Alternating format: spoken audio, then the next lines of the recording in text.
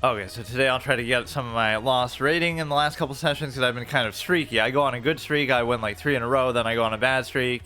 So what I keep pointing out is the fact that like there's these close call kind of things where even when I win, I guess I should look at some of these, but I almost hate to do it. For what little time I have, I'm going to waste all of it just analyzing games. But even when I'm winning, you have to be objective enough to realize that you're getting away with stuff that is not really good. Like, they're still making mistakes, and I'm not saying they have to not make any mistake ever, but I don't know why you can't play like more clean, because there's just these positions that it's because I have certain tendencies and preferences too. It's like, okay, maybe I'm not familiar with the position, but I often like to play it safe, but then I do stuff that's like, oh, I just want to trade, and then the trade's not good, right? Like, I'm doing stuff not because I think it's good, but because I think it's good for me, that I have, certain preferences of style of play, which is not, what does that sound? Which is not necessarily a bad thing, but it's a case where you'd basically be in a position where you have to kind of control your urges or your preferences a little bit, right? Just because you like to play a certain way, like you want to play aggressive and gambit stuff, you have to know when to be disciplined about it. It doesn't mean it doesn't work. It especially works at this level because you can get away with stuff that maybe otherwise you wouldn't be able to get away with.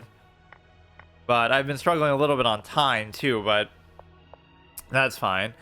Yeah, this whole experience is going to, now that we're finally going to start making progress or something, not to jinx it or whatever, but there is no luck or superstition or whatever in chess. It's just a raw, study, observable sort of experience. But the thing is that it's going to represent my long-form postulate pretty well, my primary prognostication and almost like life philosophy, that even if people don't understand what it is, this whole series and chess experience will sort of show that in the best possible way.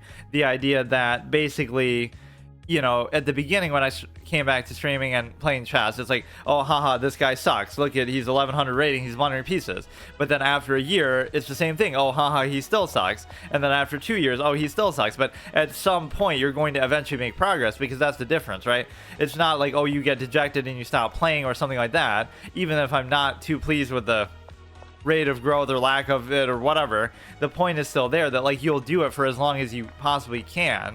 Right, so eventually you are going to make progress. It's just a matter of how long it takes, not a matter of whether you'll do it or not. So that kind of shows you, if you really want to do it, you can. It's just, it's stupid because people look at it maybe the wrong way, where it's just bait the horse just for my own satisfaction to, I'm sure that's not the right move, but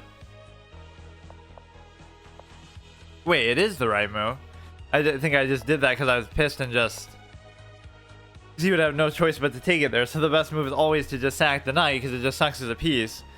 But yeah, the point is that you'll see in the long term, it's like it was just a matter of time. So people can always look at it in a vacuum, right? Look at Magnus Carlsen's first game when he was 5 years old, and oh, haha, he's still, relatively, he sucks. Even if he's good, you're giving credit, a lot of credit of what people get is like, oh, they're young, oh, this guy's only 5 years old, or this guy's only 6. But maybe that 6-year-old has played more chess than most adults have in their whole life, because they, whatever, right? Like, that matters more. Or I saw this really stupid video that was like, is chess pay to win, haha, react content here. But basically he's trying to say, oh, it's stupid, maybe I should watch it. Actually, I'm not gonna get in trouble for it because nobody knows who that clown even is, but my friend was shitting all over them and stuff. Let me actually see that before I do anything. Is chess pay to win? This is one of the dumbest fucking things ever. I won't even say anything. I'll just read or whatever. I'll just. Is chess pay to win? Holy shit, bro! Some of these dumb. Look at essentially what he says. Players like Magnus Carlsen or Hikaru Nakamura are not there because they're the best at chess, but because they had enough support from the parents and the sponsors. Okay, so fuck me. This has got to be one of those brain dead things. Like, okay, so yes, Magnus Carlsen's dad was a 2000 FIDE player, and obviously I always say that too. Like, it depends how much you play. If you played as much as them and studied as much as them, that would obviously play a role, and you'd be like 2000 plus. So it sort of demystifies chess, and it sort of kills the fallacy of, we're kind of caught between two fallacies here. It kills the fallacy that, oh, you could never be a grandmaster. Oh, there's only 2000 grandmasters in the world and things like that. And it sort of hurts the notion that like, oh, there's as many, there's more billionaires than there are grandmasters. But it assumes that many people are trying. Not everybody's trying to be playing chess and be good at chess. But on the flip side, of the millions of people who do try it or pursue it to some extent, it's not like you'd be guaranteed to get there. So what he's doing is he's using an outlying factor, but he's saying, see, he's wrong immediately when he says Magnus and Hikaru. You could play as much as Magnus and Hikaru. You could play and study more than Magnus and Hikaru. You could be born into the same family with the same father, with the same influence, with the same coach, and you would not be Magnus Carlsen. That's the difference, right? Now, you might be a very good player, and you might be a lot closer. You'll be 2,400, who knows? So then it doesn't seem as impressive or as outlandish that he's there. But this is stupid because he's using sort of a necessary element of all the chess players who are good. Yes, a lot of them do have certain advantages, like their parents played the game, they're passionate about the game, they could teach them, they could have coaches, they could have financial stability. That's all the things he's going to say here, but those are an equalizing factor. Then once you have that playing field, some people are going to be 2,800, some people are going to be 2,400. It doesn't mean you'll automatically be the best in the world. So you're already wrong by bringing up the two outlying extreme examples in Hikaru and Magnus. So that's already a clown take. And then they're not phenomenal players, but Magnus had the constant support of his family financially. Again, assume everybody has that. Okay, everybody who's a good chess player has the financial support of their family. But so what? That doesn't mean anything. Like, that means you at least have a chance to be successful, but there's such a gradation to it, right? Again, using Magnus here is stupid. Use some random 2,200 rated player. How come this guy's 2,200 and nobody else is, or the average person isn't? It's because they could pursue the game, because they had the influence in the game, because they had financial stability. Like, that's such a stupid thing. Hey, Stars, how's it going? Yeah, this is like one of my earlier streams of late. Very early on, which is Again, assuming everybody has that. very important for chess growth. That means if you are in a third world country, Oh my chances of God. getting to the top are very low, since kids your age with more money and more support will already have a way higher rating. See, it's such a stupid way to, like, you really think money, time is a bigger factor, I would say, than even money. Yes, a coach would help, other things would help, but if you just simply put in the time, which even in poor situations, not that I'm saying that that's preferable, but you might still have free time. Kids all around the world often have free time, unless you're, it's some sort of child labor thing. It's like you are still going to have time. So you want to sit there and play a board game instead of doing something else, like, it's still the amount of time you choose to commit. Young grandmasters is because parents support them, but when they get to 18, that's when most of them fall off, since they need to get a job and support themselves. That might be true at the mid-level, right? Like, for people who aren't the ones that you're showing here, because the ones you're showing here would be making a living from chess, right? These are like super grandmasters, but yes, that's true. Like, let's say you get to, that's Alex Botez, literally Alex Botez. You go to Stanford and you're a 2,000 FIDE player, but you don't pursue it because you want to pursue your career. And even if that turns into, streaming for money, right, that would have been the excuse she could have used if she didn't become a streamer, that, I have to do a job, so that's why I didn't pursue chess, and that's why I didn't get past 2,000 FIDE, because I had to support my family and I have other priorities in life. But this is one of the most triggering videos ever. You're talking very fast. Chess has not been a win. I know, but this video is just so stupid that I got triggered by it, so I wanted to react to it. But what he's saying applies to pretty much everything ever, right? Like, if in sports, I think my friend said this, but I don't like to show his comments and steal them. I'll try to paraphrase it. Basically, it's like, look, dude, in anything, if you have, time would benefit you in anything that you do, whether you play sports, whether you have a career in a field, whatever it might be. So if you had free time, which kids often do, that's a plus. So I even argue against the idea that, kids are better at chess inherently. Like, they learn better and things like that. All it overlaps is that usually people who are good at chess are going to start young and have more time to study and play. And also, kids in general have more time. So it's both a head start because you started earlier than somebody who's like an adult learner, let's say. And then the flip side is you also typically have more free time as a kid that adults like myself, I can appreciate that, don't have, right? So that one last point is kind of valid, but again, using these better players, let me watch it again, actually. Or Hikaru Nakamura are not there because they're the best at chess. But they are, because again, other people under the same conditions as them, arguably, or even better circumstances, like wealthy people, people with tutors, do not get to this level because very few people do. Like, I just feel like this could apply to almost everybody. So, and it also applies to every single field, to the extent that, again, you might have a tennis coach, you might have a piano coach. It's like one of those excuse making things, like where people say, the reason why I didn't become a big time musician isn't because I didn't have talent or put the effort. It's because I didn't have the right I always use like some phrase like this. I didn't have the right instrument. I didn't have the right tutor. I didn't have enough time. I didn't have the resources, or oh, somebody was holding me back. It's like all these fucking excuses that people want to make. I had, I didn't have the money to buy this fancy guitar, and that would have made me famous, or that would have made me successful. Like, it's not the tool that's gonna make you do it. So there's always some thing holding you back. Like, oh, haha, I was using my shitty Blue Yeti mic to stream. That's why I didn't make it big. Or like, you know what I mean? Like, I wouldn't let that stop me. I'll still stream regardless whatever shitty thing I have or whatever. Scuff setup, no face cam, even if that's deliberate. So there's something about it that's just like. Dude, slow down. Yeah, this is my React content style. Yeah, we can play in a second. Hang on. Wait, are you even on here, though? I think you're only on chess.com, right? We can still play, but... Yeah, see, that's like my calculation. It's literally this speed. But no, yeah, I'm not even really processing what happened here. One of these games actually blundered my queen, too. Okay, I'll go on there. But yeah, basically the whole point of that was just to show what a stupid thing it is. And again, that would work in any context. Oh, the only reason why this person became a professional athlete is because they had a coach and they had a parent who was an athlete and all those kind of things. And even that, you could argue genetic advantages, physical advantages. But with something like chess, it's hard to argue that for the simple fact of, you're looking at it like anybody can just sit there for hours a day and study and just learn. Like, oh, I can't afford chess books. I can't afford the fanciest chess set. I can't afford a chess tutor. Like, all these kind of excuses. There are plenty of people who do that without those things, too. Right? So that's, first of all, not a good example. But even if you say, okay, that gives you advantages, like, what area in life would that not apply to? And it would probably apply to chess a lot less than other areas. Like, you would have to... It's just so idiotic. You would have to basically look at it like, I don't know. Just anything you do, you go to a better college because you had more money, or you can afford tutors and other, in your school subjects, or you can afford better resources, technology for whatever it is that you're doing, a better racket, you have your personal facility at your house, like a swimming pool, so you want to become a swimmer. Like, I don't know why. It's just annoying. Okay, hang on, I'll go on chess.com. That's the one form of React content I should do, is when I get triggered by something that much. Absolutely stupid. I should almost read. Oh, whatever, it's fine. It's basically the same point. Let's see. So I just use this to kind of play viewers and friends and stuff.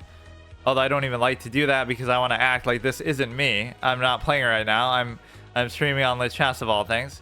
All right, so we'll go here. We'll play one game here, and then I'll try to make back up some of the rating that I have on the... I think our last two games were 1-1. He beat me once, and I beat him once. And the big thing I should almost work on is trying to be faster in the opening, even though that shouldn't be a priority. It matters because I have been struggling later on.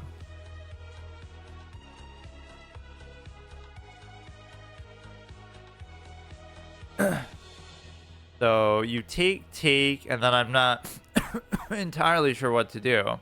It's almost like you got to go here and then put the bishop underneath.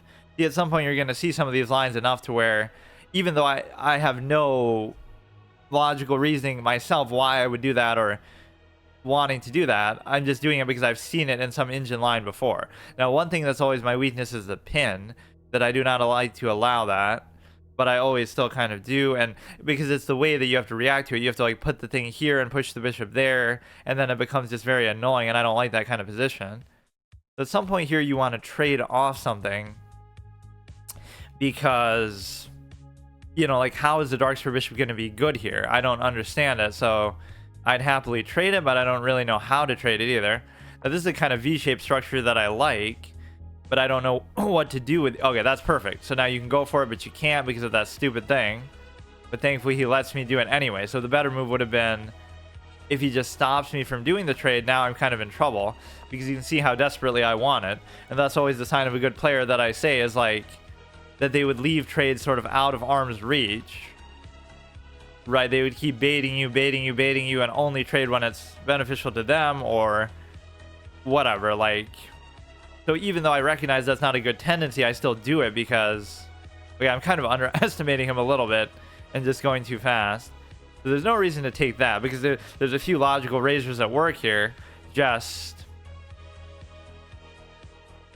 you know, he would, you're giving up a center pawn for an outer pawn and all kinds of shenanigans like that. So why would you do that? But there are a number of times, even recently, where we've seen that. Mute. It doesn't really matter. Like, what is my thought process is going to be too far above anyway.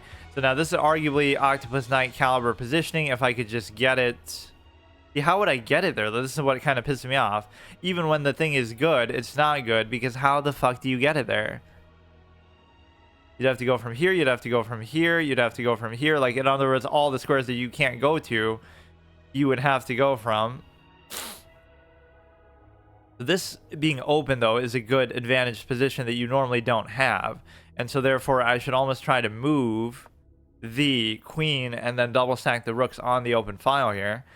Aside from that, I don't really see anything too crazy. If he takes that, I'm more than happy with it. He's not going to, though. The one advantage he could possibly have here is a bishop pair. Maybe that's what I should do, is I should just talk faster and not dick around as much. Not that I'm using that as an excuse, but just this is going to represent my mental state. Like, you know, if you're like this locked in and this, like, I'm really calculating and I'm really going fast, even though I'm still down on time. Like, just fucking, you got to go super speed. So you go here. There's no reason not to do it. That's kind of the thing. Like, how do I keep this trade out of arm's reach the way that I talk about? But even then, there's arguably situations where what you really want to do is you want to let him take, because then if I take here, what does that do? That lets him move the knight in a way that arguably could be good for him. So it's sort of allowing him to actively develop and push something. Now this is perfect because it allows me to put up the double stack without having to waste a move to do it, right? Normally I would just move that just for the sake of it. So all these sort of positional adjustments that you make, you would rather make them in the context of trading or letting them trade or doing something active and aggressive rather than just doing it sort of passively, where I'll just move stuff back and forth 50 moves just for the fuck of it. Now you're set up for a double stack, which is great, but I can't do anything with it because I would have to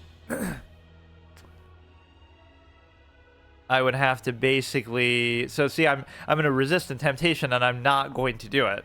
I'm not going to do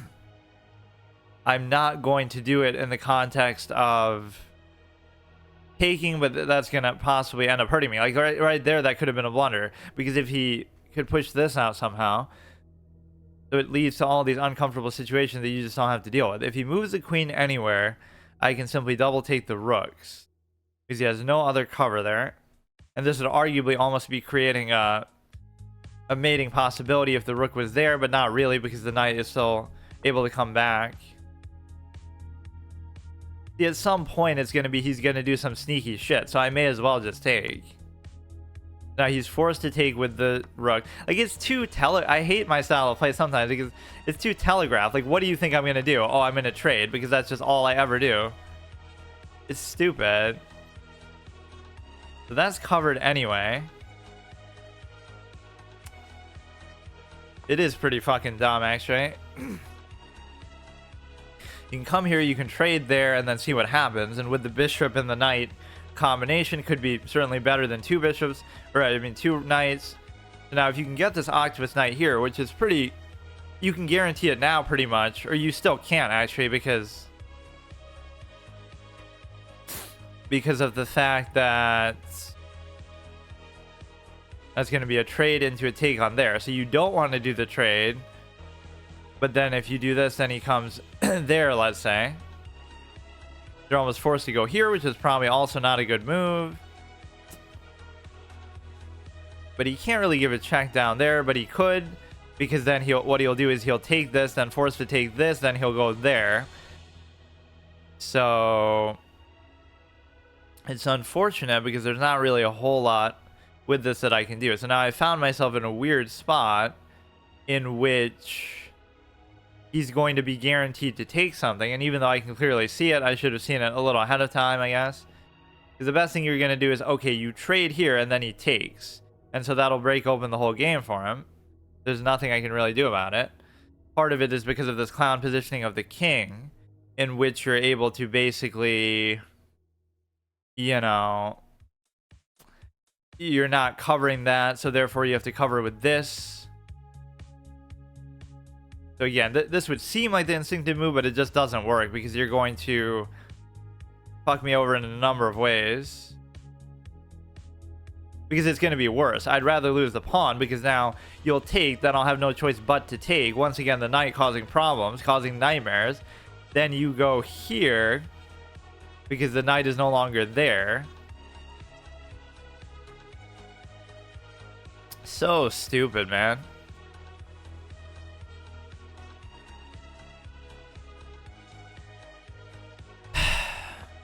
So when all else fails, just fucking trade like a clown. And when you take that long, you're not only giving them the chance to look at it, like maybe he would have missed it, but you shouldn't think like that either. But like, either he would notice it, or he would like, or he would notice that there is something there to look for. So the one defining factor here is you could potentially have an octopus knight position, and the reason why is because you know, you do have that, but then, you know, there's nothing stopping him from trading. So that still doesn't mean it's a difference in the game, but that could be. It's not so much the one pawn, it's the fact of where that pawn was that was so important. That was the anchor for all four of these pawns, so how can you possibly fuck that up? You got to see what his stupid machinations with the knight are going to be. And the answer, see, like, I would take my chances even with this if he took and I took, but it's just not going to work. I can't move the king because of that. What I could do is I could put the knight here, and then that acts as the anchor. The only problem with that is then his king is going to come in, and that's going to be very impactful. And so therefore, that could be a problem. Like, this seems like a logical thing to do, but it's just gonna stay there forever, I guess, is the problem. But there's nothing I can do with those pawns otherwise. If I just leave that there the rest of the game, right, my king has to carry the rest of the way, which is actually not terrible, but it would all depend on the movement of his knight. If he moves his knight away, then I don't have to worry about it as much, but if he gives a check, I can take. Check, take. So he wouldn't do it. So he'll bring this as well. Then check, take, can't take, but it's still even okay. As long as you keep that kind of... Isn't this what frustrates you, though? I mean, at least it pisses me off. Like, such a low-rated game still comes down to such a nuanced little thing. So what should I do? I should study endgames because we're both so evenly matched? Like... You're never going to convince me that you should be studying openings and endgames at literally fucking whatever shit rating we're at. Now this becomes a little tricky for the simple fact that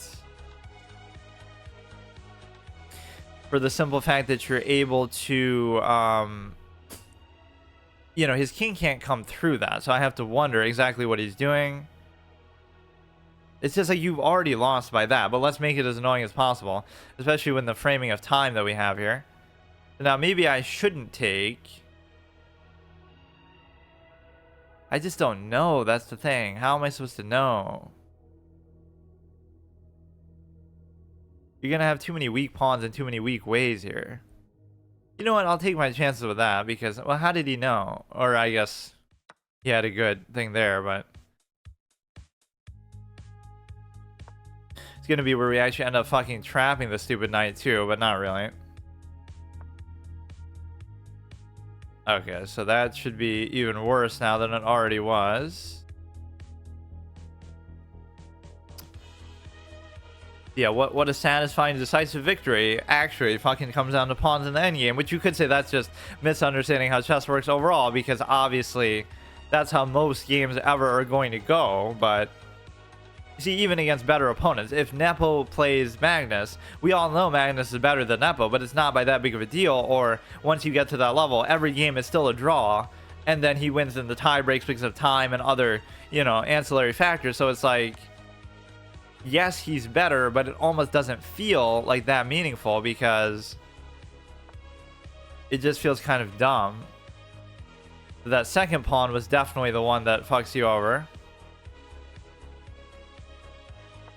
The point is, his thing is still too far away to necessarily be impactful here. But I mean, he should obviously win now. The one pawn maybe I could have dealt with, because the knight's always going to be so far away that he's not going to be able to target these two very easily either. At the beginning, I thought this meant something to do with the evaluation bar, but then I thought, oh, it's somehow cheating that he's able to, you know... Now you should be just fiending for a threefold repetition all the way. And so therefore... Now this is actually a pretty bad spot to put the knight in, because if you go here... Don't you like how I... This is why Classical is the only format that I really should play. I've been kind of doing something wrong by playing so much Rapid, but I see what it is that I'm doing, but then I don't... You know, I don't do anything about it, basically. But what if I still do just leave it there? I guess I really can't. Like, I just said why that's not good, but I just do it anyway. And now this is just going to give him entirely too much freedom to move. Yeah, like, what am I thinking having two knights out there and active? Like, what do I think is going to happen with that situation? Now he's going to end up attacking the other side, and there's not much I can do about it.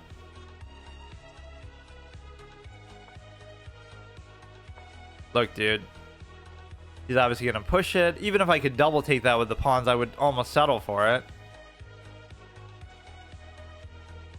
But he can just take it anyway. Whatever, dude. The game was already over with that one pawn. Like, why does it fucking take so long? Because that's just the nature of chess. It's not really his fault. This is just how people do things.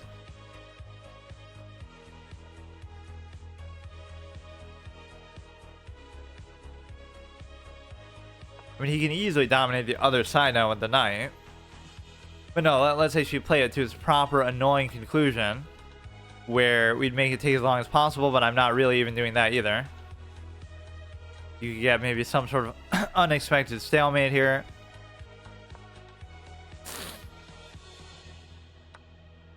Very close, isn't it? But I guess the knight is just so shit and useless that it's not actually able to even do that. Could be, but it's still not. Wait. Ah, fuck. Good game. But yeah, it's so easy to see, and I always get to analyze these because I never play it otherwise. Like, I'm only going to play like the one game. So again, it was pretty much fine. I learned a new thing there, though, because I normally don't do that. To miss as long as it's not a blunder. I swear they never used to have misses when I used to play on here before. That's a blunder. I don't really know why, though. Some of these are like just very stale drawing, or I mean trading sort of moves. Like that you knew wasn't good, but this whole situation wasn't good either. But it doesn't like his move there, so this was what kind of broke the position open. Well, what was I supposed to do? What? Okay, that's definitely some next level shit. Yeah, good game. Okay, I would have never thought to do that.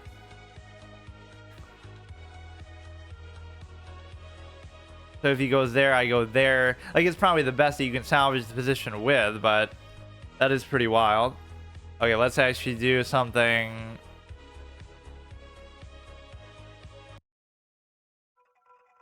Let's just do something here where we can actually get some rating back. That wasn't a very encouraging game either. Wait, how did I even get to 15-15? I thought I was lower than that. I was like 28. Now I guess it's actually fine. I just have to... Yeah, I have to both play the openings a little better, and I also have to do them faster, which is kind of a stupid dynamic.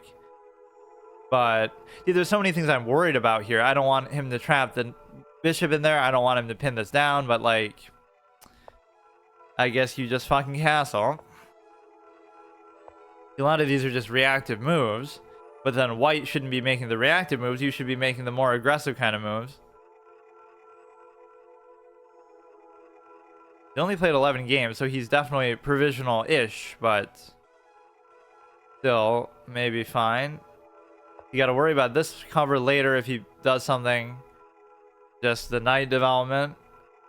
I don't like how many games are basically decided in the opening, because it doesn't feel like this level should be about that. But even if you win, right, like somebody might just make a mistake here or blunder something, or if you just know opening super well, you can get away with so much there. So that's why, like, if you play against somebody like Andre, where he knew opening so well, it would piss off even great players. Like, you're a grandmaster, but you can't beat him in the opening the way that you would expect to be able to with so many of these. Oh shit, see, for example here, if I put this here, then he takes, then I take. What the fuck kind of situation is this now? Like, what? If I go here, how does he, we already lost in the opening, or at least we're in a weird spot. How the fuck does that make any sense? I guess you just do this, but, or no, that's still stupid, because if, whatever, dude, just go fast. That's what it's about. So fucking stupid, man. Like, there's like 5 mistakes right there that I even see, but who cares, right?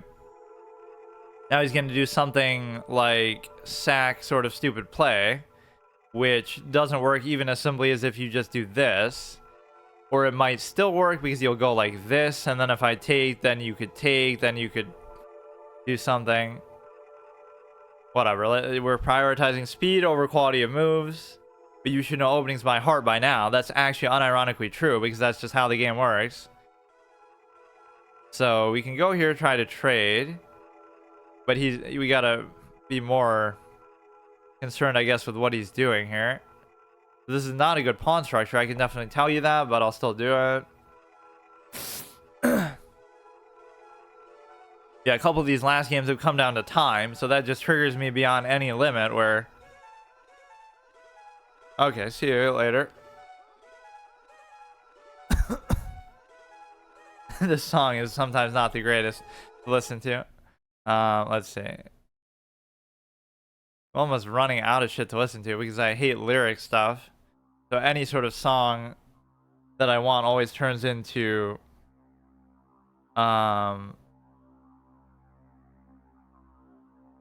like an instrumental kind of thing. So look how clownishly aggressively he's playing in terms of, you know, you would think I should be able to take advantage of it somehow, but I just can't. And taking that knight is not exactly the biggest priority here.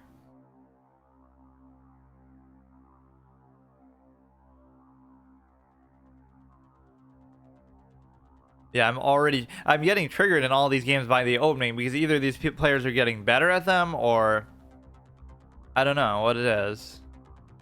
Or they're just trying sort of weird stuff. It's not even so much that they're better. They're trying like more ambitious, adventurous things, which might be bad, but I don't know how to punish them because it's just sort of a either you know it or you don't kind of dynamic. He's really going hard on that. So if he goes there, I would take, he would take. I would need another potential take there, which my light square bishop can't really do anything for me.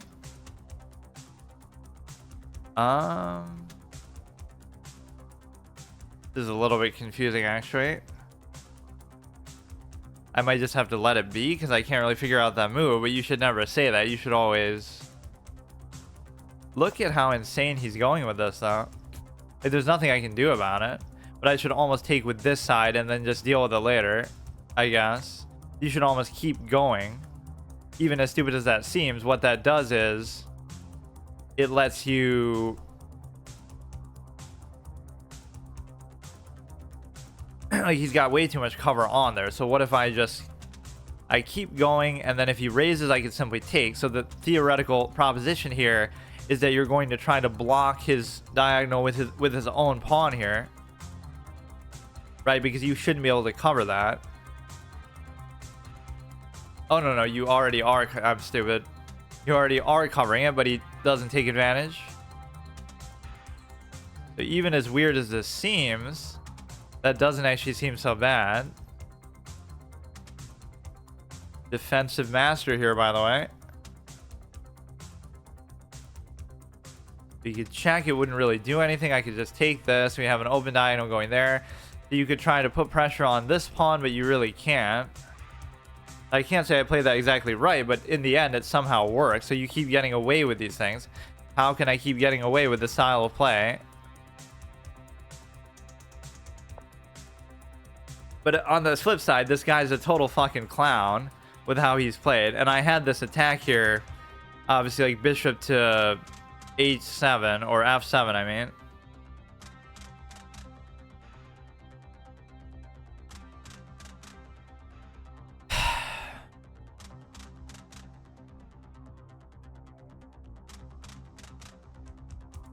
So that's not a huge deal, but we kind of need something to break through.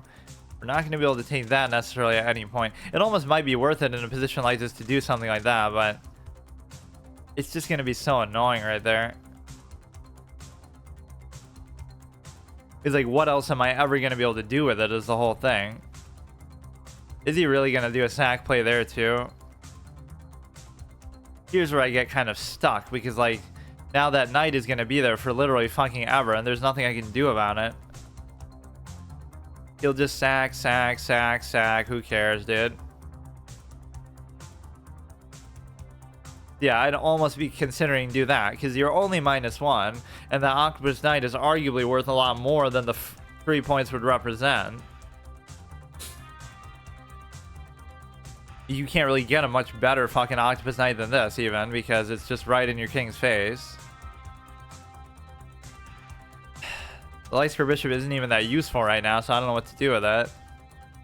He can't move the knight, though, I guess, otherwise I would do that, but it's not that big of a deal. Maybe I missed a chance to do it, even. I mean, he's done his little aggressive shit, but is it going to actually do something is the point. And I don't know. You can't move this pawn, but there's nothing I can do about it. That's the thing. Like, I'll never be able to displace that pawn myself. You maybe have to go like this, then take, then you attack that.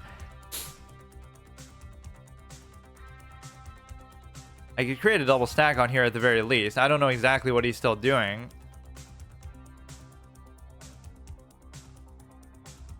He's gonna sack something, and there's not gonna be anything I can really do about it, so... It's not even like something, oh, you can't calculate it. It's almost like you don't want to think about it because it's too annoying. At any point, you could sack anything ever, and it's just like, you know what I mean? It just pisses me off because I don't want to worry about that right now. And it's not really something I would do, but you still have to be aware of it, I guess. It's just the confidence with which people do it is so stupid because you shouldn't really know what you're doing to that level. And a lot of the time they might do it incorrectly, but you're still so intimidated by it that you don't punish them for it, or you don't know how to, so it's basically the same thing. So even though the knight is still sitting there in a very annoying fashion, it's almost like I could move this pawn and then put the bishop there, right? Like, I don't know what it's doing. It's still a good spot, but it's not enough right now. There's going to be a point where he can sack it, and you know what? I'm going to do it. Even if it seems stupid, at some point you have to be willing to move your pawns. If he goes there, I could take it. His bishop comes in. He's gonna like double stack himself, I guess. There's no reason to let him go any further in there, though. He's gonna make a mistake here somewhere, I bet.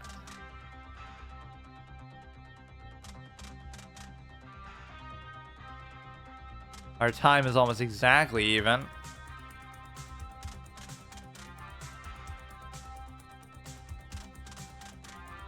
So he can't move the darks for a pawn. He could take with either the rook or the thing. I would almost take with the rook to try to double stack, even if it doesn't seem that impactful now. So much comes down to the presence of this stupid knight. You got to put this here, then move this somewhere, and then you get to basically... You could do a move like this. And so if he takes, I could take, and then he could take, and then I could take. So this move seems good. If he moves it, then I could take this. This move seems very good, actually. Because if you think about the dynamics behind it, what you have is if he takes with the knight, I take with this, then he takes with this, then I take with this. Or if he takes with the pawn, then I take with this. Or if he moves it, then I, even though it's a passed pawn, I move it again.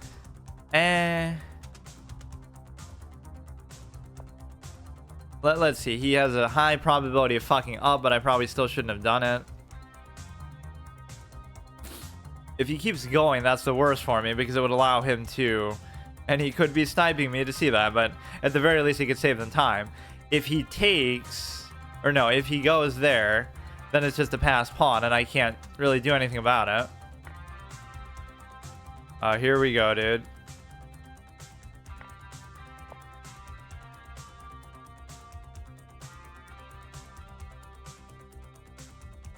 He's attacking there, I can't really cover it, or I could do this, but it's not going to be enough.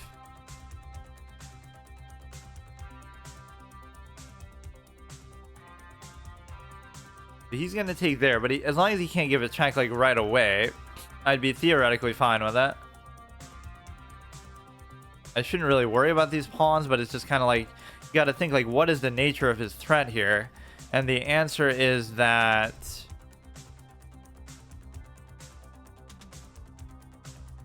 He comes in there, he's going to come in there, there's not going to be much I can do about it.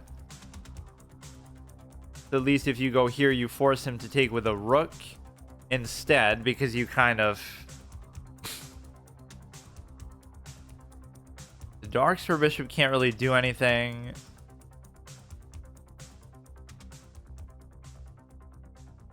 All you're trying to do is like escape from the situation. I think this is probably right, because what you do is you still cut down on the amount of material he has going there. He can't take with the queen now, so he has to take with this, then I take with this, then he takes with the queen. Then I might be able to escape, possibly. Although probably still not, because...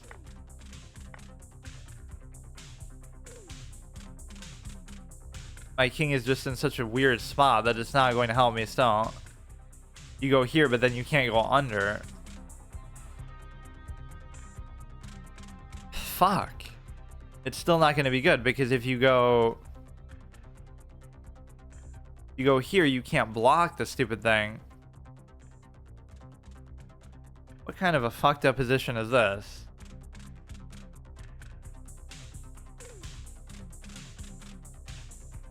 That's so dumb, bro.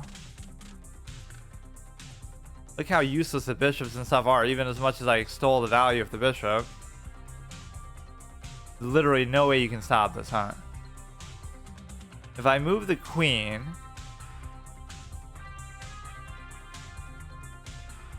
I mean, look, dude. He played so insanely aggressive. And I obviously couldn't punish him for it.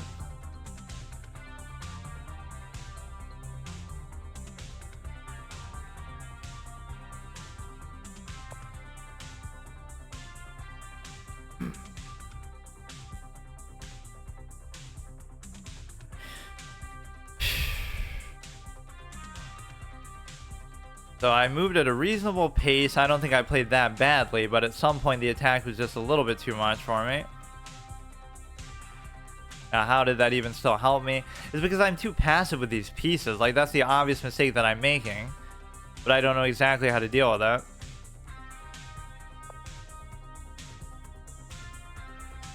If somebody has as big balls as this guy, and I can't punish them for what they're doing...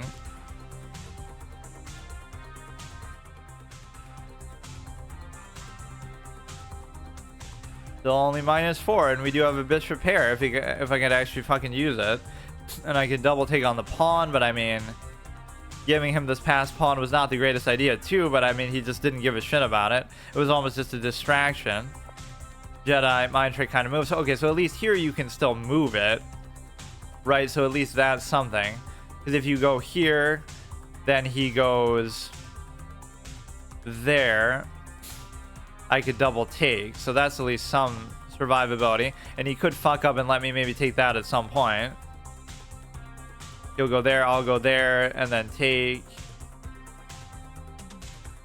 I mean, at least he didn't take advantage of that probably to the full extent that I thought he might.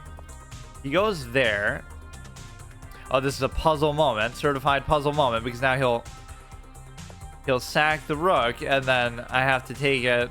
Or I guess I don't have. Well, I do, because if I don't, then he'll take the queen with it. You go there, then I go there, then yeah, we got it. Now watch it still somehow end in a fucking stalemate. But he can check, he can take there, fine. Yeah, we may as well play it out because we were willing to put in this much time. You know, some of these games I've been playing like really, you know, up and down. But this one I don't even think I played that bad. So let's actually try to learn from it a little bit. It's just like what they're doing is not... It's not right, but again, you have to know exactly how to deal with it, I guess. Like, I'm sure he made some blunders in doing that whole attack, but you just have to have that brazen bullshit confidence, I guess, to... I mean, he could do some stalemate possibility here. But I mean, this is it for real now. So we're trying to get as high as we can here, like 1700 at least. And then at that point, I would be able to...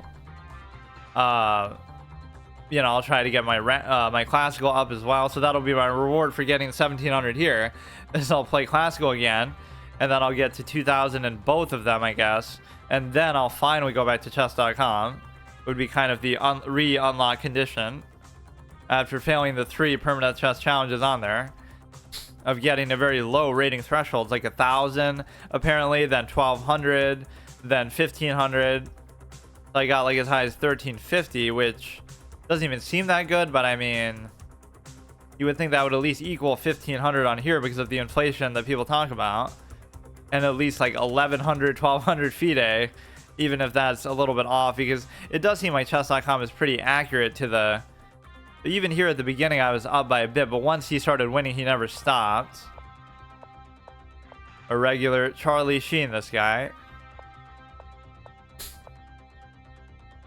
This was the correct thing, which again would have allowed him to force this to move. And so even the engine's saying it, but like, why can't he do that? You go here, and then he goes here. Yes, of course, because you can pin it down and turn it into a whole bunch of shit. So technically did the right thing there. Not the highest accuracy game, I guess, so maybe it wasn't as good as I thought, but you're trying to go here, which again, a move like this doesn't really jive with me. Because what if you go here, then you're kind of fucked because you have to... But I guess that's what the engine sometimes does. It just ignores whatever I'm worried about because it's too good to be bothered by it in the first place. But it would bother me. What? You take the knight here for some inexplicable... Well, because it's going to turn into an octopus knight. So we get the point there, actually. Oh, shit. Yeah, I was rewarded for my... I'm too concerned about what he's doing offensively that I don't see the threats myself. Why couldn't I just do this now, for example? Like, forget about the knight take, just do that. And then it was also concerned, like, do this because of the octopus knight positioning. If you don't do that, then what happens? Like, what? Oh no, because it has a cover now, so it's not the same thing. Like, pretend I didn't do that. What would be the thing? What the fuck? Or no, not that. I'm just trying to make like a pass sort of move. That's what a lot of my moves are. Like I'm playing poker or something and it's just like you fold. You're not really trying to do anything. Wait, why? I don't know why I had to do it like that. But yeah, I'm not even too upset about that one. He played well. He played aggressively. I missed the fork at the beginning with the bishop or whatever. Let's see. The best time to get a Reese's? This was not a game that I would normally have played. Some sort of Japanese cutesy kind of thing. Even as I say that, in the last couple weeks for the Wednesday format, I've done that fucking whatever, Genshin Impact and Honkai Star Rail. But I mean, it's in that kind of vein, but it's even a little bit shameless about it too. Yeah, if you want Inception, the video game, that's fucking what it is. Okay, let's see if I can do a little better here. 1503. So he made the one crucial mistake early on, but after that, apparently, he was pretty much in the clear, which doesn't even mean that he didn't make a mistake. It just means that he could get away with it because he was up by such a wide margin. You get to like the no man's land in the evaluation where it's kind of like you could literally hang your queen and it barely makes a difference because you're already losing by such a big amount or whatever, or winning by such a big amount. Now the problem here is you get to do this. So if I do this now, I can't stop it, right? So you do this, and then what you can do is you can put it here in the worst case, even if that was attacking. But as okay, fuck me. Or you can just do this. I mean, it stops both of them from coming in. But if this was already here, I guess you could do this. But then it wouldn't have, I don't know. You know, this is something you see like a million times. So I'm an expert on the fried liver, just with stopping it or whatever I'm trying to do. So this could potentially be bad, but it's not really going to get trapped. It's just you could go here and then...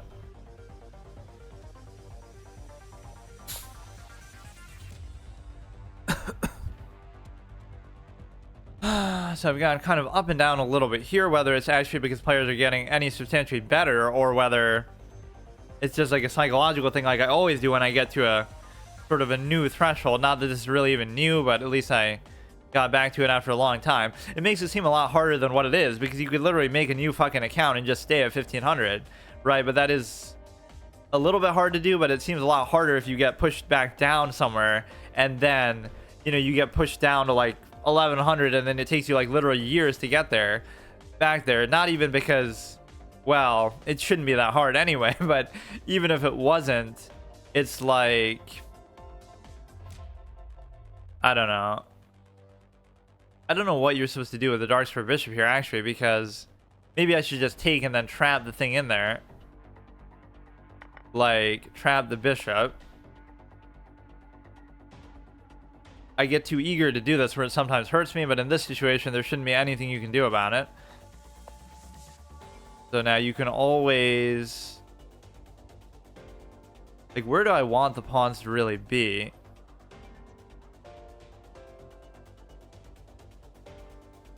Doesn't matter. Like, you're going to have to let me take it. He would rather give me a free pawn development and potentially get it trapped overall, but it... Or no, wait, what? Oh, wow. Okay, never mind. I wasn't expecting him to be able to do that. So even here, this pawn structure is fine, but this is more suited for the double diagonal, in which you would basically be able to... I didn't think he could actually save it there.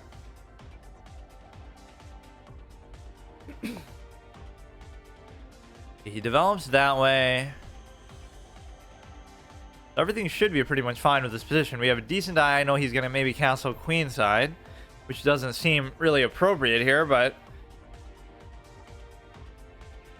that's one of the most overrated things ever, is that queenside castling like always sucks, but people still do it somehow. He can't go there. At least he can try to push my knight out. I'm actually very disappointed I didn't get to take his bishop with that.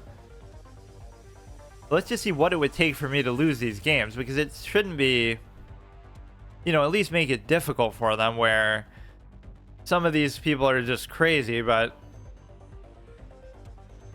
sometimes you can, like, you know, you'll be down, but you'll still salvage something out of it because you get to really drag the game out and get a draw out of it, or frustrate them and they'll make a mistake.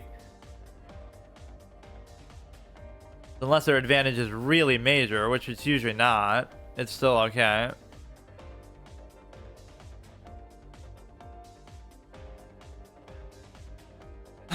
So, like, it's good to have fundamental sort of logical razors and principles and preferences that you go for. Like, you know, I want to play a certain way. But the problem with that ends up happening is that you basically put yourself in a position where you sort of let that play for you, and then you sort of go on autopilot and you don't really think about what you're doing as much. And so even if you go here, you should be able to go here. And then he attacks the knight. Or no, he could do a move like this. But then I could do a move like this. So I wasn't entirely thinking about that, I'll admit, but attacking there prevents that pawn from moving. But I can simply move this. And usually mistakes come back to back. So like he blundered a pawn, and then now he might have blundered something else as a result in his panic to try to correct it or react to it. Or you make like these frustration moves. It's like a frustration foul in like a sport. Like something annoying happens and then you just like push somebody, just fouling them, you know. So that's almost what it is. Like I'll just attack his queen out of pure frustration, even though it doesn't do anything and it's no use. So that's not pinned down to anything, so it doesn't really matter. He doesn't seem to entirely know what to do with the bishop here. I don't really want to do this, but I don't know where else to put it. I don't want to just leave it there. I don't know why this almost seems... Nah, I don't fucking know. I'll just do it. I wanted to kind of put this one here earlier, but it's okay. There's nowhere that the knight can go that's seemingly too effective here. You should never tunnel vision on just like one piece, though, because it ends up being... Yeah, this could be bad. This could be bad. No, actually it's fine, but... I don't know where the bishop is really going to go at this point. Like, he can double attack that, but then you can just move it. This is going to be adequately covered no matter what you do. But he could double attack it into a fork. But even the fork doesn't still work because of the fact of the knight being there in that awkward position that I normally wouldn't expect it to be in.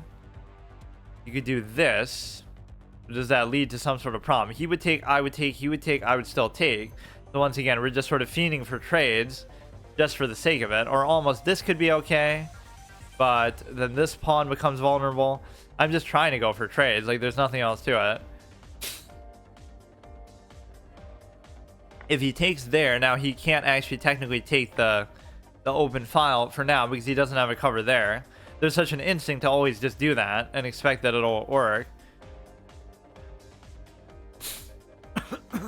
You almost want this to be here, but I just don't know exactly.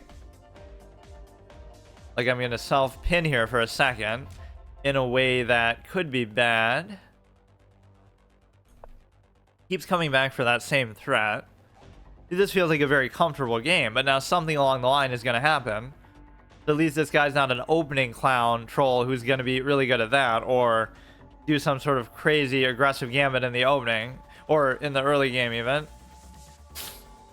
Where, you know, like what that last guy was doing is just very triggering to me, but sometimes you have to invite that style of play, like, okay, fine, do whatever gambits you want, and then when you fuck up, because you're only a lowly 1500 player yourself, then I'll take advantage of it somehow. So we take a pawn here, pretty much regardless of what he does, too. Right, like I could just...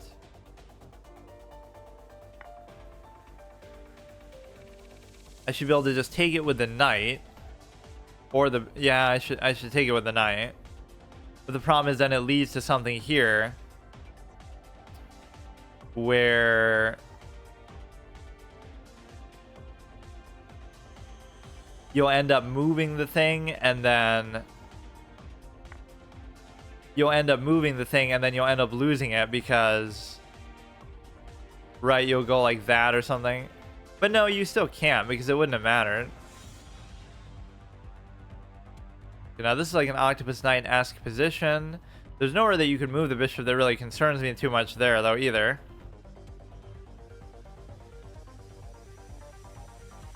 Like, was that a move, though? That's actually worth thinking about. If he went there, it doesn't matter. You could still have just... No, but see, you couldn't because you can't move it. So that could have fucked me all over. Because now you leave it there, then you cover this, but then you move it, but then you can still double take. So he could have... I could have done that. I don't fucking know. Perfectionist even to a fault, where you're in the middle of a game and you're trying to fucking do that. You shouldn't worry about that, especially when time is such a factor. Now he could do like some sort of unleash, but it doesn't work unless you move this. Yeah, very predictable. Very cute. This is already covered, so I almost don't need the queen to be there. But we could also keep it covered here if I feel the need. So now you check take, I take back, you take the bishop, I take the rook. It's not a big deal. So the other knight is sort of in a little confused position here where I don't really know what to do with it. But isn't that always the way with the stupid fucking knight? pretty even on time. He's blundered a couple pawns, so that should always be the difference in the game. You just have to be patient enough to see it out, basically. So the pawn's covered, the bishop's covered.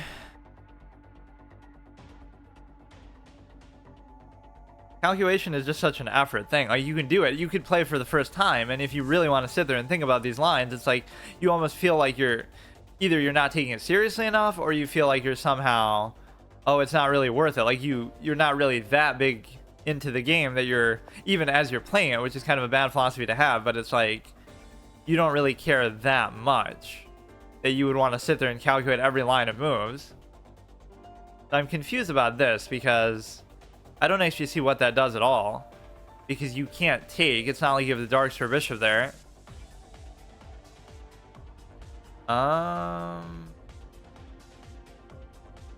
It's important to just make kind of quick moves here, but I wouldn't want to double that. I wouldn't want to do that either.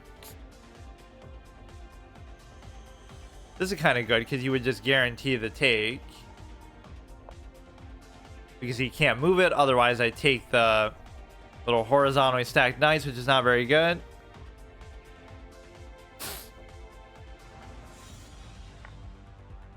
You take this, you attack the queen. E7. What was E7? I don't really know notation very well. Oh yeah, was it? How did neither of us even see that? And that was the same thread that I was talking about before. What the fuck? And it would still be the same problem now. This is how the knights always cause trouble. This might be okay though. I should have put the rook behind it like earlier. That is unbelievable. We both thought about those moves for so long, it felt like. Okay, so now at least you bully the knight around, and then you have to cover this before he pushes it out with a pawn.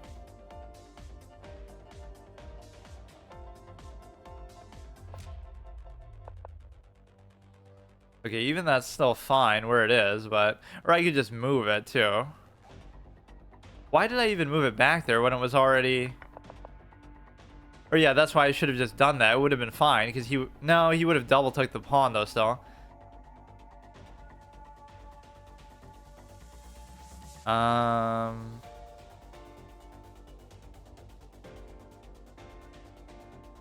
Okay, look. I don't know where to fucking put these knights sometimes. It's just annoying. You could do this too, because if he takes, I take with the queen. Like, I'm kind of fiending for trades even worse than usual now. This is actually not a bad spot, but it was kind of better before with the octopus knight capability. Or that's what happened. Like, the difference between a 17 and a 15 is like you'll make one mistake like that in the whole game. But other than that, he played actually pretty well. Well, I mean, he blundered a couple pawns too, but if he takes, I take with the queen. If not, I can still take here. He can't do anything with that.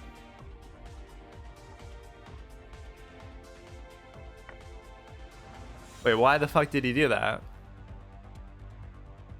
Okay, I'm even praising him. He played pretty well, but now he's just clowning it up.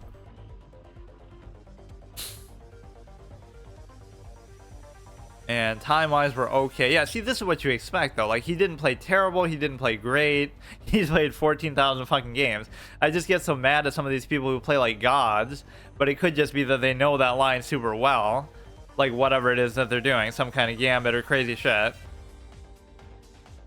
They not only play at such an unbelievable level, but they do it so fast that it's just so demoralizing.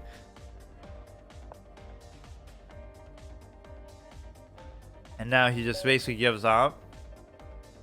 Okay, not too bad. Let's look at that sequence that would have either led to him double attacking the knight that was hung, or even if it was covered. Like, see, that was a bad sequence earlier that turned into something worse later, but we both missed it.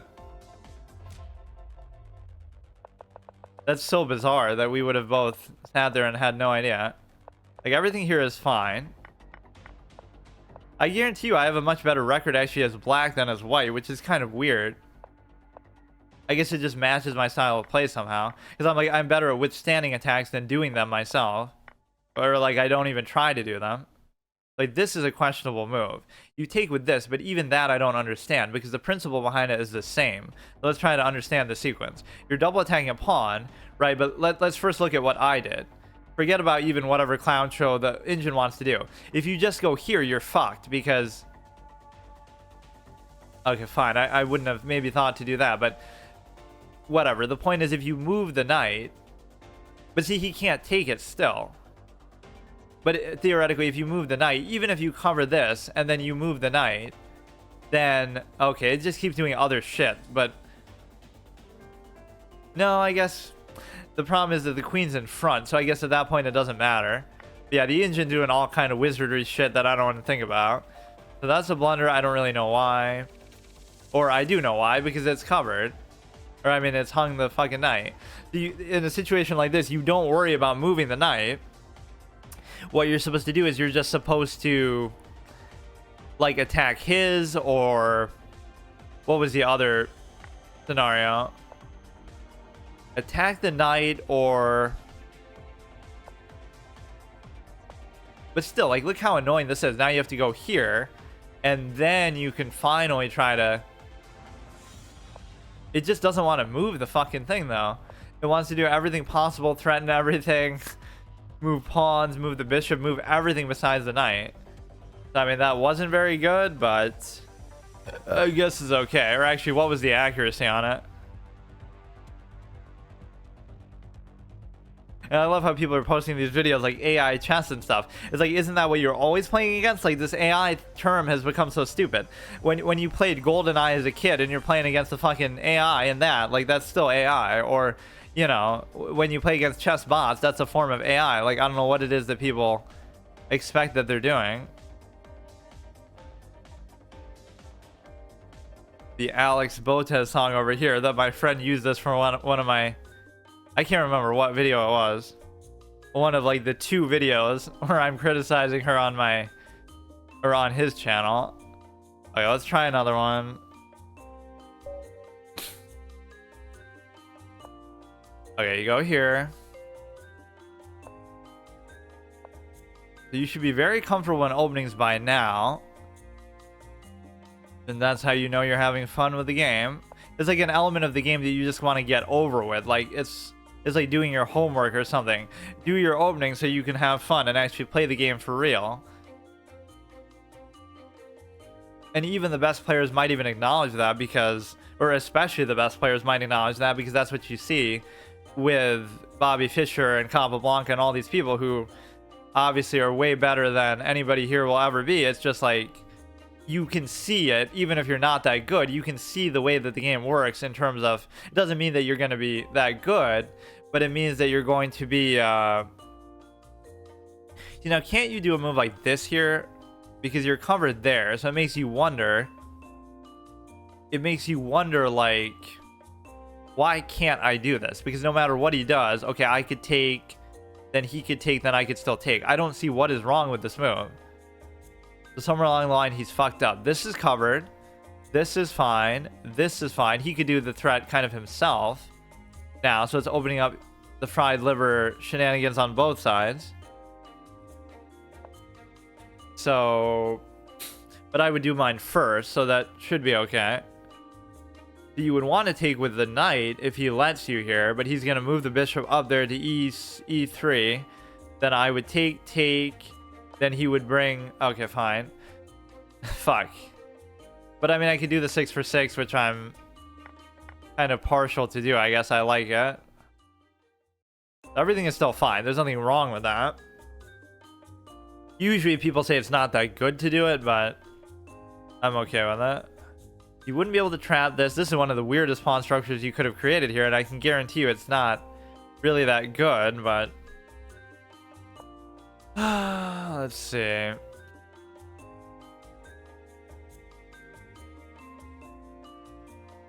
Just create a nice little pawn structure here that allows the light square bishop to be very free. Even though I often end up not really taking advantage of it that way either. No, I don't want to do that, but I don't really have much of a choice. Because I always feel that, like, if I let him do this, then it's worse for me. Right? Like, let him take, then it's split. It splits my pawns. If I do this, he can still do it. Sometimes I just take as a default response, but that allows him to take towards the center in a way that is not good for me. You always have to second guess it when you think that they make a mistake. Like, he didn't blunder that pawn. That's all part of his master plan, somehow. Now he raises this, and I have almost nowhere to go with it, but it's okay. I could give a check. Maybe I should start using the arrows more, because I just always feel like it's cheating, and it sets the wrong sort of standard. But if I go here, he'll take. I don't want him to double the pawn. It's fine if he... I'll just kind of dance around with this a little bit. Okay, see you later. Thanks.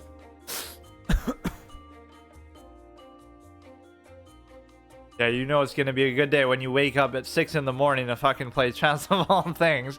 That certainly doesn't start your day off on a bad note. Holy shit. Or like when I play for 14 hours straight the day before and take a day off work to do it.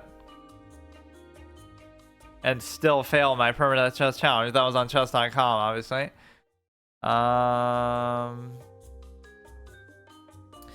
What are we doing here? We could... You could almost do it this way. See, even though you don't have the one common anchor, it may be as good as a developing move that way. It's hard to say. It seems like that hurts you in the long run, though, because it's much easier to just cover the one pawn. Like, unless the bishop's there the whole time, which I don't know whether that's going to be the case or not. You don't have to do anything crazy here, but you could pin this down, and then he would just... Like, it'd be better if we do it this way, then. I go there, I would take, he would take, I would take...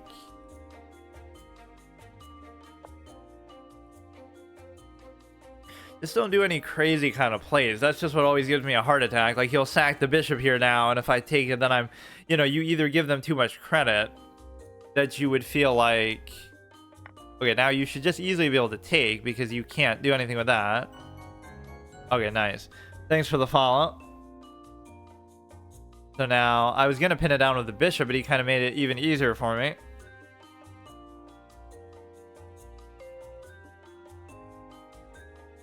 Is that like a chess line?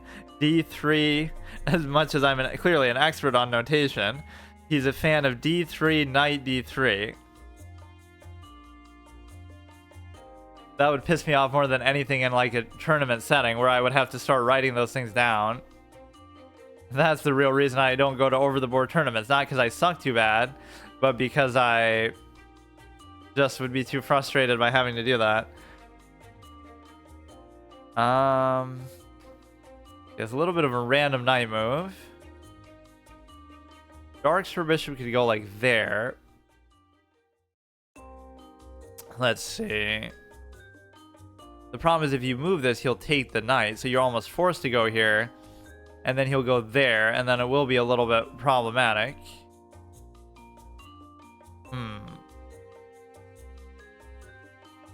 See, like, you'll go here, then he'll go there, then if I take, then he does that, and it's a royal fork. Like, all these crazy things that are going to open up. Nice interpretation, but it's an anime name from Dragon Ball Z. Oh, I see. Replaced by a 3. Okay, this is actually a very tough move. Damn.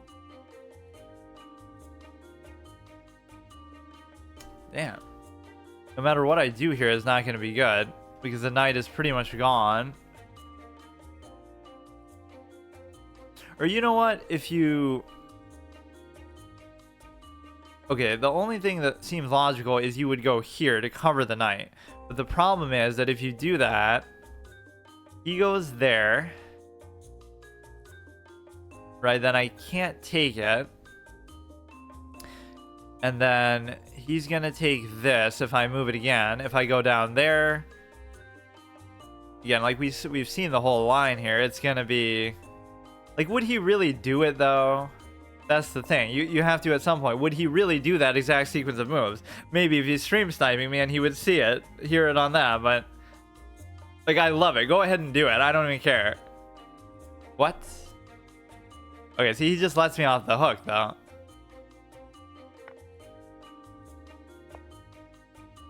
That is how you should play though. You should give your opponents that much credit that whatever you can see, they're going to be able to see too. And so it's just like that helps push you a little bit further. So in that sense, I almost do it on purpose. The real reason why I stream is so that people can snipe me, so that whatever ideas I think they're going to do, they would at least be aware of that. And then from there, you know, you could just... Then they'd have to beat you with something above and beyond. Oh, that's actually terrible because he's just letting me off the hook too much. And I'm getting kind of impatient, actually. Like he could have checked and then took the thing for free, which he's setting up for something like that now as well.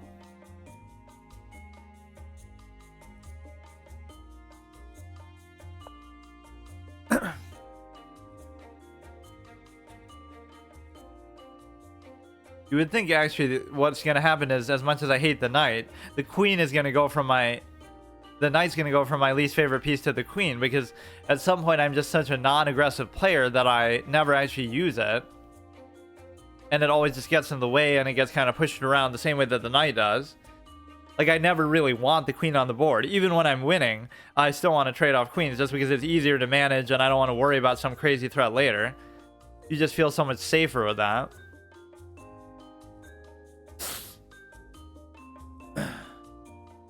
I think my peak rating in this recent stretch was like 1530, which is not anything special, but at least 1559 is my highest apparently ever in Rapid on here. So at least we're trying to actually make progress finally, but now we get stuck and go back and forth for a while.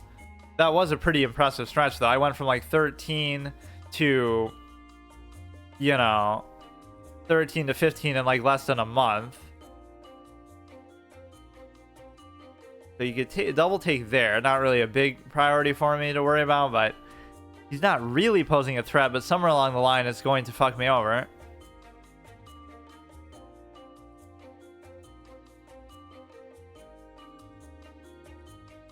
Do you want to go like this? It also allows the light square bishop to open up to the extent that you would stop the double attack there.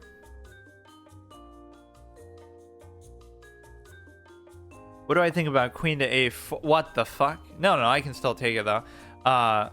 Queen to a4. Let's see. Yeah, that could have been pretty good actually. Yeah, I probably shouldn't keep the queen in line with that for so long. Now, does this open up something else that would be potentially dangerous? See, this is also where I would just like to trade everything off so I don't have to worry about this, but... Okay, now I definitely have to move the queen here just to... He'll give a check and then he'll mate there. Which...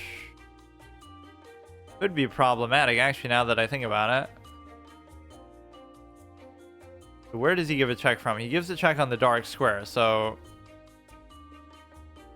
If I just cover the dark square, you should be fine, because I don't see any other check he can give. For now.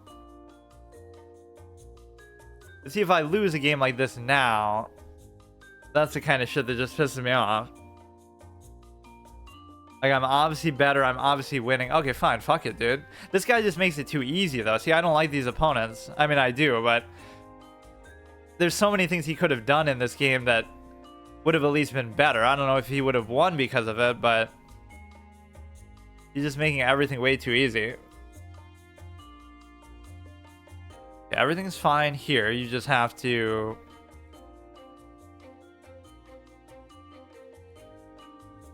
And I used my time a little bit too much, actually, but it should be fine. This is just going to take forever. Like, even if you do win every game, think about how long this takes. Like, how many games did I have to win over that stretch? Probably like 100 plus, because every game is only giving you like 5 to 10 rating. That's why it becomes so annoying. Why not g4, block the pawns? Let's see, g4. I'm not sure. I mean, I'm sure these are good moves. I just don't. I'm sort of panicking because of time more than anything. As long as I can trade some shit off, I'm still fine. Like, I would even trade a rook for a bishop at this point. I don't even care. For whatever danger that his bishop pair could pose. It should be hard for you to cover both of these. If you want to trade, that's fine.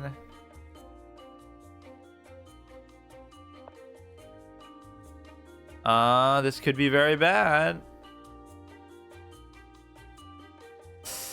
He's going to move the bishop, and then I'm going to be fucked because I'm not going to be able to... Damn it. This is actually going to be bad. Damn. Hold on.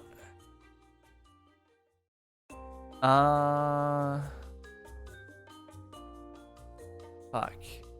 Okay, I just can't be this slow. I can't be this slow. But like, okay, go ahead, go there. I don't care. If you take, I take. So it's fine, But then he'll still be able to take after the fact. So like, he'll... Right here, just give a couple random checks. Maybe something good will happen.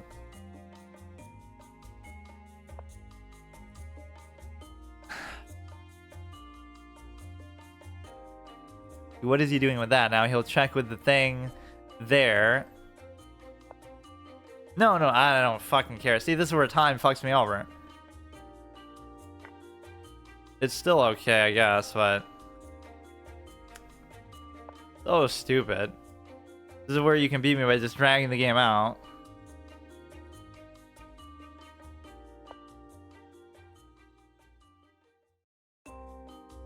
Gonna give a check from the stupid light square, so I don't know. This is a bad move, but I'll just do it anyway. You gotta be joking, man.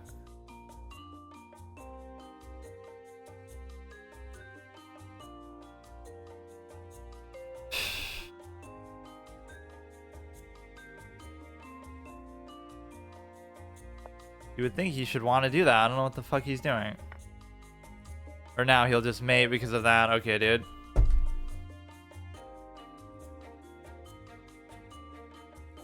That's just kind of my fault, though. Like, I had enough time. I was just kind of panicking. Contemplated it, but decided not to. Just wondering why. You're only 700 elo. What was it? G4?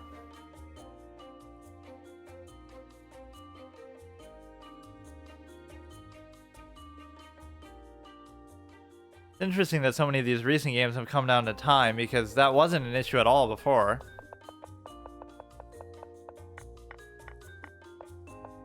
Like, I don't know, what was I doing differently? It's not like these players are that much better that it should be such a factor. So here was kind of a scary moment. We were supposed to give a check. Oh yeah, this is my kind of move too. So I would have been able... No, but I still wouldn't have been able to take. But whatever, assuming this is all fine. Blunder, take. Okay, that was a horrible move apparently. Because yeah, you would get the fork. Or not even that. You don't even need the fork, that's the thing. You could just... Oh yeah, you would take that and mate. Like, yeah, that, I could just tell that was bad. At the very least, you would just win the rook. A lot of blunders back and forth. So here you're supposed to go like this, stop the check, which is effectively what I think tried to do. Whoops. Okay, this is a total clown try. He gives it back to me there, and then again, it only comes down to time, but this position was a little bit nerve-wracking. Yeah, see, like, this is perfect. This is my kind of move too, where you're just guaranteeing a trade finally. But instead of that, what do? Or I could have still done it. Or yeah, let me see what that move was. These are the kind of losses I'm having though. Is it because you're talking? No, I don't use that.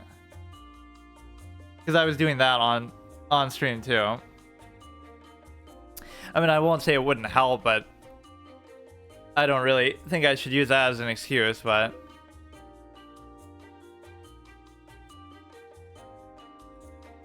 Yeah, let's try one here, and then we'll do one more game, I guess.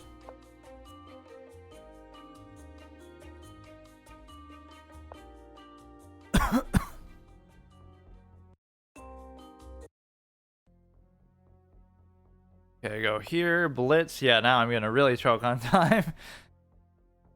Oh wait, what? 2,000? Oh shit, who is this?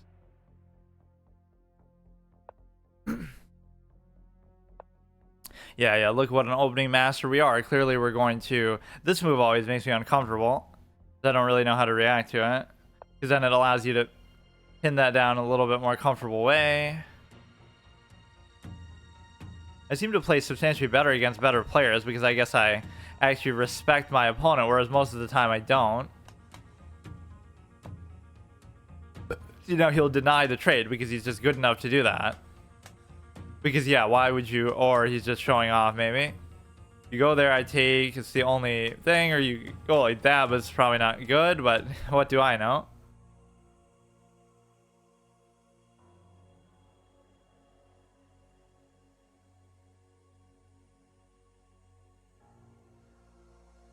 See, when I lose games like that, that's where I really get pissed, because you got to take the ones that they're giving you. I was even saying, oh, he's making this so easy for me. See, look at how I'm actually so fast against this guy. How can that be? And whenever you beat a higher rated player like this, they'll just say, oh, haha, I was just trolling or something. Like oh, I wasn't taking it seriously. Like, that's their choice. I didn't ask him not to take it seriously.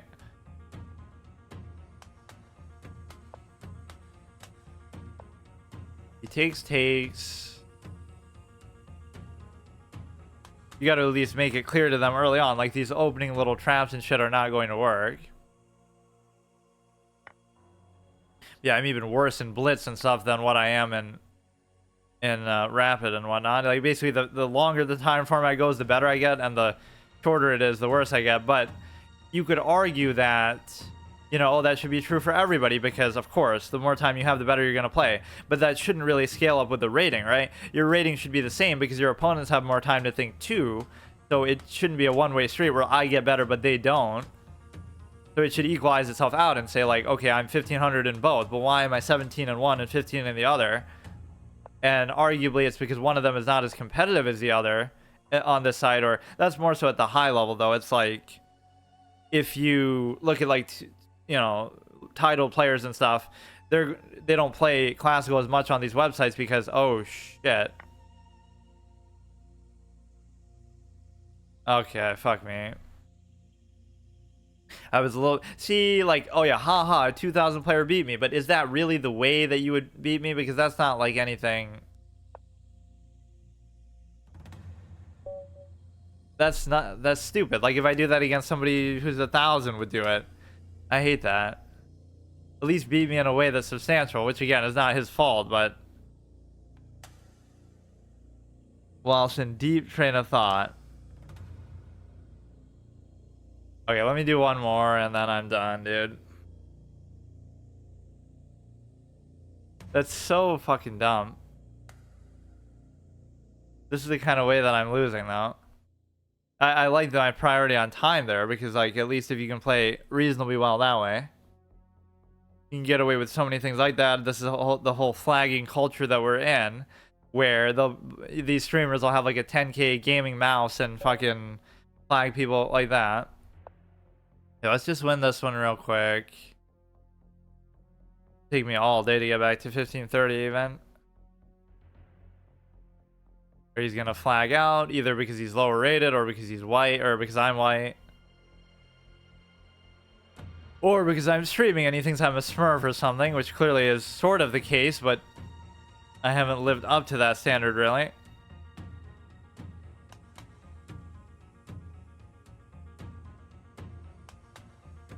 I'm just very streaky. Ah, I fucking misclicked that too. I never do this. Now I'm gonna lose because I did the wrong opening. I always do that.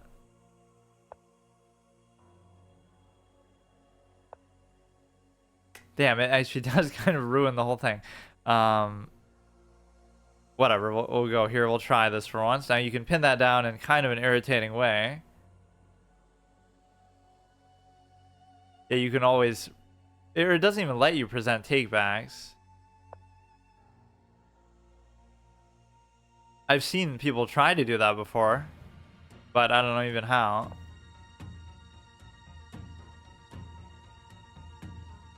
So all you'd have to do is like move the queen, so it's not that big of a deal.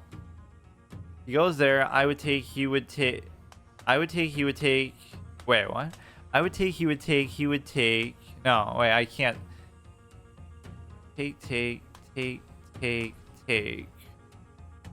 Whatever. We just want to unpin that at the cost of my development. This is actually an unusual opening that I never do, or I'm like one opening Andy where I always do the same one all the time, which is surprising actually that it can serve me still so well, but he's still hanging on to that for whatever reason. Let's free up the bishop, then we can go like that.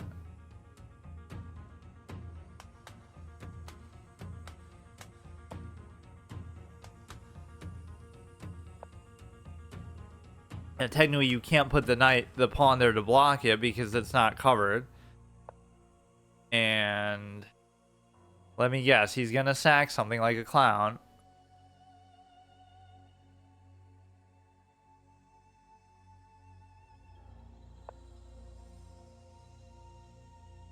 Try to take the bishop there. He's just not letting me do it though. We will push this back a little bit. We can also push the knight around a little bit. The problem is it's not really compatible as a pin because you're doing it from the wrong way, where then he would be able to move, so it doesn't really matter.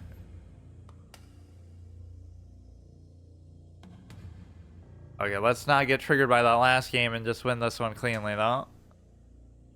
Or it's almost like you do let up a little bit because you're winning. Which of course, that's why I always lose, because okay, this at least double sack the pawn, but it brings it towards the center, so maybe it's not the best. Like, you're winning, so then you get a little bit lax. And then also you've expended so much time to be in the winning position in the first place that you end up basically like whatever. You are already at a time disadvantage, so that can hurt you later on, but it's kind of worth it. He would take, I would take, he would take. Okay, he's got too much still on there. He would take there, I would take there. I guess I wouldn't really care, but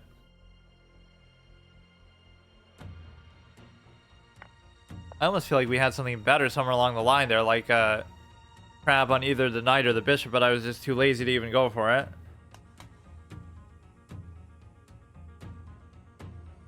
Let's see how many thousands of games this guy has played. 47. Okay, let's go here. Even if he takes, it doesn't really matter because you would still be just sacking it for nothing.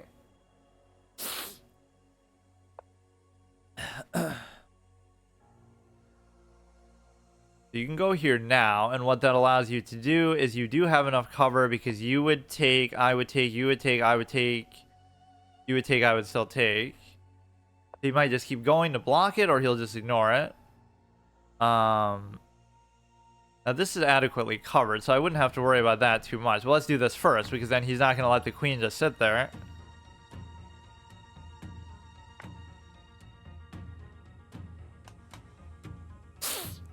So now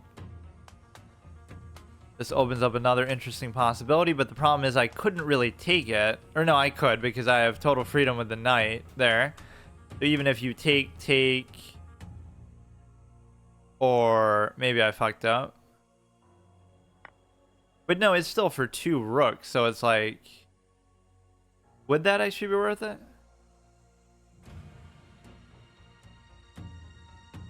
Because he'd be trading a rook for a knight now, so that wouldn't even be worth it. But I won't pretend like I fully understood what was happening there. Like, you could take that, then if I take with the queen, you take the bishop, but it's still okay, I think. But it maybe hurt me with the 1 pawn, whatever, advantage that I would have had. Yeah, just focus from here. Like, I do well for stretches, both in terms of games themselves. Like, I'll go on a 3-game win streak, then lose, then whatever. But then I'll also do it in such a way. Shouldn't this just be a back rank? But he's got too much other shit there. And if it doesn't work, then you're almost going to get mated here. So I'll go here, then he'll like block, but he can't block with that. So we already know what he's going to do. He has to block with the stupid darks for bishop.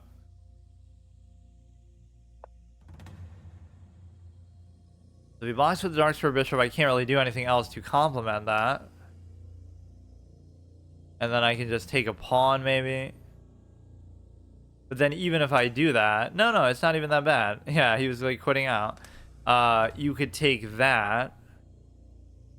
And the reason why is because...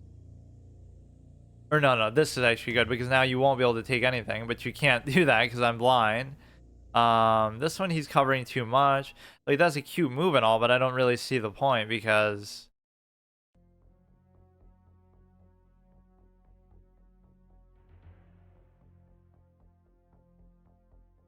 Like, I want to leave it pinned, but it... Okay, I'll just stop playing now. Whatever, I'm done.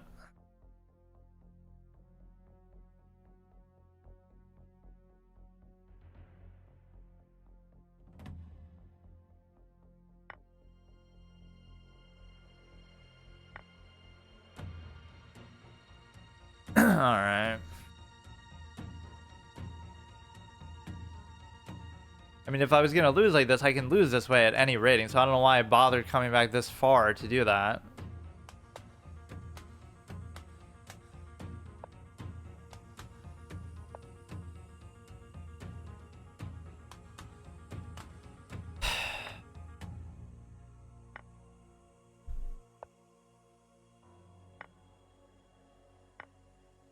Let's see him still fuck it up and get a stalemate, but it's almost not even satisfying at this point.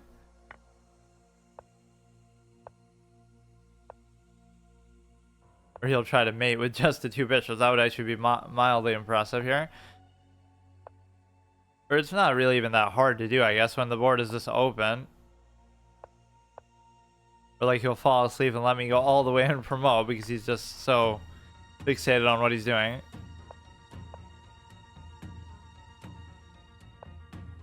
Yeah, nice efforts there today, though. Where this shows you exactly why... None of these games were even that intimidating or impressive at all by them. Like, the first one was good. He played a very good offensive game. I missed, like, a little fork or something, so that much I can accept. But these other two were, like, a joke. Where, like, I'm doing fine here, I'm doing fine in the other one. Or actually, I was winning in the other one by a lot. Alright. Am I gonna actually fall below? You know, I should almost do one more. Just to... Yeah, let's see whether we're gonna stay at 15 or not. This is sort of redeem that, even though this is obviously not a good idea.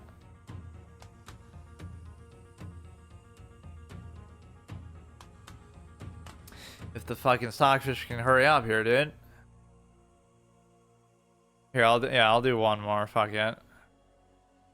Yeah, you almost shouldn't do that because then you start to go on bad streaks to the extent of...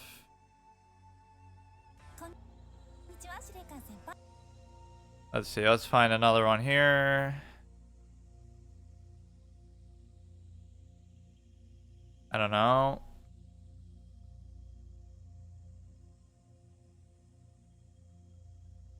Fuck, I can't find anything I want to listen to.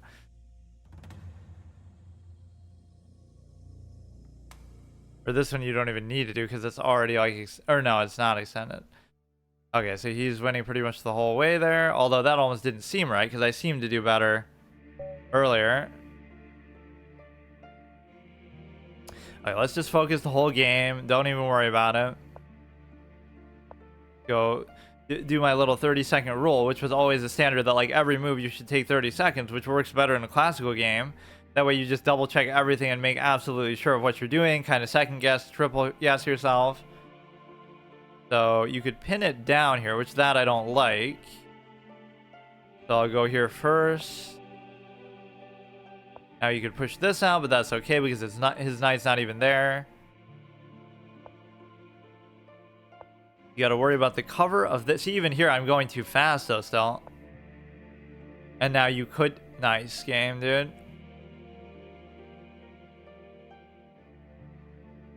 It's okay. Like, it's not even that bad. It's just, you know, you could have almost done that to try to... What is this pawn structure going to really be? You're going to have this here. One of these pawns is just going to be an odd one out. I already kind of fucked up. You use that method? Did you know you could... Yeah, sometimes that doesn't work. I've tried that, but...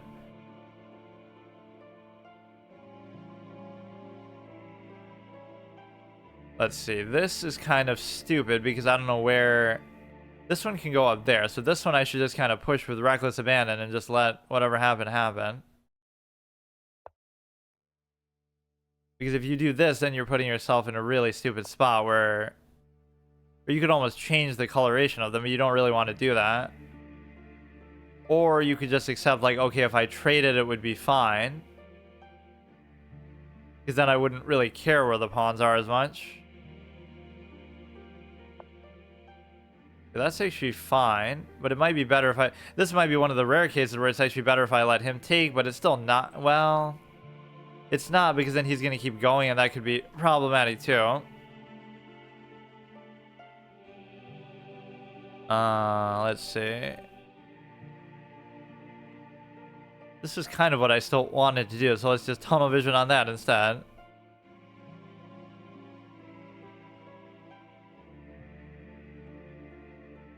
Which is actually stupid too, because if he does this first, then I can't even take with the queen like what I was planning to do. But he doesn't even want to do it. Yeah, this could be bad, but I guess we can worry about it a little bit later. Yeah, now this lets me put whatever kind of a clown pawn structure I want, which could actually be good in a way, because what it does is it kind of fucks up the position of my knight, which I actually did just allow to get trapped though. But he doesn't see it. I don't know, just let him run free with the pawns, I guess. I'm already not playing very interested here. He could take there. He could trap the knight. Okay, dude. Doesn't seem like he was very eager to see it, though, but... Goes like this, I could take it. All I have to do is move one of these pawns. It is almost like you're inviting them. Yeah, please snipe me. Okay, he doesn't even do it. So we'll have this anchor. I'm not sure what one of these is going to be, but it can be sometimes pretty good. He'll take there, take there. Almost just put this in here.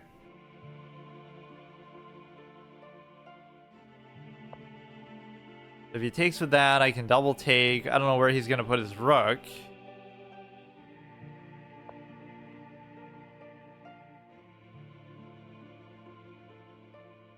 Maybe trying to bring my knight in, but I don't even know exactly where. We got to just do something to break this up. This would actually be a good cover, assuming that's really where he's trying to attack. This is at least the kind of position where a sack would sort of make sense, where it doesn't feel quite as bad. But even here is bad, because then I can't keep it there. But he still doesn't do it. So here's interesting, because if he takes the pawn, then I could take that for free. Right, so now he's sort of incentivized to, or actually he's just trapped his queen, never mind anything else. Or again, either he trapped his queen or he's giving up a rook if he could somehow save it.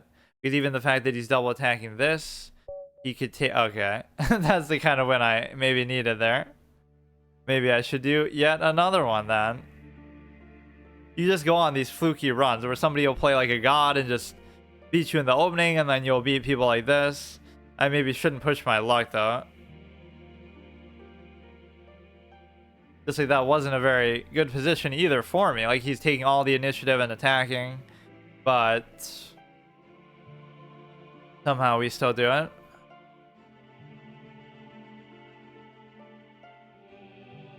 Okay, dude. Stock fish 6.1. That's even slower than the last one, which you can't complain on a free site, I guess, but still.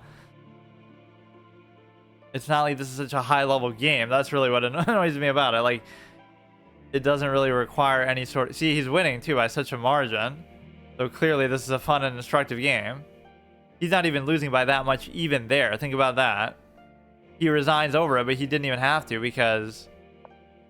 Take...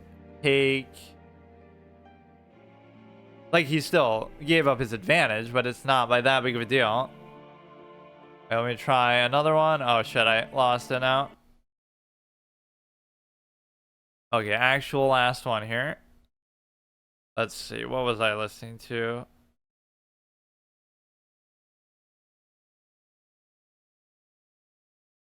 Instrumental. You can't even hear what the fuck they're saying in the song, but it's still distracting.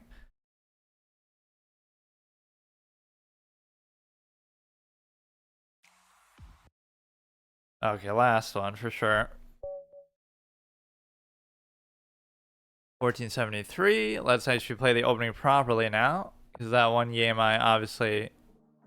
That's clearly why I lost. Which sadly, sometimes it does come down to that, but not really too much. Or one thing I never do on this side, not to jinx it, is like misclicking. You're never supposed to go back like this, but I don't really understand. Because he can bully you too much with the pawn, so I just feel more comfortable doing it even though I know it's not a good move.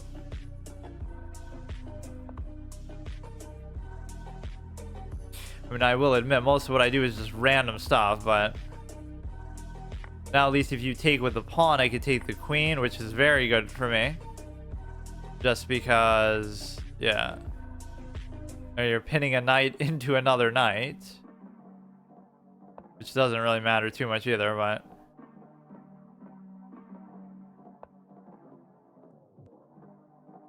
Now, what this could do is you could theoretically have done something where you take the pawn, or you could still do it.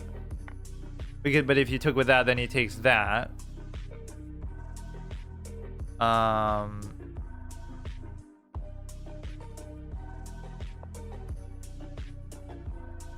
mean, he could still take it as if to double stack that, so that's still pretty good. So he gives me the capability of taking... No, he doesn't. But if he moves that knight, it would... I kind of just want to move my knight.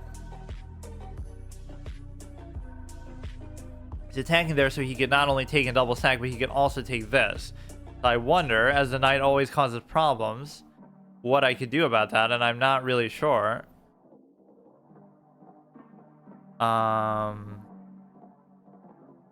I could move this one, is maybe the best I can do, even though that double stack is still nasty. Yeah, you could almost have done this to try to take that if you really felt like it was worth it. So, okay, now I can just move it, but I can't.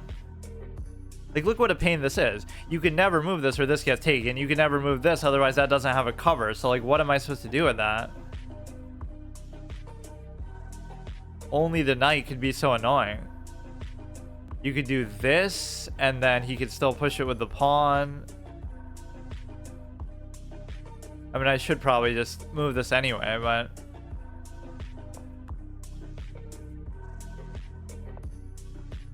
Okay, bro. I guess I could do this, give up the open file, and then I can finally do something. You take here, which is not a big deal. And you can finally move this. So he certainly gave me all the time in the world to deal with that. Once again, my trade fiending mentality coming into play, where I can guarantee you that's not a good move, but I don't see any way that he can really upset it. You give a check, but it doesn't really do anything. Like, I check here, he goes, let's say, even there, then I can't really fork or do anything. Or I could fork if he goes there, because then I could take, he takes, then I take, then take. I don't know if that's really worth it, but that's unnecessarily fancy, I guess, too. I'm just gonna keep harassing his shit, I guess. Just don't let him fork or do something stupid here. I'm only +1 pawn, so I shouldn't get too overconfident here, but it feels like I'm playing all these games sort of half-assed. Like, I'm not really... I only have so many high-effort games, and I wasted most of them by... Yeah, that's why I shouldn't play Viewers, because that was my best game, and I still lost to him, but... Stars, but basically... When I... Wait, why? How the fuck is it instrumental, then? What? Or I guess this was... How is it extended? It's fucking 3 minutes long. Or yeah, let me try that, then loop. I always forget about that too. Alright, so we gotta take this, fine. And then... You could leave this where it is for now.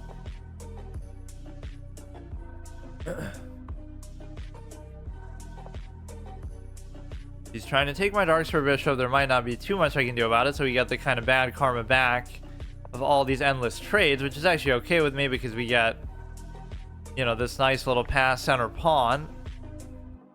That makes it kind of worth it. So now we got to move the knight a little bit. I mean, hey, I'll just trade all the fucking way. Learn from the trade master himself. Okay, now he has that one under control, but not really, because you still have this capability. So what this does is it allows you to basically try to push the passed pawn. That's the main thing here. Oh, here we go, dude.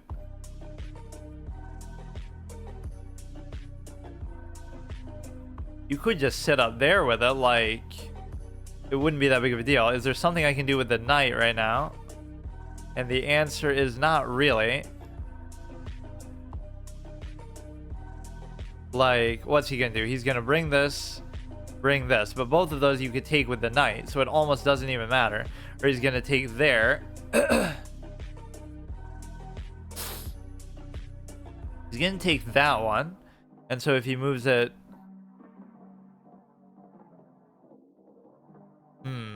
that's actually a pretty good move.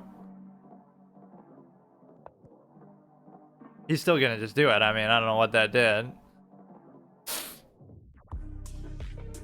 Problem is that that is your anchor pawn too, so it's almost like...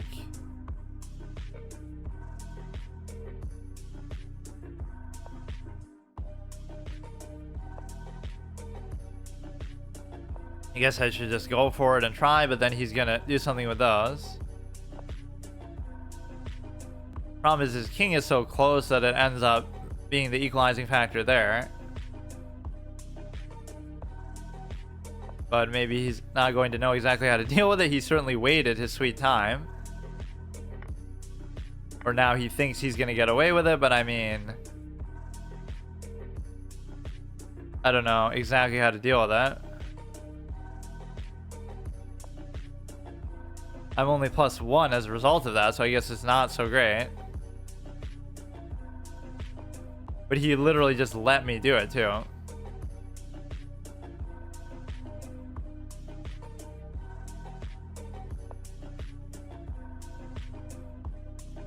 He's gonna do... Oh, nice. Nice game, dude.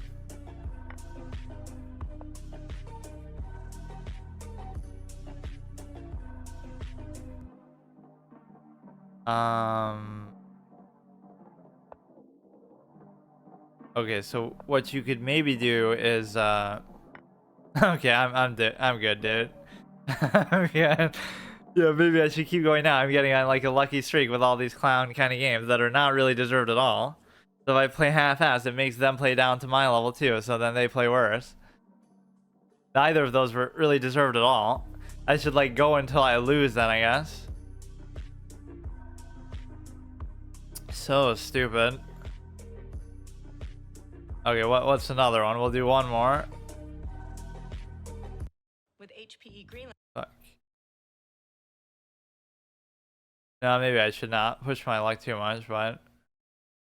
It's not like I lost that much overall. Like I was maybe, what, 28? But I don't even think I lost some of that on stream. I was doing that in like a recorded session.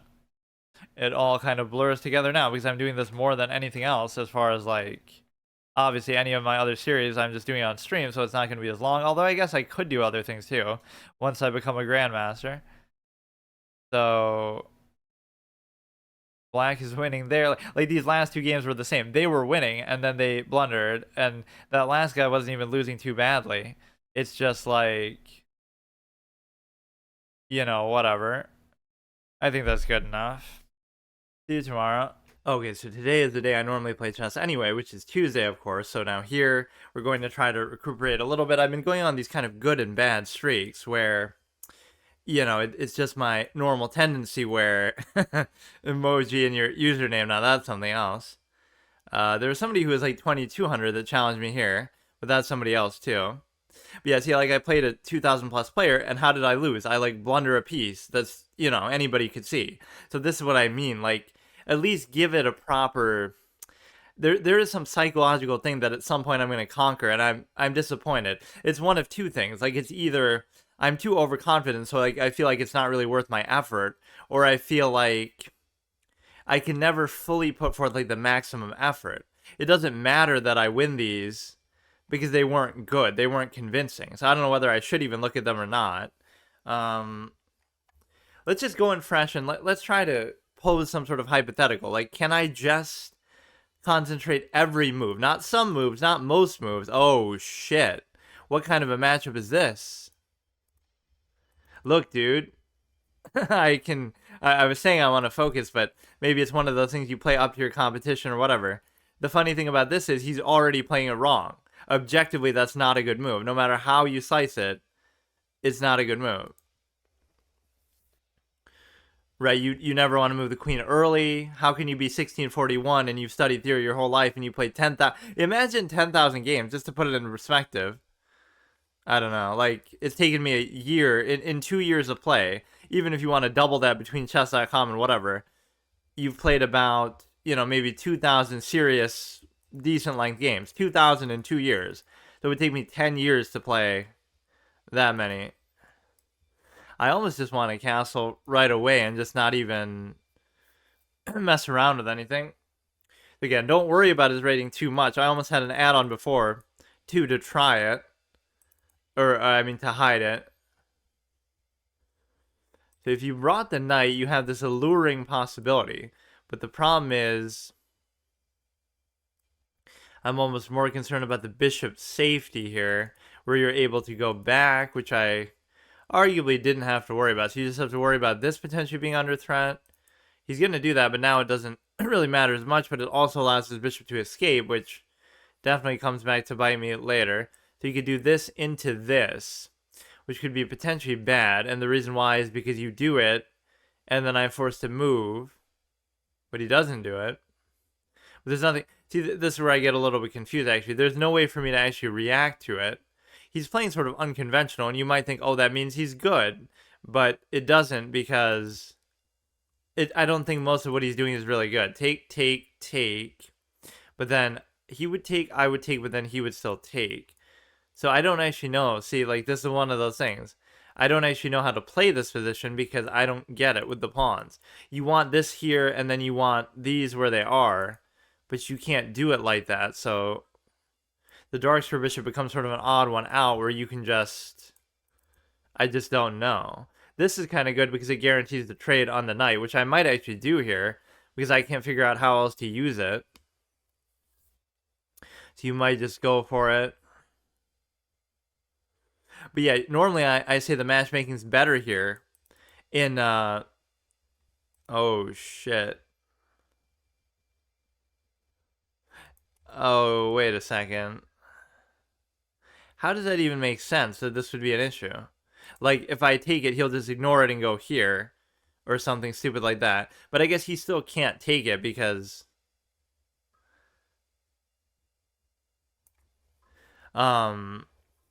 Like, usually the 10-minute games are better on here for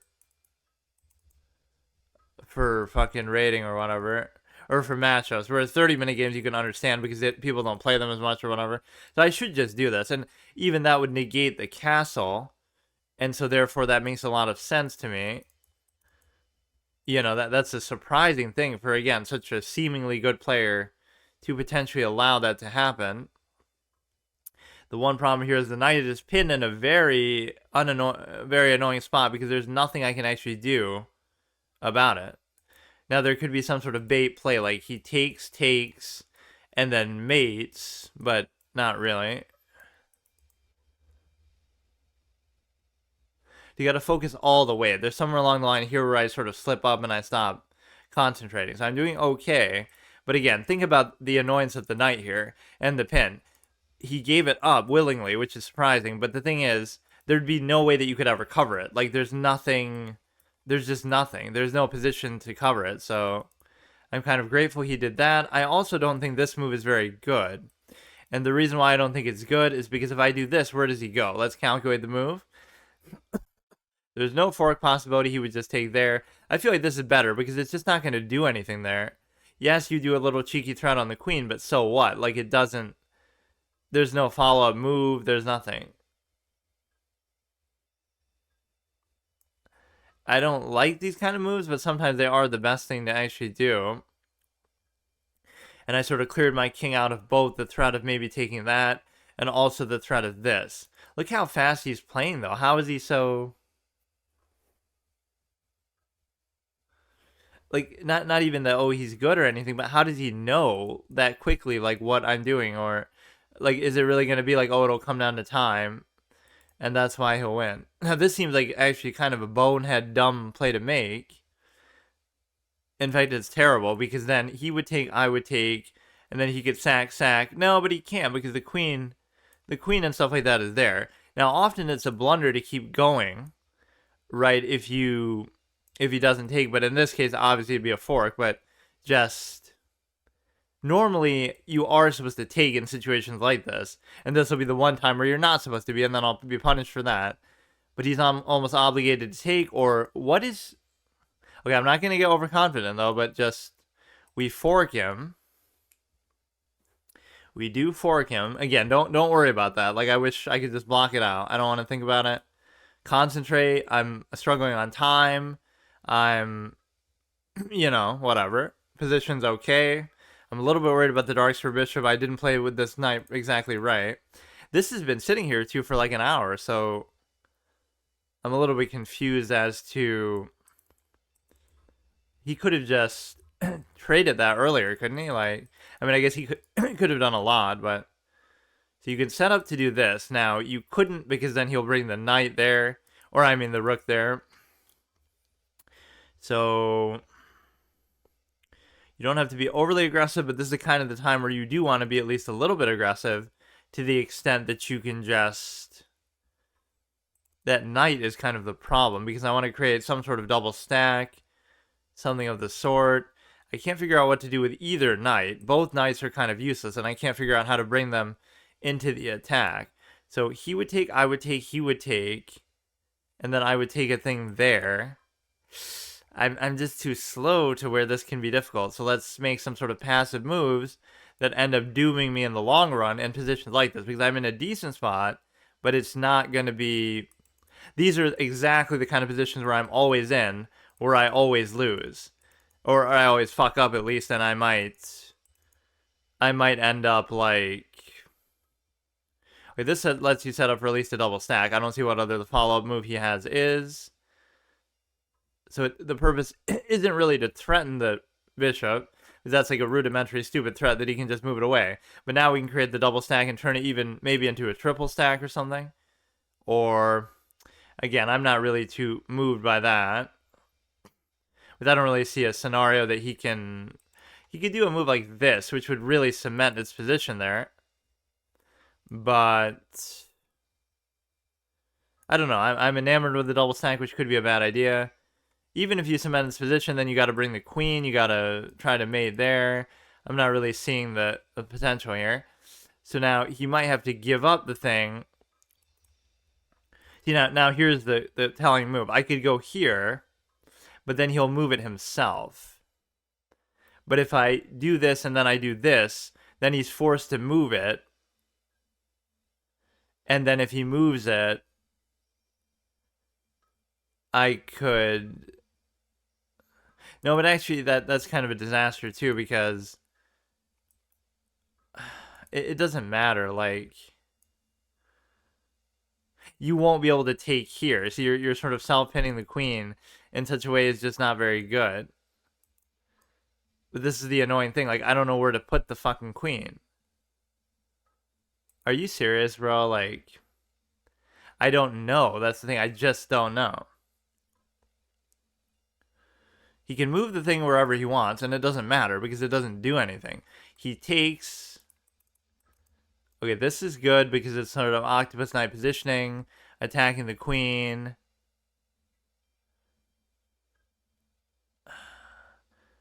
It seems like a good spot for it. Maybe I'm missing something. Oh, this is going to be dangerous, though, if he gets the queen in there, which is quite possible that he might. Right, where you... Well, it's still sort of a square removed from being truly effective. Do you want to go here and you want to push out the knight maybe this way, or the bishop this way? Is going to be some crazy sack play or something? I don't really know. The biggest thing is I want to trade as much as possible here, even though I'm up material, and arguably I shouldn't want to do that. You want to consolidate your pieces, but at some point you have to realize that you just don't know enough to do something, like to attack or whatever. So he missed the opportunity to do that, which might have been actually quite a good move to do. Yet in my eagerness to trade, I'm not even going to look at anything else, but this should be good, because even if he would take, I would still take.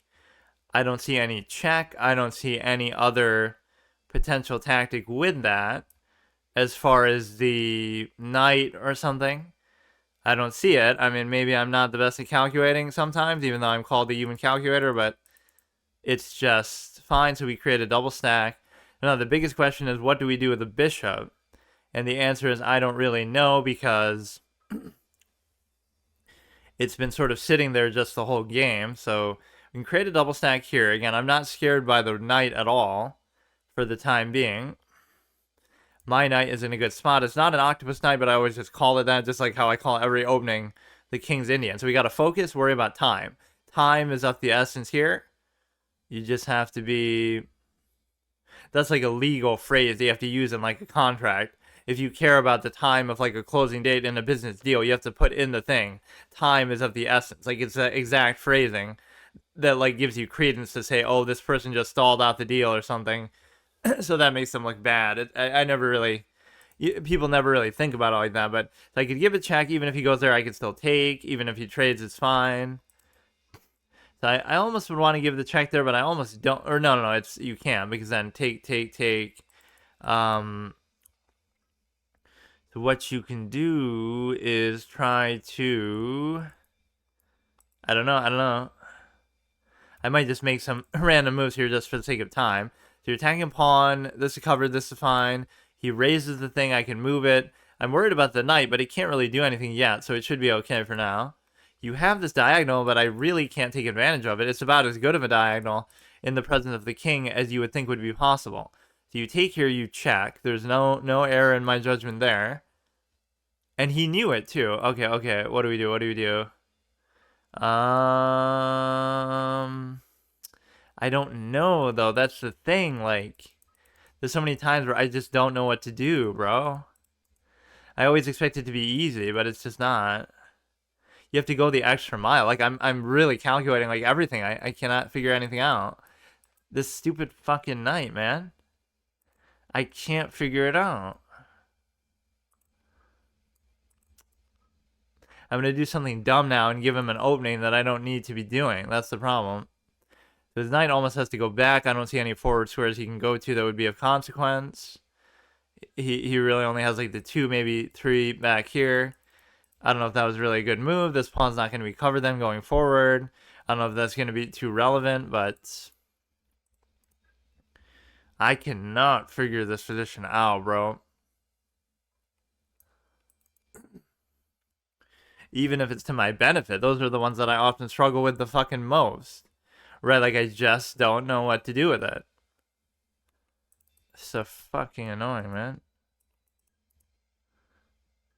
Oh, I can't. You do a 3-fold repetition at this point? I just can't play these positions, man. I can't do it.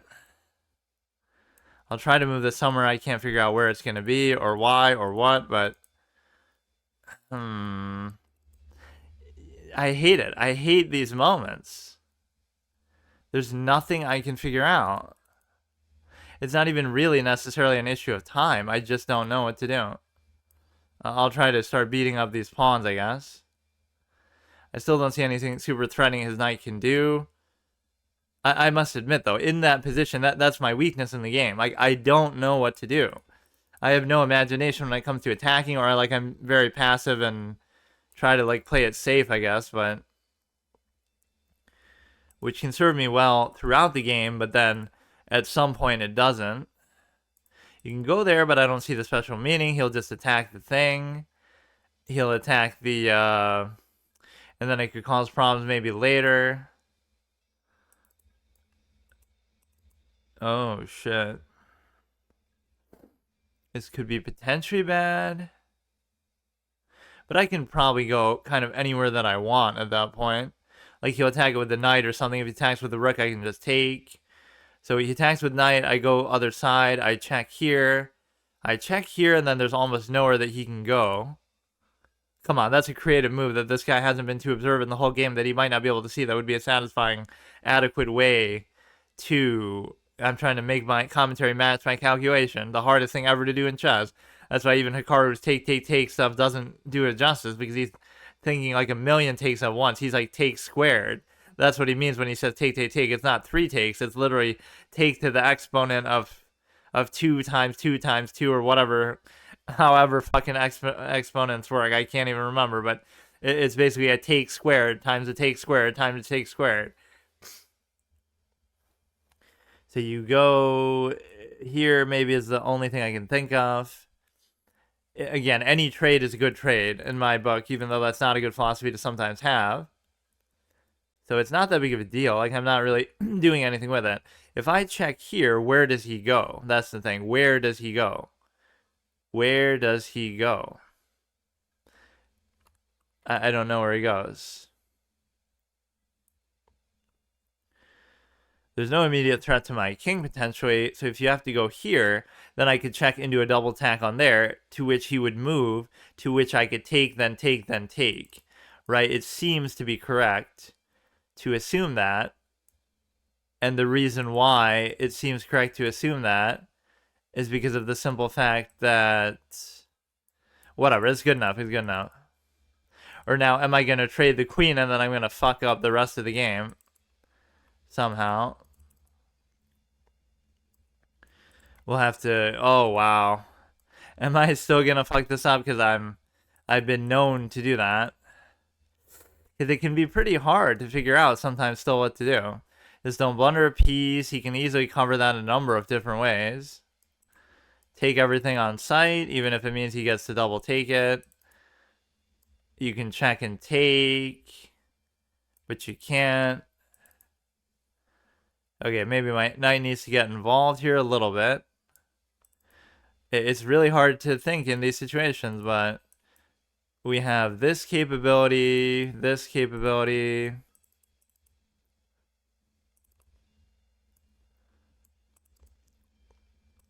That's covered. He's going to keep giving checks and taking pawns, which he's doing a pretty good job. He can do it there. I can see it. It's fine.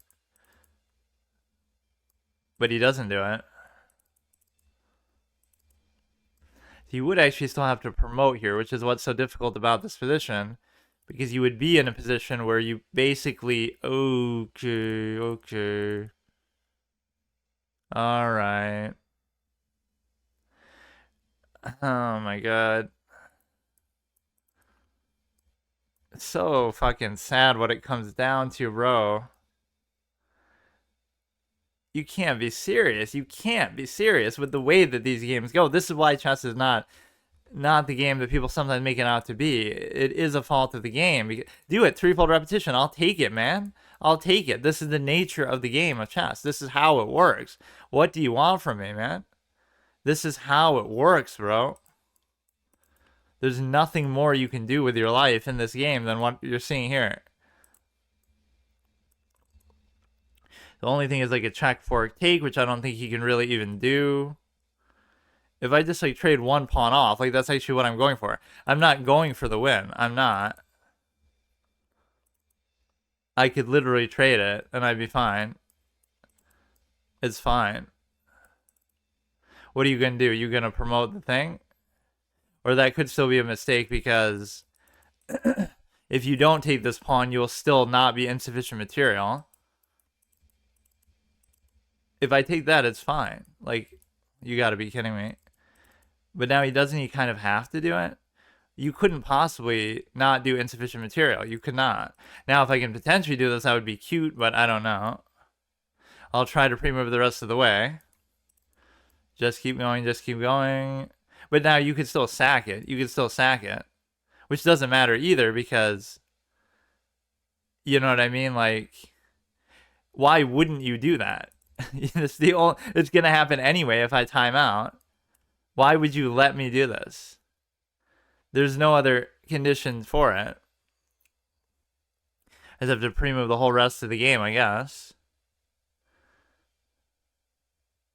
He'd have to just like make a pre-move himself or just move like super quick to be able to subvert the 0.6 second thing here. You could easily sack it. You could easily consider, like, what do you think I'm going to do it in 0.6 seconds, dude? I can barely fucking do anything. No, do it. Bro thinks he's literally Hikaru, dude. I'll just move it fucking everything. But even that I still can't do because you can't make multiple pre-moves like in a row or whatever. That's kind of sad that I can't do that because...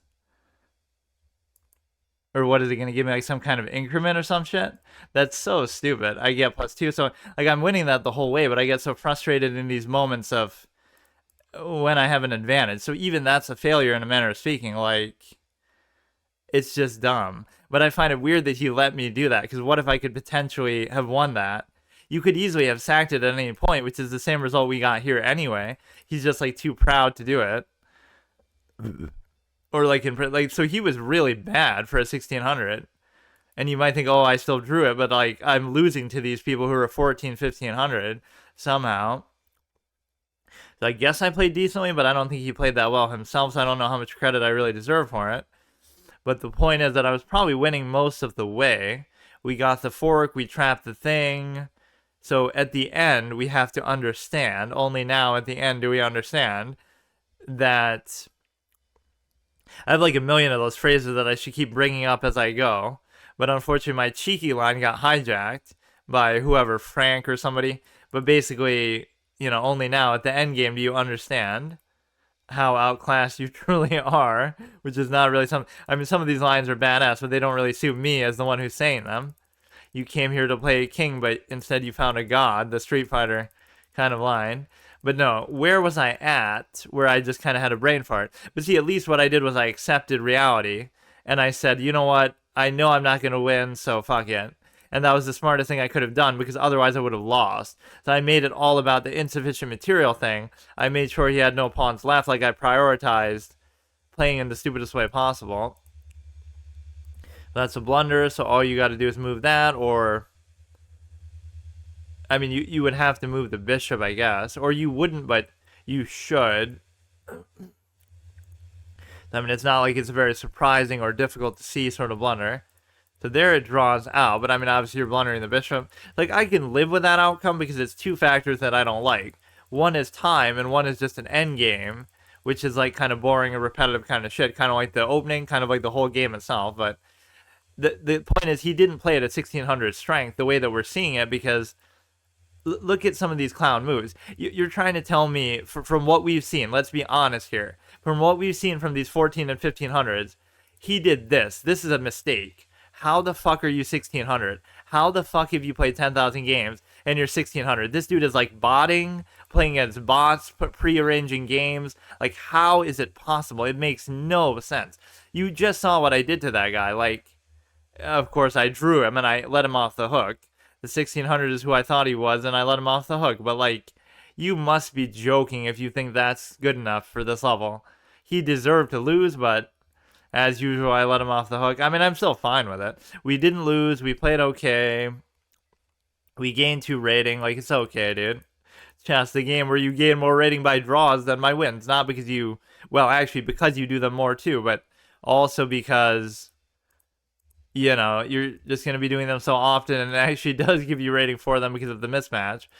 but now we'll face a 1400 and we'll get destroyed, just to be clear. Whether it's because I played down to them. But see, I can't even say that, like, oh, I play up or down to my competition. But he didn't play that well. He really didn't. He gave up a fork that anybody can see, which even here it's just saying, trade, and you'd be fine. And that's still a strong pawn position, but it doesn't matter as much as maybe you think. So now at this stage, you can see I'm using like the loop video thing on YouTube to listen to music, but even there it's kind of disingenuous because what it does is it plays an ad. So even it'll loop it, but every time, or at least some of the time, it'll actually play an ad as you're actually, you know what I mean, like as it's starting to repeat. That's why people use all these other sites. But that was actually the best move, a cheeky attack on the queen that's actually good. These kind of moves I just don't accept. Right, like you're trying to tell me before I'm a grandmaster, I'm gonna have to start doing stuff like that. How do I know to do it? Like, what internal logic is there? You're allowing him to undouble his pawn. Like, what is the thing, dude? I don't get it. It's just, I don't know. It requires a positional understanding that I just don't have. But I am making some of these moves at least correct. Which, again, almost any move is a good move at this point. And I don't know why I look at it that way. Like, there's some sort of opposite interpretation that I have of trades. Like, I'm up material, so I want to trade so that we get down to the end game where I have a piece and they don't because I'm up a piece. So that should guarantee the victory and make it easy and quicker, right? But the way that people would really say it, good players or just how you're supposed to play, you're up a piece, so you should try to attack him and mate him and win in the middle game. You shouldn't wait till the end game, or you shouldn't try to trade because it makes it easier for that. Well, it depends, but I mean, a lot of the time people say trades are better. No, but the person who's losing wouldn't want to say that, oh, we should trade either. But sometimes it can be because, like, you can cut down the threats by getting rid of their queen, and then even if you're losing, it's a little bit easier to manage. Whereas the queen can just be so dominating. Like, moving the king there doesn't make a whole lot of sense to me. So here I was doing like a sort of back and forth cheese type of thing, just for the simple case of trying to, there was almost like a mate here, it felt like, right? Like if he had just gone, like this is covered, and so, I don't know, it almost felt like there was a mate there, possibly, but I guess not. So you're supposed to do this because you're attacking the queen. I mean, at least that kind of makes sense, but, and it's like if he takes it, then I could just, wait, what if he just took it though? Okay, but so what? Oh, then you win the knight. Okay, I was gonna say, like, this is almost being as trade happy as me. Like, oh, even trade an extra piece just to expedite the process.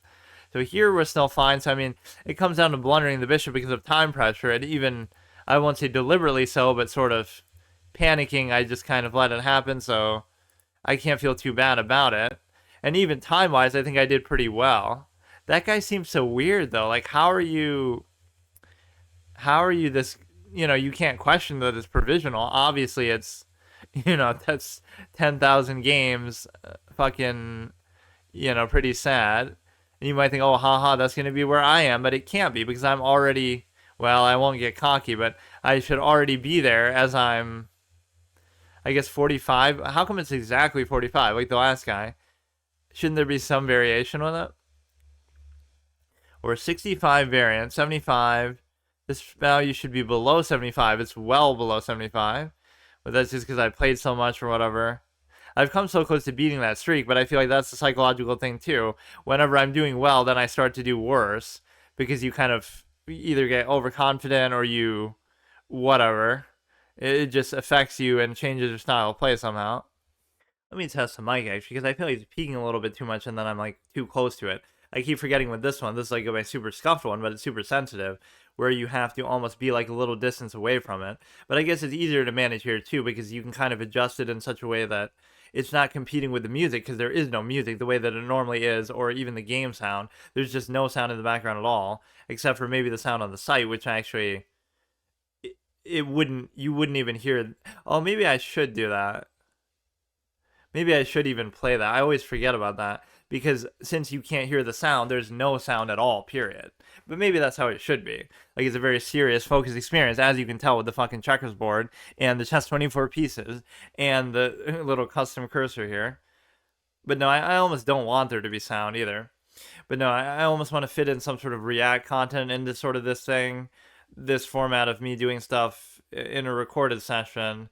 And like, I also wanted to do like other games and stuff potentially, but that'll be my reward for actually making progress. Or what I originally said is like, oh, this is how it all started, like on my old channel, I think too. But not really, because then I really only got pissed about it when I came back to streaming. Like on my old channel, it was like I would play variants and I would play chess just a little bit here and there, just for the fuck of it, and it would just be like some bonus extra category, almost like Scribble IO I would sometimes do, or card games and stuff like that, just something to wind down after doing something actually more intensive, stressful, like a permadeath run, hard mode, whatever the case may be. So it would be a secondary thing to that. What's happened with this is chess has become the hard mode, either because I'm so much worse or because I'm trying to put a higher standard to it. So when I came back, I'm like, oh, let me just mess around and have fun like I used to and play some variants. But then I was so annoyed by how bad I was, or how seemingly competitive it is. Everybody thinks they're Hikaru now and they're tryharding at low ranks online, whereas before it wasn't like that. And everybody thinks they're Alex Botes, so I could eventually give Alex Botes that kind of credit, like, oh, haha, that if she could do it, then anybody can do it. So that makes me feel like more motivated, and not even saying like, oh, because she's dumb or something, but because of her lack of effort. That's what I question. The fact that she's clearly doing it for content, clout chasing, whatever the case may be. Even if it didn't start that way, that's what it turned into. There's a certain responsibility that you owe it to the game. You owe it to chess for all it's done for you, even if whatever you think you've done for it, fine, right? Good content creation, cult of personality, I give it to you. But you owe something back. You owe it to yourself to try to become, like, what would Alex Botes' potential have been if she focused on chess, number one priority? We don't know. And we wouldn't have known if she hadn't become a streamer, because more than likely she would have been a successful Stanford graduate and therefore done it in such a way that she would have been working and had other responsibilities, so she might not have focused on it enough. But the hypothetical scenario that we could have seen, that we get to see now, is, oh, what if she was a millionaire who makes money, millions of dollars from playing chess without even needing to be that good? Now you have all the time in the world to study and play.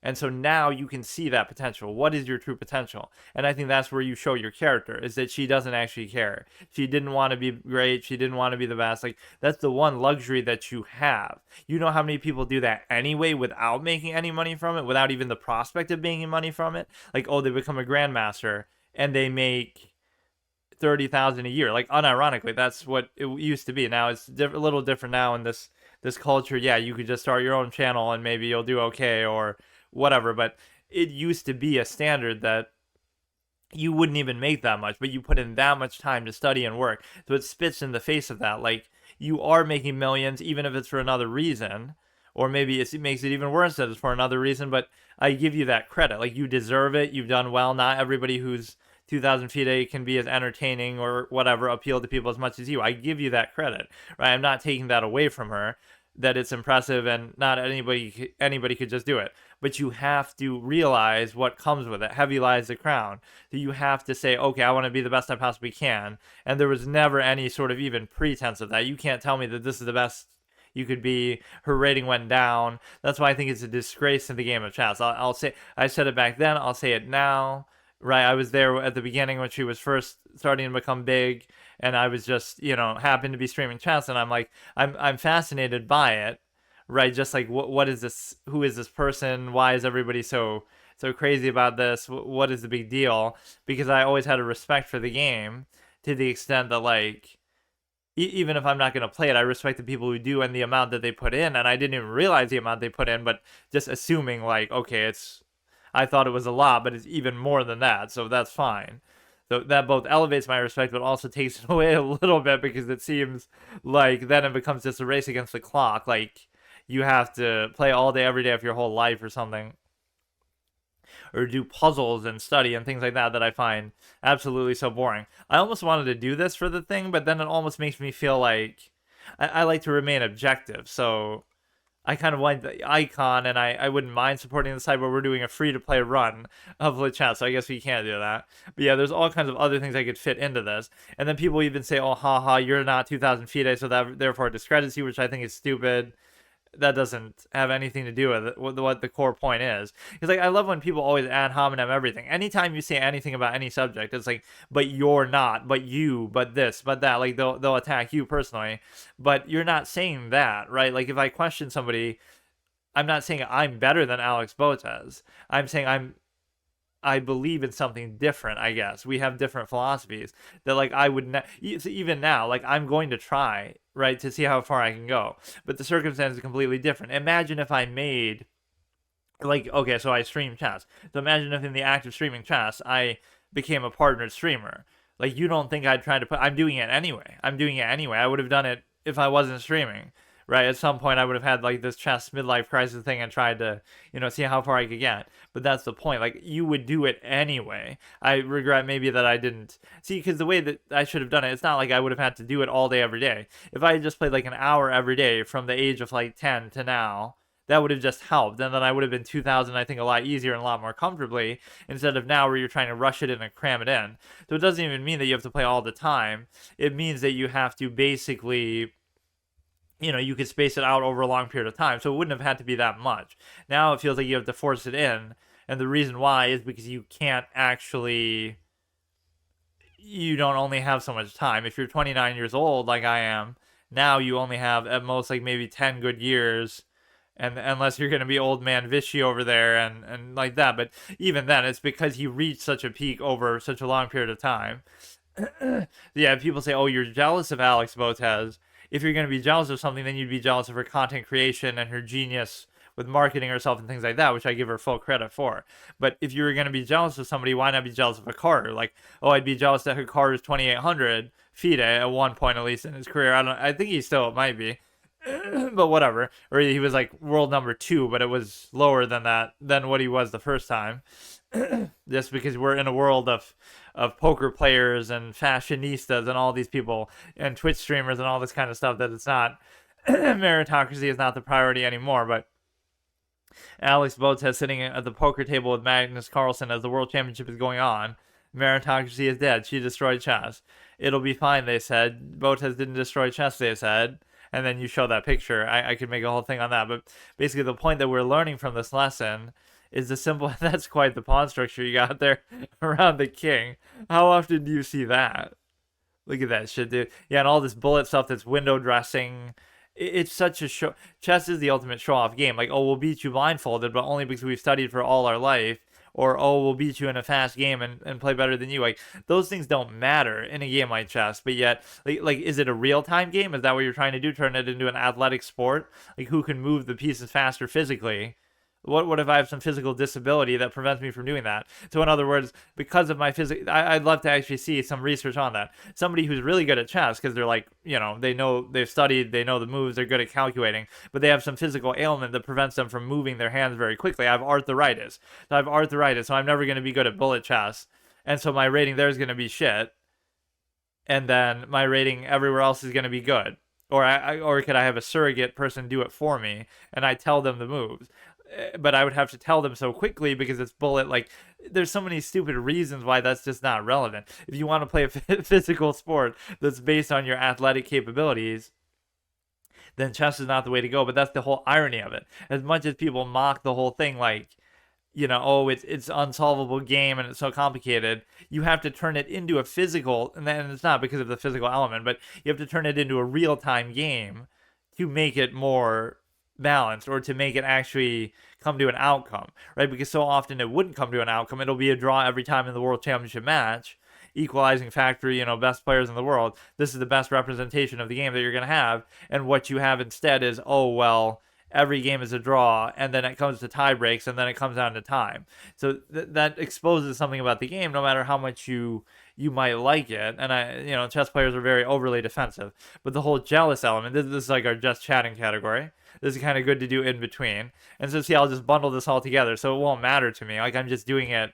I don't care. But Like if I'm gonna do it, I may as well do it in this context where you get to see and hear and understand the whole journey. You'll see what it took, and you'll see how anybody could do it because it's just the same thing all the way through. And I hate the excuses that people make. I hate there's so much bad psychology associated with the way that people perceive chess. It's nothing what people make it out to be, but I have to get to a certain point, I guess, to validate it, which is not even still true because I could say it and like, okay, I didn't decide to put like let's say okay, I get to 2000 and then it will be a regular Alex Botez ourselves, but like we don't just because I didn't want to put forth that much time. Like I put in some time and I enjoyed it, or I could have a certain opinion or position on it, and then it's like okay, I didn't want to commit 20 years of studying X number of hours a day to potentially reach my peak, which whatever it might have been, could be low, could be high, but I didn't want to do that because I didn't care enough.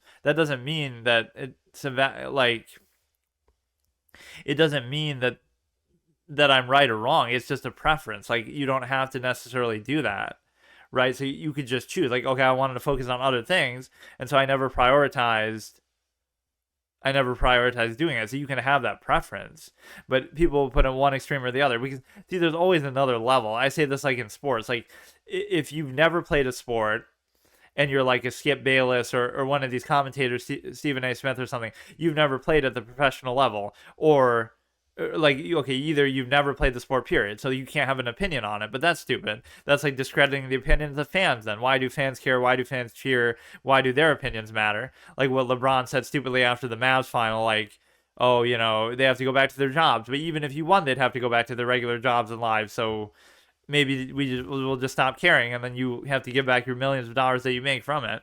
But the other point is that okay, so there'll be like layers to it. You've never played the sport, so your opinion's invalid.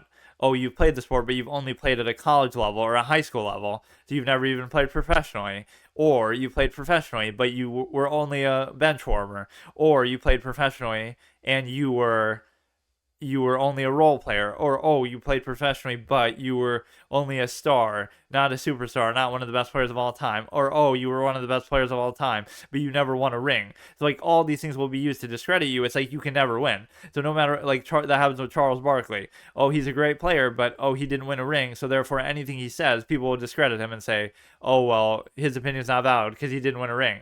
But like what if he hadn't even played the sport? He could still have an opinion. So you should judge the idea, not the person saying it.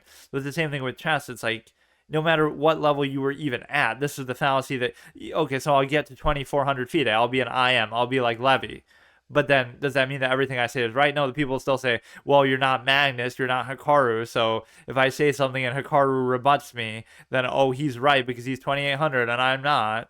Like you'll never win. Or then Hikaru, oh well, Magnus said something, so Magnus is right and Hikaru is wrong. It's like the emperor has no clothes. It doesn't mean that everything you say and do is right or wrong. It's like especially when the subject of what you're talking about isn't even chess moves or something. It's not like saying like, oh, he came up with a better move than you because he's Magnus and you're only a GM or something with 2,500 Benjamin Feingold.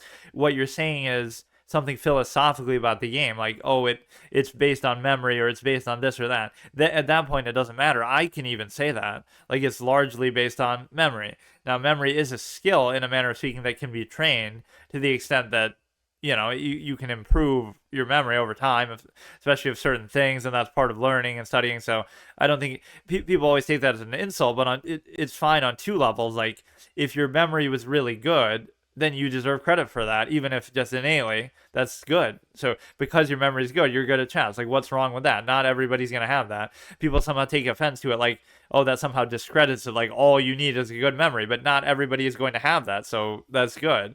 And then even beyond that, even if you even I kind of need a break, I guess, after that first one. Even if you are like you train your memory, you work on it, you apply it, so there's nothing wrong in that. I don't know why people would be offended and bothered by that. And that's not all there is to it, but I mean, that's a big part of it. Or it could be all there is to it if your memory was really that spectacular. It's almost like something Giannis said about James Harden. It's like you're playing a physical athletic sport in which physical athletic advantages are relevant factors of the game. But then he says, oh, all he does is run and dunk, or I wish I could be that way, and you don't need skill. But it's like you're playing a game that prioritizes height and emphasizes those things, and so you benefit from them. So if you don't like it, then don't play the sport. It's like, what, you only now realize that 7-foot players have advantages because of that? Again, that doesn't mean that's all there is to it and they'll always be successful because of it. But it just means that is a factor in the game. Yes, if you're taller, it can make things easier for you. It can be an advantage. So you might say, oh, he doesn't have as much skill as a smaller player on average, but or he wouldn't need to anyway to be as good as them. But so what? That's an asset in the game. It's like people would somehow be offended, like that somehow diminishes or discredits Giannis, but it doesn't. It's like, oh, he's big and strong, so good. It's like the Shaq syndrome, where I always use the means argument. Shaq represents the means argument. He's big and strong, and so, oh, boo-hoo, that makes him worse. No, that makes him better. That's a good thing. That's the point. And so he's big and strong, and so he'll dunk on you and back you down, and there's nothing you can do. So there you go. You win. Like, that's the point. It's like, if you don't want that to be a factor, then just don't get involved in sports, because there's always going to be some physical advantage of some kind. So the means argument there is something actually very deep that we always talk about with, like, the resources that you have available should always be considered. And so as defining. So oftentimes your skill or ability at something is not the defining factor, it's the amount of resources you have available. And so in the context of that, Shaq is actually a great representation, because he always says that as his philosophy. It might sound stupid, but it's actually pretty good. It's like, give the ball to the big man and let him dominate, or let the biggest players, most athletic players, like, just do it. Like, you don't have to feel bad about it, or you don't have to hesitate or try to be too fancy like some of these players do, Dwight Howard, or you finesse or something. It's like, you're big and strong and you dominate people because you're big and strong. So there's no shame in it, there's no hesitation in it, there's nothing wrong with it. Just do it, and do it over and over, and just that's it. So when you look at that philosophy, it's actually pretty powerful, because so many times in life people don't do that. They'll have a good sort of opportunity or advantage, but they'll either feel bad for doing it, or they feel like they have to mix it up, or they have to just do what you're good at, or what works for you. And then the final point I was making earlier is just oh yeah, like, if you're going to be jealous, you'd rather be jealous of Hikaru rather than Botez, because you could be jealous of her cult of personality, marketing skills, things like that. But you'd rather be jealous of the guy who's a 2,800 player, and then everything else comes secondary from that. Now, it's kind of sad that everything else comes secondary from that, in terms of he made more money from streaming, let's say, than he made from playing chess. And even if you want to say, well, the reason why he is known for streaming chess is because he played it, but it still shouldn't have taken him until, oh, I'm going to play with XQC, and I'm going to, get involved in this whole, ingratiate myself into this whole streaming culture. It's sad for chess. It's not his fault, obviously. Well, whatever. He chose to do it. That's fine. But it's like, he shouldn't have had to do that to be rewarded for being one of the best players of all time, right? So it's almost like chess is what you're questioning. It never did for players what it ought to have done. Like, it never gave them what they deserved for as good as they were, because it was never as popular as maybe it could have been or should have been or whatever. And so therefore, this whole Twitch thing is a reaction to chess players feeling sort of myth, like, oh, you worked your whole life and studied 20 years and you're better than everybody in the world, and yet you hardly make minimum wage 30,000-40,000 a year, unironically in many cases, for it. So you have to teach lessons, and you really have to struggle. It's a tough life. How Yifan is a school teacher, and some of these people do full-time jobs, and Luke McShane is moonlighting as a stockbroker in London or something. Like, it makes you realize, like, it never did enough for them. So even, yeah, Hikaru had done some good things. He had invested money in stocks or whatever. But the whole core point is still just that whether he made more or whether it opened up opportunities on Twitch. So even in his case, yes, like, he's one of the best players, and so therefore that validates everything that comes after. So you'd rather have that as a base and then see what you can do with it. So you'd be jealous of that rather than anything else. But the sad thing is, yes, it took that for him to really maybe get what you feel like he would have deserved, or what he felt he would have deserved, because he wouldn't have done it. If he was satisfied, he would have never done it, right? You might say he enjoys it and he enjoys the talking element, but I think the money is a factor where it sort of validates something. Like, maybe he felt like, and when you see the success that Alex Botez or somebody like that has, you almost get even more pissed. Not only did chess not give to people what they felt they deserved, suitable salaries, endorsements, things like that. But it also is like now this mere 2,000 FIDE player is exploiting the fact that the majority of people aren't good and playing to the sort of lowest common denominator. Like, oh, look how impressive she is. Meanwhile, there's people far more impressive who never got nearly that much credit. So by the same criteria that you're using, people would sort of pretend and say, oh, well, she's popular because she's better than the average person, top 1 percentile. Like, but again, that top 1 percentile represents the professional chess players in the world. In other words, the people who actually take it seriously. So, like, I'll be like, what percentile am I? I'm only top 40, 50%, which is actually surprising. Like, who are these people that are, in this 43%? I'd have to question it. That's even surprising because as hard as it's been to even get this far, but obviously they actually study and learn. Like, all you would have to do is be, yeah, you're up here, but that doesn't mean anything, right? You have to, because those are the people who actually take it seriously. So then once you get into this serious level, now you have to separate yourself and see how far can you actually go. All right, we'll do another one in a minute here. How much do they make? Yeah, not very much. Just ask Anna Kremling where she has it. On average, they make 20 to 75,000. Like, are you fucking serious, bro? That's something I'd never wish on anybody. Like, it's almost as fluky and bad as being a streamer. Like, you can stream for fun like I do or whatever, and you whatever happens. If something good comes of it, that's good.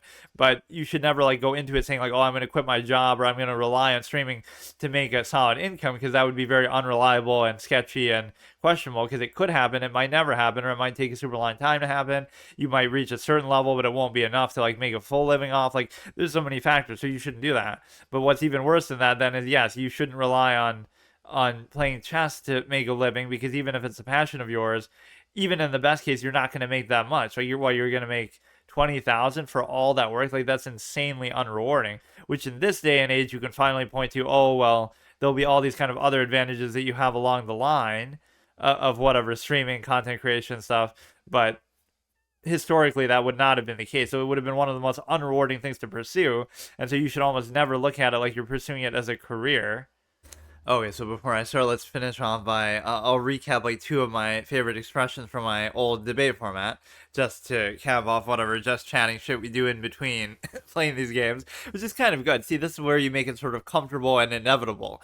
It's not that, oh, you should study hard and play hard and like max yourself out and exert yourself. It's more like, oh, you should do it like this, where you every day, if you play for an hour and you do it sort of comfortably and make it a routine, then you'll have better results. You shouldn't try to force it. Although it should be a combination of routine and also high effort, not like complacency and taking it lackadaisical like I do. But basically, what were the two things I wanted to recap? To be aware of it is not to be above it is an expression I always used to use, which is just to say the main argument that people make in discussions and debates is, oh, well, what about you though? Or you this, no you, kind of a fallacious basis, because it's nothing to do with what you're actually saying. Like, the claim you make. So like, okay, the best example I can come up with is like, if you say the air is polluted where you live, it's like a fish criticizing the water. You say, well, a fish is still underwater, so how could it say that the water's dirty? So it's the same thing. How can you say your air is polluted? You still breathe air, don't you? So how can you, that discredits you. You're a hypocrite. You're still breathing air even as you criticize it. Like, there is a such capability that people have, which is being objective, or just because you're aware of something doesn't mean you're above and beyond it. Like, it still applies to you, right? So if you were to say something about chess in the same context, it's like chess is all memory. That doesn't mean that my memory is perfect, or because of that, it's easy, or I'm diminishing the game. But it means that that can be a fair observation that I can make, right? Memory does play a big part.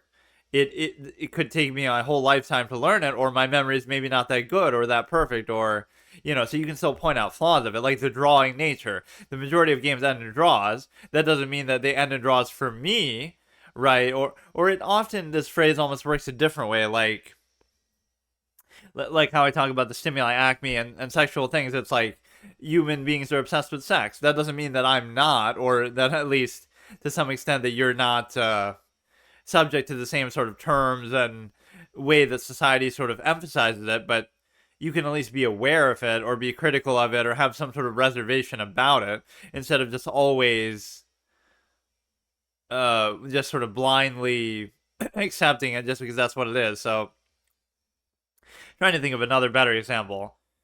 So you're aware of something, but again, it still applies to you as well. So it doesn't discredit you to say, or there was like some sort of credibility example, like somebody who used to be an alcoholic saying that liquor is bad.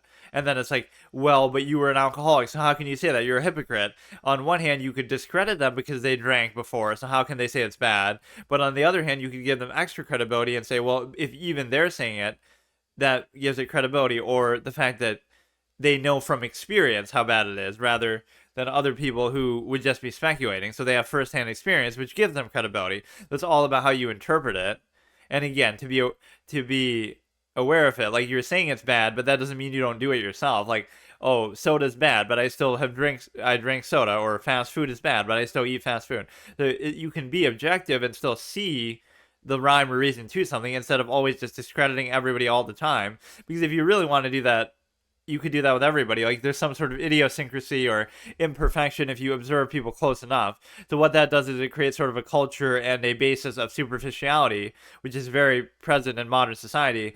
The idea that it's all about keeping up appearances to not break that illusion. Like, oh, everybody's perfect until proven otherwise, or one little thing can be used to discredit somebody, but anybody who's open-minded and objective enough would know that even if you don't know the exact reason somebody could be discredited, they're going to have some sort of idiosyncrasy or imperfection. So if you really wanted to discredit anybody, you easily could. It's just, why is this just like stuck there? Even if you resign, shouldn't another game start there? But yeah, we're basically exploiting their games. We're showing their games as our content, even though I'm really just sitting on this menu. Imagine if you did get in trouble for that. Like, I'm stealing their games and showing those right from the front page and from other people. But I guess there'd be no rule against me just reacting to them. I could just be studying their games. Like, but no, for the sheer amount of time I do it. So yeah, like, just because it applies to you as well doesn't mean that what you're saying isn't valid. And then the other point was, the other expression was like, your credibility and your experience is why you get the mic. It's not what makes you right. And I guess it didn't really rhyme, but I just thought of, that's one way to express it. So in other words, it's why we listen to you. So you'll be up on stage at a debate and it's like, you'll say, well, I have 20 years of experience in such and such field. But that doesn't matter. That's why you're there. That's why people listen to you. That's why people care what you think, as opposed to the ordinary person. But once you're there, now you have to actually make a substantial case instead of using your credibility as your case. I'm right because I worked in this field, or I'm right because I did this. No, that's why we care what you have to say about it, and we're willing to consider it. But that doesn't have anything to do with the argument that you're making. You might make a good one, you might make a bad one, right? So the argument there should speak for itself. So we didn't play badly in the other one, but also that guy didn't live up to his very high, lofty rating standard. And of course, I didn't gain the very lofty amount that I wonder how much I would have actually gained, because it should have been a lot, for somebody over 100 ratings. So this is a much more fair matchup, but I have to just take my time a little bit more, maybe in the opening, to give myself a better chance here. All I want to do is like max out effort every time, but I do have some issue with doing that, because it's kind of like, even in that one, like I was doing well, I was actually winning by a pretty good amount, and then I just can't maintain it, or again, it comes down to time, which even that I don't mind because I escaped with the draw, but it's just irritating. But yeah, this is actually the right way to play chess. If you play for draws and exploit that, then at least you escape with your life, basically, to the extent that, it would have been a loss. I wouldn't have been able to win. I'm not going to be able to pre-move 50 things. I'm not going to be able to, for example, even if you could pre-move multiple moves, I don't know how you do it on here, if you even can, but it's a case where, there's maybe something sneaky you can do with the knight, but not really, because then you would have to react to that, and then I could take, if you take that. Again, time doesn't matter now, but you'd still like to save as much time as possible. At least I didn't get psyched out, like, by the fact that, I always feel compelled to do this, and I feel like it is right. Or what's even better about it?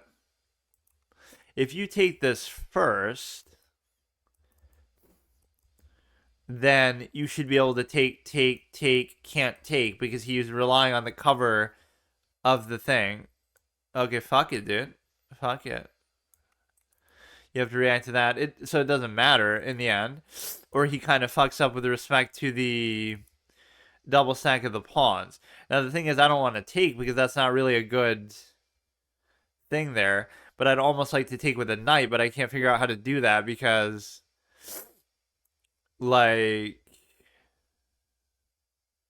oh, you know what? This isn't a bad move. Well, like, how would I cover this with a knight? The knight is such a fucking puzzle sometimes to figure out. Do you want to still stop the pin from happening on the knight here? But if he takes here, I can simply take back with this, which is not a very good pawn structure at all. But I guess I'll deal with it. See, I focus in tunnel vision sometimes on very specific things, which is not necessarily bad. There are things that either I'm sort of bothered by or sort of, you know, just...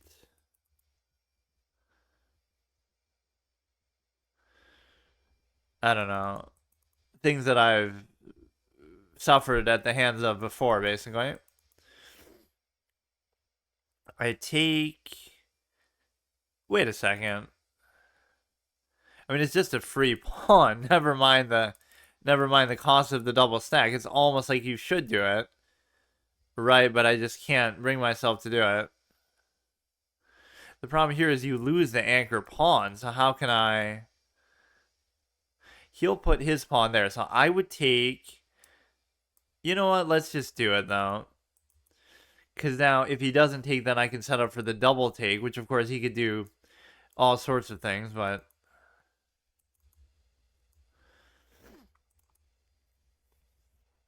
You can take, probably you want to take with the pawn, and these pawns are not exactly in the greatest spot, to be honest with you. But then again, this will sort of anchor itself pretty well. It's not the greatest spot for the queen to be in either with this potential, but he's not going to just let it happen. So that was maybe a mistake to like leave that pawn there for so long, but it's just okay with me. Yeah, this is actually not so bad. If you go like this, you'll have a pretty reasonable structure. So you can go here with the old trick there. If you push a knight, if you push the pawn, I can just take. So that's not really a big deal. So you have to think through every move a little more carefully to the point where you're confident in what you're doing. But there are so many of these positions which you're not going to be, so it really is a very strange experience that way. You could go like this, and if he takes, I take, or no, I can't, because of the queen, obviously. That's almost doing me a favor. I'm not, well, actually it's not, though, because he takes, I take back, because what happens is, no, you're still not giving him a passed pawn, but I kind of don't like what I'm doing with this structure. Like, if I go here, he could take, I could take. It's sort of fool's gold a little bit.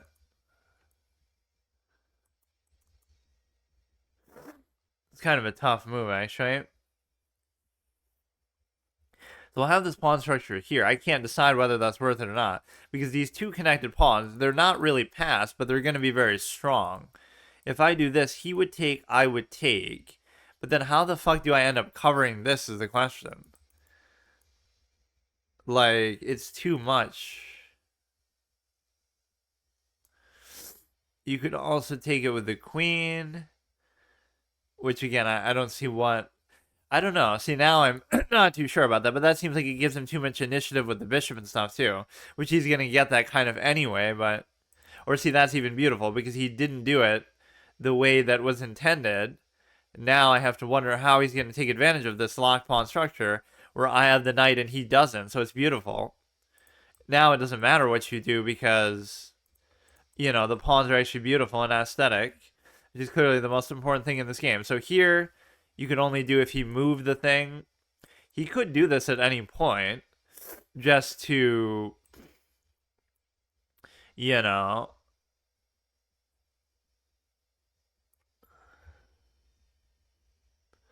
You could do kind of a weird move here. Like, you go like this. Then if he takes, then I take. But he just won't. Or he would just take... No.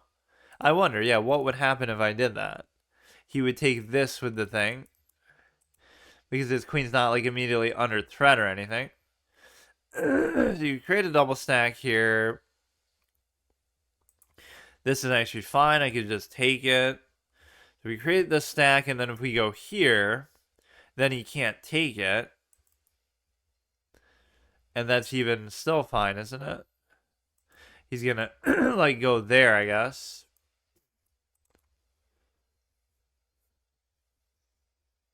Because now you don't even need the double stack to do it. You could just take it, period. I don't know if there's something maybe with this. Wait, what? Okay, so I didn't foresee that at all. But I guess I should be able to still take it with the knight. Now it's going to be a sack play that he makes here. Which would allow him to do what exactly? Oh, God. He'll take... I'll take... I hate these kind of moves. He'll take there, I take there. But he doesn't have, like, an immediate check, so I still don't entirely get it. And even if you go... No, but then he can go there. That's the problem. So the fact that I moved the knight there was actually pretty bad. So this at least stops one check of sorts, like if you go here. So if I'm here, then he takes with the bishop, I take with the pawn. Then he takes with the... He takes with that, I take with that. No, it's almost like maybe this is better. Because if he takes... He takes with one of these, then I take. Then he takes, but then I can block with whatever check he does. So you would think this is right. I'm not actually too confident, but you take with the rook, I take. I mean, okay, so I take with the pawn, then he doesn't have an immediate check with the queen. He takes with the rook, but then I block with the rook, which is covered by the thing. So why is that bad? Why is it bad? He thinks he's doing something, but is he? Bro thinks he actually did something there. Dead. Skull emoji, like some stupid YouTube comment format template. So this is actually okay too, because you have no... Well... This is still not covered, which is concerning, but there's not much I can do about it. You don't want to give up that check either. So you take here, and then what happens? You take with the rook, I go here. Then you take with the rook, I take with the queen, you take with the queen, I take with the thing. But it's going to be some sort of other split weird situation in which I'm able to basically do it in such a way that you would take this, right? I'll use the arrows for once. You would take, then I would go here, then you would take there. That's the problem. What if I just put another one on there so that guarantees the cover? So now you can obviously do whatever you want there, which shouldn't be a mate still. You should still be able to block, and I don't see how you have enough stuff to stop it. And you won't be able to take there either, which is the only pressing threat that I saw. I don't see it. I don't get it. I don't get it. You take, I take, you take, I take, you take, I take, you take, I still take. I mean, look, dude. They don't call me the defensive master for no reason.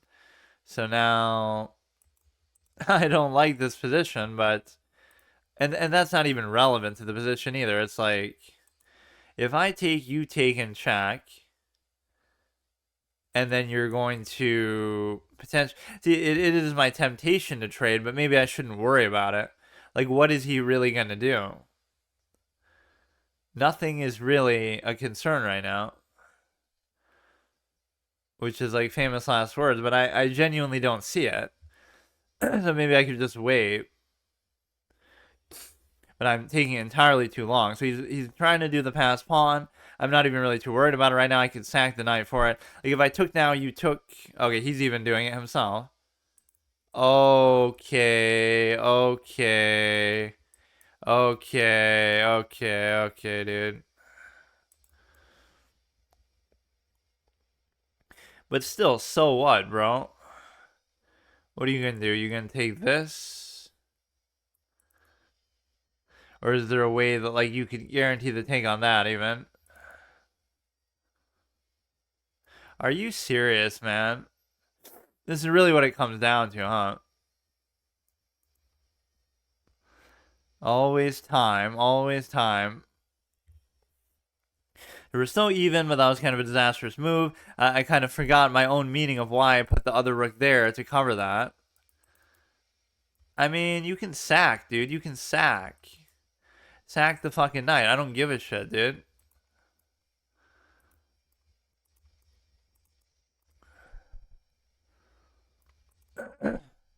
This is probably not going to work too well, but okay.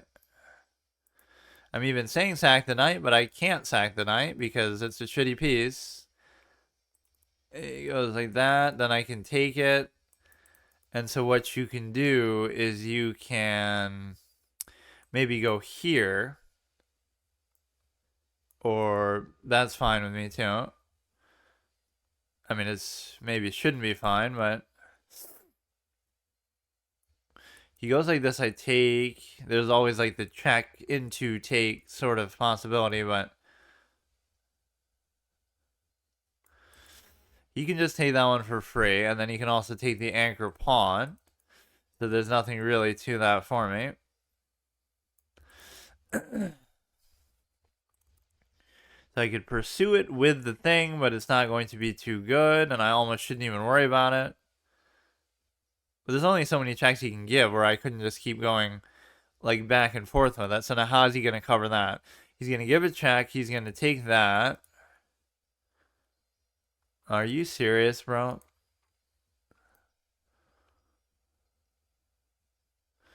Well, what you can't do is you can't...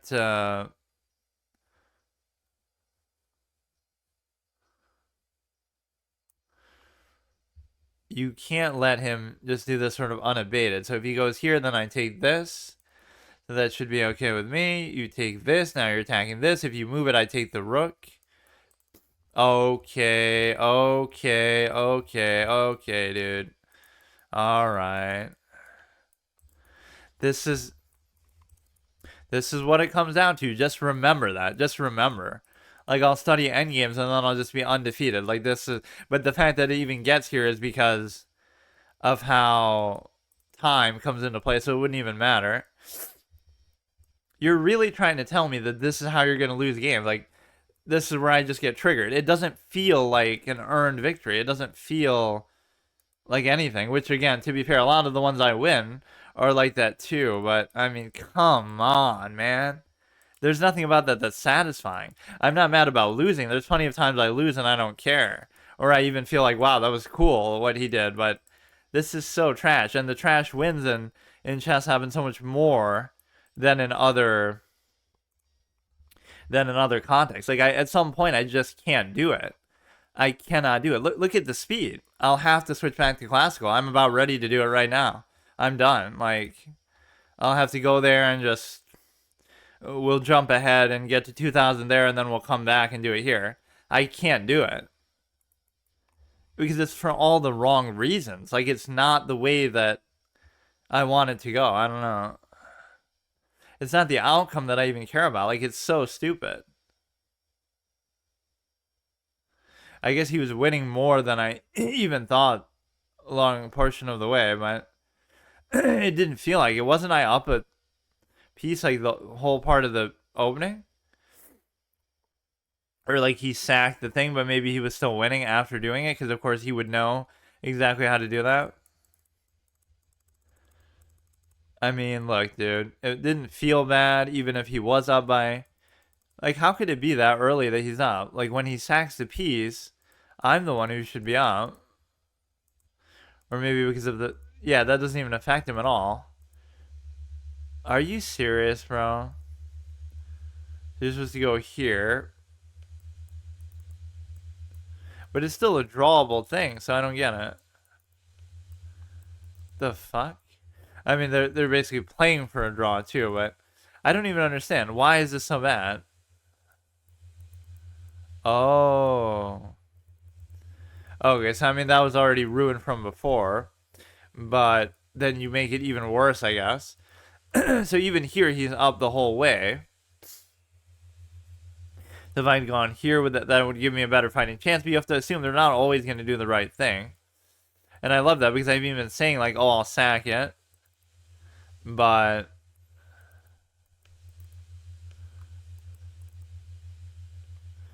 like, I don't know what that means. Like, I'm going to sack it, but it still just doesn't work. And even here, you're still losing, which seems weird. Does this really look like that bad of a spot for white? Like, why? Just because he has the one passed pawn and I'm not going to be able to do anything about it? I swear, nobody would look at that position and say, this seems like it's benefits, I guess, because of the double stacked pawns, but you have one, like, I don't know. It doesn't seem like that big of a margin, at least. You'd have to play it exactly right, which I'm sure this guy wouldn't do. Okay. Can we get one that maybe doesn't go down all the way to the end game in time pressure? But I guess that's kind of up to me because I don't know why it feels so weird, man. You could say that means that both players played well, but it's more just like both players played at an even level to the extent that maybe you would feel, yeah, scare him with our little pre-moves here. I mean, I assume you would take there, but see, I don't really want to take there. But if I let him take, I don't see what... I never see the meaning of that. If I let him take, it's not good because then I have to fuck all this stuff up. So I'm making a big mistake by not developing. I will pay the price for my lack of development. So you go here, you get a free attack on the queen. My development is... I mean, he hasn't developed either, to be fair, like at all, but... You could sit here. I could threaten it there. There's nothing crazy I can see that it's going to do. It almost seems like I'm playing the openings pretty well in some weird way. Like... relative... It's not like the reason that I'm losing at least as much anymore. But... I don't know. I don't really like this position for the bishop even, but sometimes it can't be helped. I should do that just to stop the pin, which again, it just bothers me. At some point I have to overcome that worry because so many times it's okay to play like that, but I just wouldn't feel comfortable. Again, it's one of those things like either you know it or you don't. There's no like gradation to it or anything. So you could go here, but it's not going to work. And the reason why it's not going to work is because... Or no, it actually would.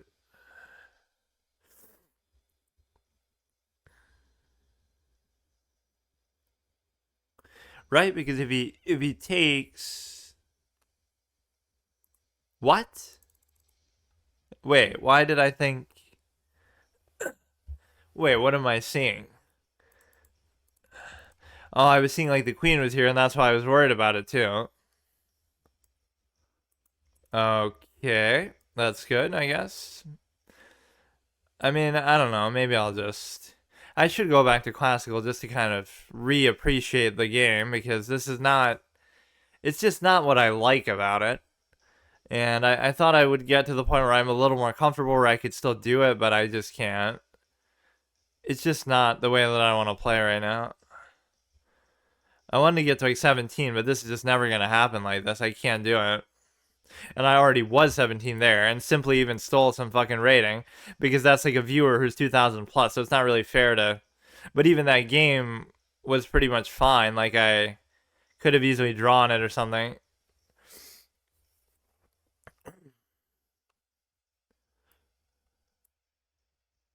So I inexplicably give up my knight. Like, I know I don't like knights, but... I mean, look, dude. I'll take it. He's worried about the appropriate threat. But I'll give you that. I will give it to you there, dude. So now, does he have some crazy thing? Probably. Let's do something totally wild. And how could it possibly backfire?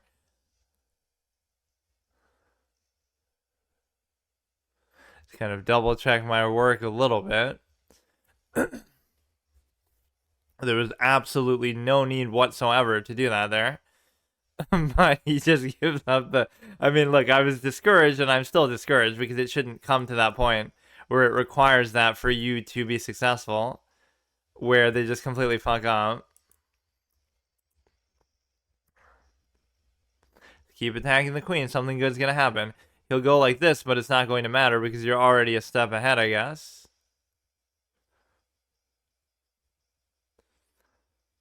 Fuck it, I'll keep doing it. He's got to address this and he's got to worry about that. So my only hope would be a trade, and it seems almost impossible for him to avoid a trade at this point, despite his best efforts to do so. Either you're going to get trapped or you're going to trade. Which I'm kind of more than happy with, unless he gets something good out of it here, which I don't think is entirely the case.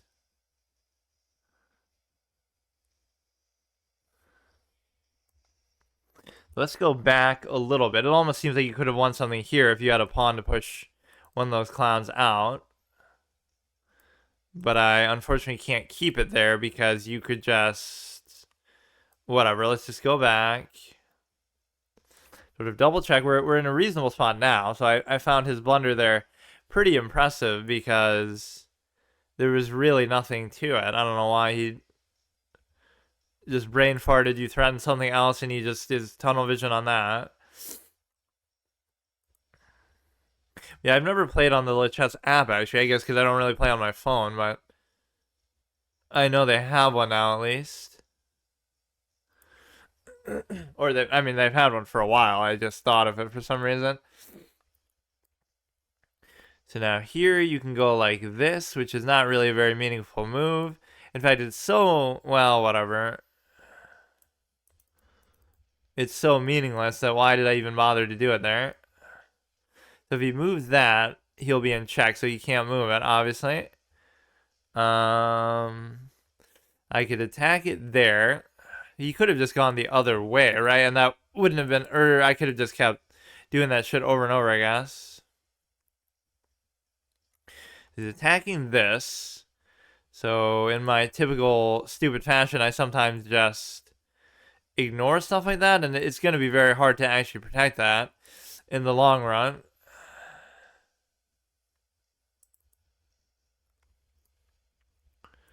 So I don't know actually what to do about it. He could easily attack it again. But yeah, you got to give them like a bait threat to worry about. So the real threat, it completely, whatever, crosses their mind. There's some philosophy like that. Like a person can only focus on 7 plus or minus 2 things at once. So if you kind of overload them with like a million different threats, they're going to miss something. Especially in these time formats, especially at this rating, I guess. That's the sad part, though. The base calculation and effort that people put in is usurped by the fact that the engine is there, and the fact that theory and, like, let's study, you don't know the basics of things, but you still want to study or you want to do other things. You could do like this, then you could do like this, then he can't do this because he's already in check from this. So there's a lot of interesting dynamics going on with this position, and his knights are kind of out of position and a little bit useless. So I'm assuming that's going to be a good move. I'm so shy by using the arrows because it does always feel kind of... You can't do that on a real board, like where you just fucking... Okay, now he could move that. And so therefore, I don't know what to do with that. But we could just trade, or he'll put the pawn. But something good might happen if that happens, I guess. Almost was thinking, like, if you take this, then he takes this, and you take this with the bishop, but he wouldn't have to necessarily do that. Let's make sure there's no crazy fork or some shit.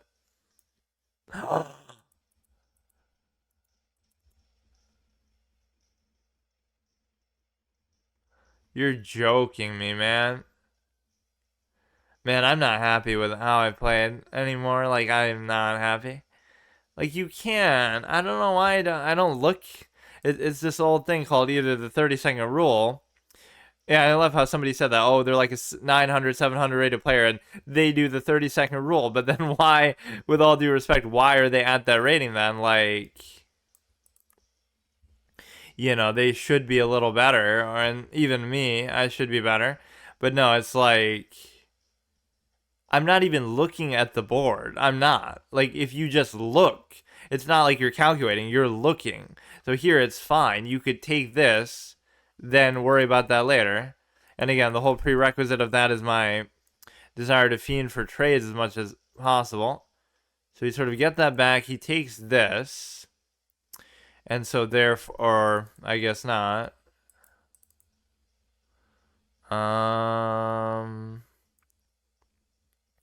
You could pin this down.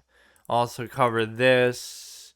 Pretty much guarantee the trade. Now we go rook versus rook action, which I'm sure he's winning substantially because that's how these positions go. Like, I don't know how that makes sense, but this one should be uncoverable, unguardable. So he takes there, which maybe wasn't the biggest priority one. He almost should have gone off to the other side here.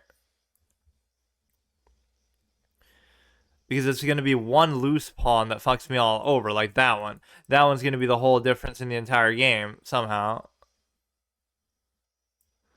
So you can also come back to here, but it's already too late, or I'll give a check or something out of it. If you can cover this one, you feel like you're in good shape, but you should let this one ride.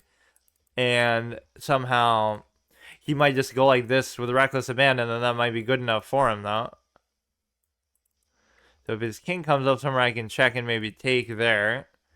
So it's going to come down to yet another endgame, but at least here it was a clown show on both sides, where I can't really even complain because it's just, it's fine. The problem with this is it's going to be almost just too slow to the extent that I don't know how it's going to work. Because the king is going to have to be there, or maybe I just leave the king, which is sometimes a bad thing. Being passive with the king in endgames was always an issue of mine, because I thought, why would I want to use the king? But it's such a valuable piece at that stage that... Now, this might not work out, but I don't know, because it's stupid. If you do that, he can take the other way, so, like, what the fuck? You're sort of in a landlocked, fucked up position, because now... I don't know, bro. Even this isn't worth it because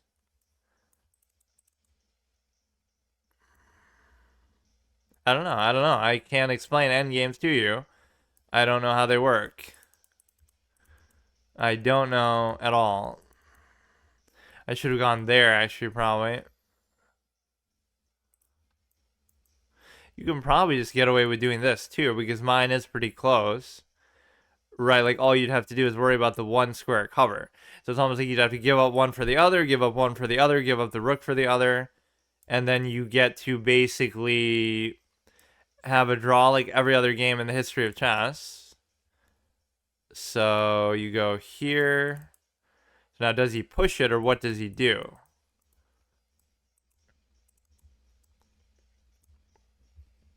It'd be interesting to consider what would happen there. And so I'm okay with it, I guess. I don't know what else to do about it. So I just have to not fuck up here. We've both shown an equal capacity for fucking up. But I could not explain to you... Like, it's so minute that you really have to appreciate how difficult it is to do anything here. Like, it's just not realistic to think about it this way. The main thing you can do is you can get, like, a check here and take the rook behind it kind of a thing. Maybe. You just have to be careful about the checks that you're going to necessarily give him. I'm not entirely sure what's going to even happen with this. He can't move the pawn, so, like, what's he doing? He could bring, like, the knight, or I mean, the knight, the king and the thing here. I don't really understand what he's doing. He's not moving the king. Okay, now at least he finally moved the king. So now he can at least move the thing. he can move the and what you got to learn in endgames is basically just how can we guarantee the draw as closely as possible, which you can't even really do for the simple fact that I don't know. No need to put it anywhere like that. So we can just leave it here, and he can't give a check, and he can't do anything really. Just don't put them in like the same row where you can get checked from one side and he can take kind of through it. X-ray vision, rook, or whatever gambit you want to call it. So here, if he goes down, take, check, can't take. But it wouldn't be hard for him to equalize that either. I don't know. Like, it's going to be a draw. It's fine that it's a draw. Every game is a draw, like I always say. But it's either you're equally good or you're equally bad. But I don't know. It just feels kind of unsatisfying a lot of the time. So I drew the one game, then I lost the one game, then I drew potentially this one. Unless I fuck it up again somehow. Look at him going into all the deep calculation, but it should be fine. Or we could flag him and it wouldn't be insufficient material because we can just kind of dance around. You don't want to give him too many checks here, but there might not be anything I can really do about it. So he'll give a check, let's say there.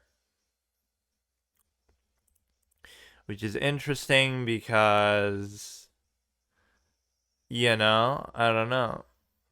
I don't like giving up the idea of the ability to cover that in case that becomes relevant, but I would happily just trade the fucking thing. Take. Like, I don't want them to be so close either here. So he can't check there either, so I have to wonder what he's doing. And I don't know what that is. He checks, but I simply take. So there is nothing there. Best case, we flag him. Worst case, we draw. There shouldn't be anything really too crazy about this. There's really not much flexibility of what he could even potentially move. Like, just stop him from giving checks is my number one priority, unless there's some way he can stop me from stopping him from giving a check, which I don't know. This is peak chess right here, and unironically. Imagine getting excited about a World Championship game, or a game whose World Championship features 12 draws, or whatever number, I don't even know that much, what number of games they play. So therefore that discredits my opinion, but like, where every game is a draw. Like, why would you want to see that game? Why is that game good? But yet people blindly romanticize and propagandize it so much. Like, that's a fair realization for why... That's a fair realization for why it was never that popular. Or what ends up happening is basically people say, like, you know, I was using that analogy before, and somebody in my chat who's a good player was arguing with me, like, you know, chess has never had the money that sports and other things have had. And then they're like, well, of course not. But, like, why of course not? That's the whole point. Like, esports can draw in crowds, or certain other things can draw in big crowds, but why can't chess? So that's part of the reason why, you know, you can say, oh, well, it's just a board game, but that's the point. Like, that's the problem with it, is that it's limited in scope. But it goes even beyond that. Even amongst a board game, the number of draws and objectively solvable kind of positions and things like that do come into play. But people always take that the wrong way, where it's like, it doesn't mean the game is bad, but it is something you're always sort of subliminally aware of. Even at this rating, it does feel like that. Not because, oh, everyone's playing so perfectly, but everyone's playing so imperfectly, I guess, or evenly, right, that it balances itself out, or to some lesser extent, it's just like you sort of see the holes in it, where the game doesn't feel like a game entirely, where it's not about winning or losing. It's like Gary Kasparov had this quote, like, oh, I hate to lose, but I love to win, or something. He's talking about that, just in chess in general, his competitiveness. But it's like, the reality is he actually hates winning and losing. And he loves drawing because, I mean, he could have just played that out to a draw. I don't understand what the big deal was. But again, we made both a lot of mistakes. That's why I never resign out either, because I'm going to commit the time. I may as well do it. But the point of that being a win is utterly shit. Like, there's no reason why that should have been a win. But I'll take it.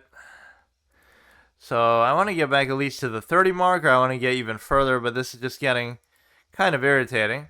So I blunder a thing there, and then he blunders it back. But I'm surprised I don't get an advantage from it. Or maybe that's what the advantage is like the rook take. So what was even my mistake? It's probably something pretty basic that I can easily see. And so therefore, some of these basic developing moves being mistakes is kind of silly.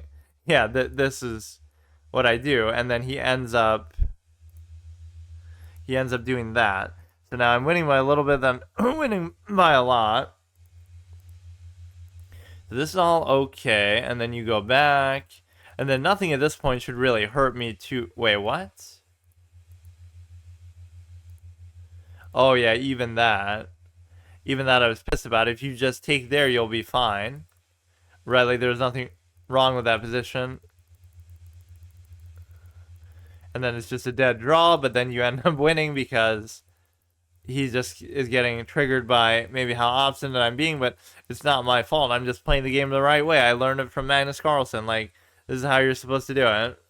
You'll really know you've made it as a game, like for chess, when you have like these debates every other day, like how they do for fucking sports, and you get so old, like LeBron or Michael Jordan or this or that, over and over and over. They keep doing it. So you'd have like Gary Kasparov versus Bobby Fischer versus Magnus. I'm like more of a peak performance guy, so if you want to apply that to chess, which maybe it doesn't apply to chess as much, but like I guess it could, to the extent that, so like I always had this measure, this sort of percentages. I would say 50% of how I judge a player is, so if I do this, he'll just go there. So I have to wonder, what is the thing that we're trying to do here? And even if, okay, he would take, I would take, he would take, he would take, I would take, he would take, I would still take. I don't like this already because it might mean he knows some opening, but no. I measure players in sports, let's say by 50%, I measure by their peak performance. How good were you at your best? Then I measure 25% longevity. How long were you good for? Things like that. Like Kareem being the all-time leading scorer, now it's LeBron, like things like that taken into consideration. It's not as important to me as how good you were at your best. And then the final thing is 25% is like accolades, awards, you know, other sort of achievements within the sport, and sort of your ability to intangibles and other, you know, just characteristics like that. Like, did you sort of push the game forward or do something, you know, above and beyond in some other way? You changed the game, you know, as Carl Anthony Towns would say, or something. Steph Curry, you know, the 3-point shot that he gets credit for, and things of that nature. And so therefore, I think here you're really not supposed to trade, even though I like the idea of potentially doing it. And so therefore, I mean, look, dude, you're being really fucking annoying in the opening, and I don't like players who do that, so fuck you. But I can't get banned either because, well, I guess in some, but I'm not using the site to do it. Even if I was streaming, I still wouldn't be, but then they put the thing on here that like shows you're streaming, and so somebody will get their feelings hurt, but technically it's my stream, so I should be able to do whatever I want. But then by that logic, they'll say, well, it's our website, so we can do whatever we want too, and blah blah blah. But the thing that ends up happening is basically the fact that, yeah, okay, so I measure players by 50%. Okay, maybe I shouldn't distract myself now. Let me just focus. I'll fucking talk about it after. But basically, you can measure it that way. So Bobby Fischer would be peak performance, especially for the time, first 2,700 ever, things like that. Gary Kasparov would be longevity because he did it for such a long period of time. And then Magnus is maybe sort of a mix of both and the accolades and things like that. So my preference would almost say Bobby Fischer, but I still can't do that because it's not like Gary at his peak wasn't great as well, right? Even for the time, 2850, very impressive.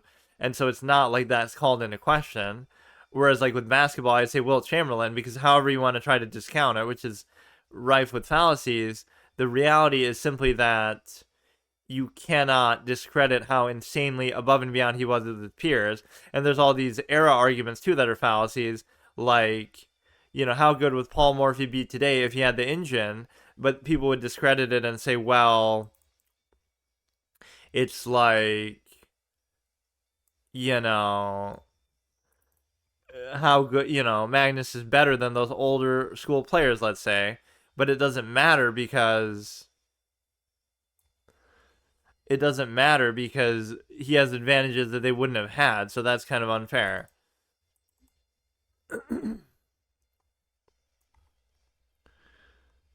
Doesn't he have to still react to this? So even if he was to take the stupid knight, I feel like this is still better. You take the knight, but I take the rook. Even if I'm not entirely sure what to make of it. Right? Like, maybe that's not even the right play to make, but what the fuck? Wait. But I'm still +1, so I don't understand really what just happened, but okay. It was like a lot of window dressing and it looked kind of cute, but it didn't do anything. Like, we're still fine. And his development is pretty bad, but I'm not the type to really take advantage of that, I suppose. So what if I do this and then I sort of slip under to the extent of, like, we use this to open the rooks, because it's the only open file that we're going to actually have. And he doesn't really have a choice but to do it either. So he's going to take here. He's going to check here, which the check doesn't actually do anything, really. I don't mind doing this, and I don't mind doing this. The problem is I don't know what to do with the bishop to the extent that we would be able to put it away. So now, what does it do? And I don't see anything that it does. You attack this, doesn't really matter. I want to just clear out so that the thing can get through, but I'm not really having much success with doing that. He's attacking the same stupid square of the thing, which means I won't even be able to double stack necessarily. So now I go down, then he could check again or do something stupid. I don't fucking know. This is kind of annoying. Like, I like the idea in theory, but it doesn't actually work. Like, this at least prevents him from giving the stupid check altogether, and then we can move the bishop finally, and then because the development is so bad, I can get away with this. Otherwise, it might not be so effective. And if I trade one rook off, then I feel much more confident. This is at least a very unique combination of pieces. 2 knights and a bishop and a rook versus 2 rooks and a bishop, which I arguably don't mind because the knights are just kind of a nuisance, but at some point I do like... I mean, you really think these knights are going to outplay me for shit, dude? So now can I double stack? I guess I still can because this one's going to always be there. You can see how hungry for trades I really am. But maybe, I don't know. I mean, if you outplay a rook with a knight or with 2 knights, then you kind of deserve it. But I can't afford to fuck up any pawns, at least. So at least we have the theoretical possibility of a double stack, but I can't seem to get in there. Or I'd want to go like here, and then I could do it. But that's a lot of movement, and then that could lead to some negative consequence for the thing as well.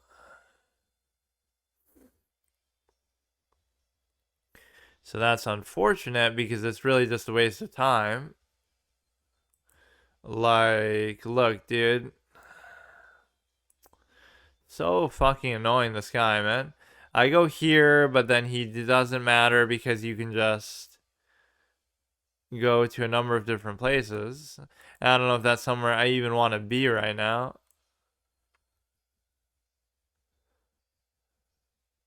He gives a check here. It doesn't actually do anything. Right, so it's okay, bro. I'm going to keep pursuing the knight, I guess.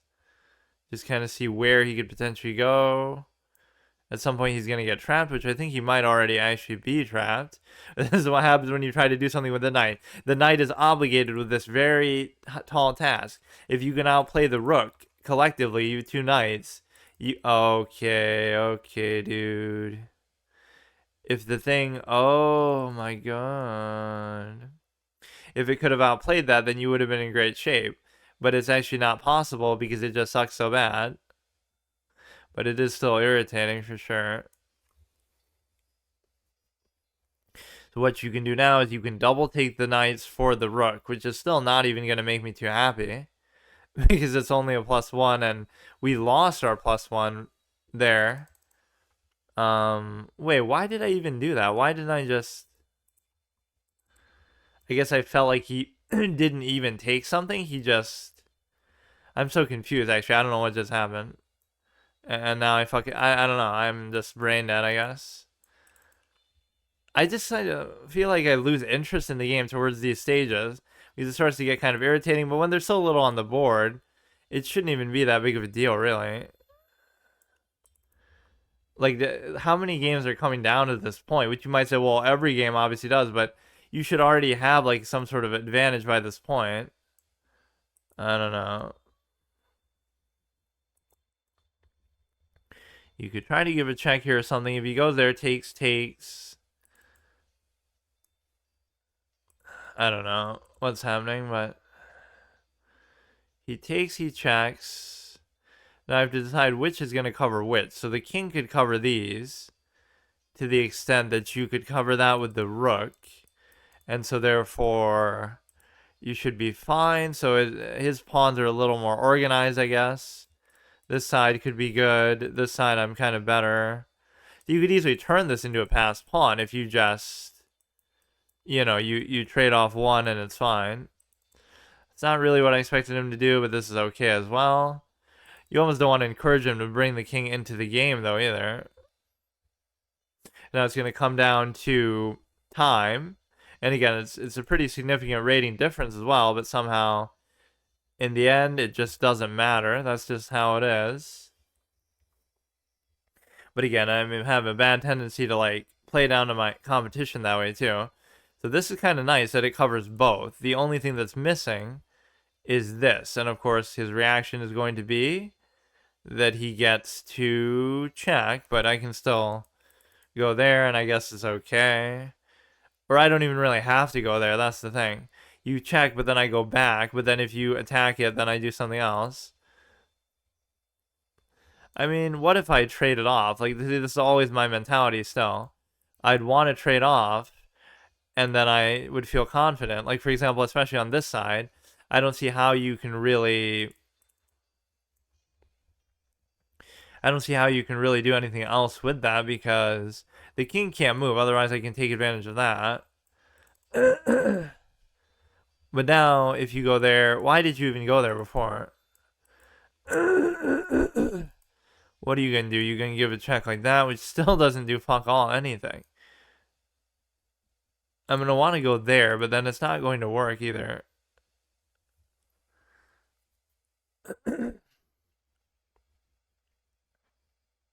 I'm going to try to get too overly ambitious here and fuck up. But he gave up the attack on there. So he goes under, I cover. If he goes checks, I go like this. This is mainly the ones that you want to cover with the king. So the only other thing now you can still do is the same thing. That you would want to cover this. If you check, it's fine too. If you go here, now you have to cover that, which you can easily do a number of ways. Bring the rook back, bring the thing back, bring the thing forward. Like, it's very monotonous. So now you can't give another check. I'm attacking that. You have to address it. We give a check here. Is it going to be that it actually comes down to time where I lose now? Because... And I don't have the willingness to, like, do this where I push stuff either. Right, I just don't like to do it. But at some point I should probably try, but he can easily deal with it because his king is right there too. So I don't understand what I'm really expected to do with this either. If he... I don't know. He'll attack there. I can still cover. I don't really like this position for it. It's good at least that you can cover both of these together. But then there's still an odd one out. So if he comes there, I still cover. Then if he checks, it's fine too. I'm trying to do maybe a little bit too much here, but...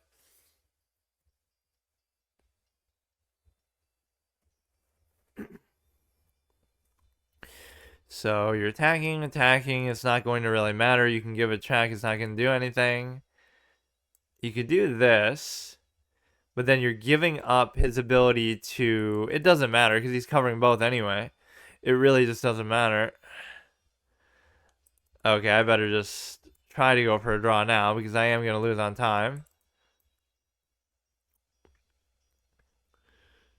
Which is utterly stupid, but this is how the game of chess works, I guess, man. It's just the fact that this is happening so frequently. It's not like I'm trying to do this, right? Where I just get to, I don't know, these kind of same situations every time. Like, it's okay, but actually it's not okay because I'll still lose rating even if it is a draw, so I don't know what to tell you.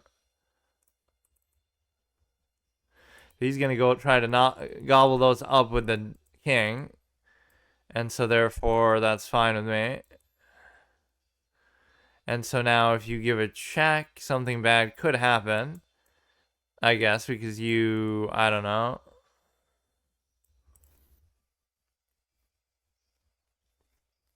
He'd have to give a check on the back rank and its mate, so he's going to go there. Or he's going to take this, which I can't cover now. And so therefore, I guess I have to accept it.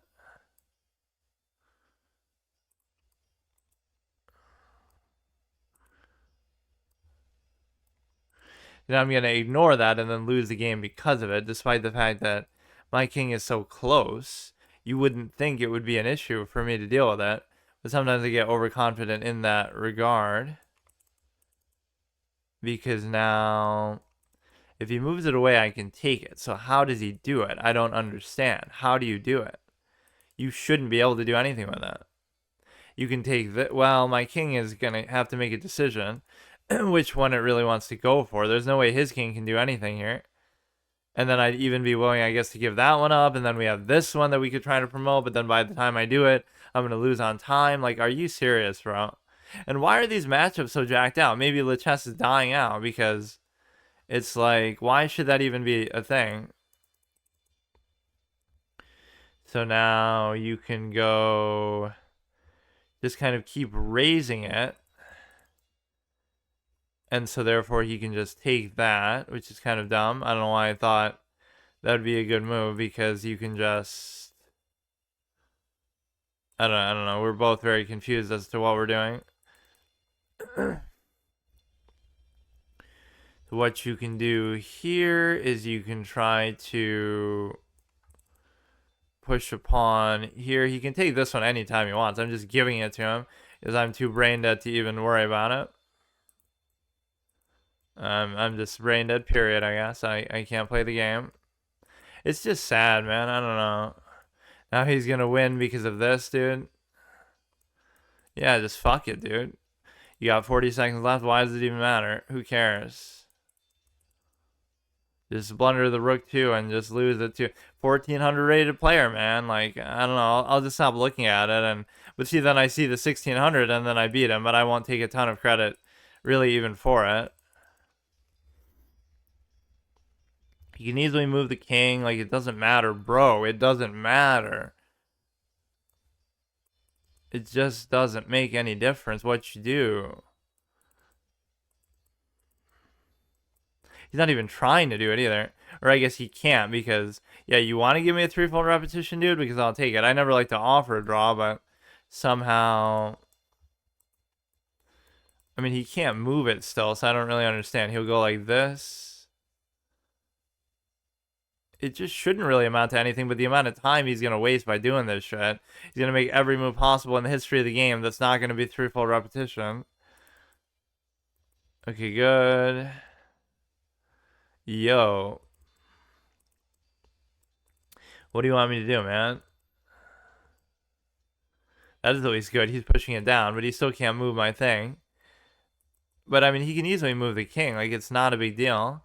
I'll just keep spam checking as well, though, if he does that. And I guess I theoretically could still win this, as weird as it seems, for the simple fact that you're able to basically mate with the rook, which I haven't done in a long time. Even if it came down to that, I wouldn't be very confident in my ability, I guess, to do that. Just, you know, rook and a king kind of a scenario. Holy shit, bro. Now you can keep pushing the thing.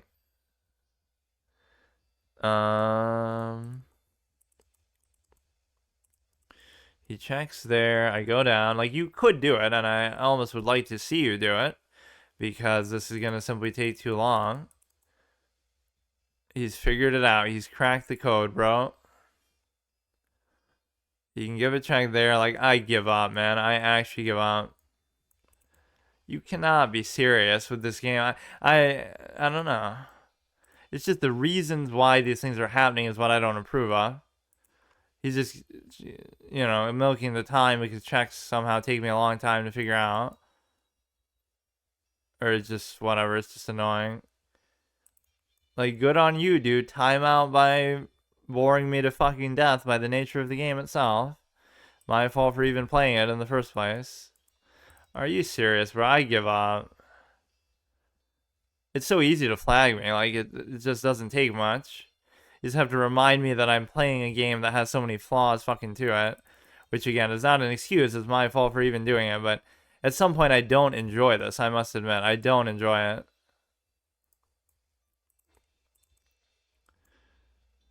Go ahead and do it, man. I'd rather see a proper outcome. I'd rather see a proper outcome, but I'm playing the wrong fucking game for that. So either timeout or draw. Those are the two options in chess. And if you remove the time parameter, then you get a draw 100% of the time, because if you actually just use your brain, you can see what you need to see. And again, you can use outlier extreme examples, but even then, like, okay, let me play a correspondence game where I actually take my time all day, every day, and just fucking go through every tree of ideas. The hard part, I guess, is doing it in your head. If I could use like a piece of paper or some hypothetical thing, but even then, you're theoretically allowed to do that at times, because I don't know. I'm not too happy with the way that this has been going, though. It has nothing to do with being 15. I guess it does psychologically, though. I always have that happen. So it's a tendency I can't seem to counteract. Like, when I hit sort of a milestone, not that it's much of a milestone, I do tend to play worse. Like, you could say, oh, it's different because you're playing 15s now, but these are the same people I would have played to get to 15, so it's just going to be a very long, drawn-out, boring experience, but I have to accept that.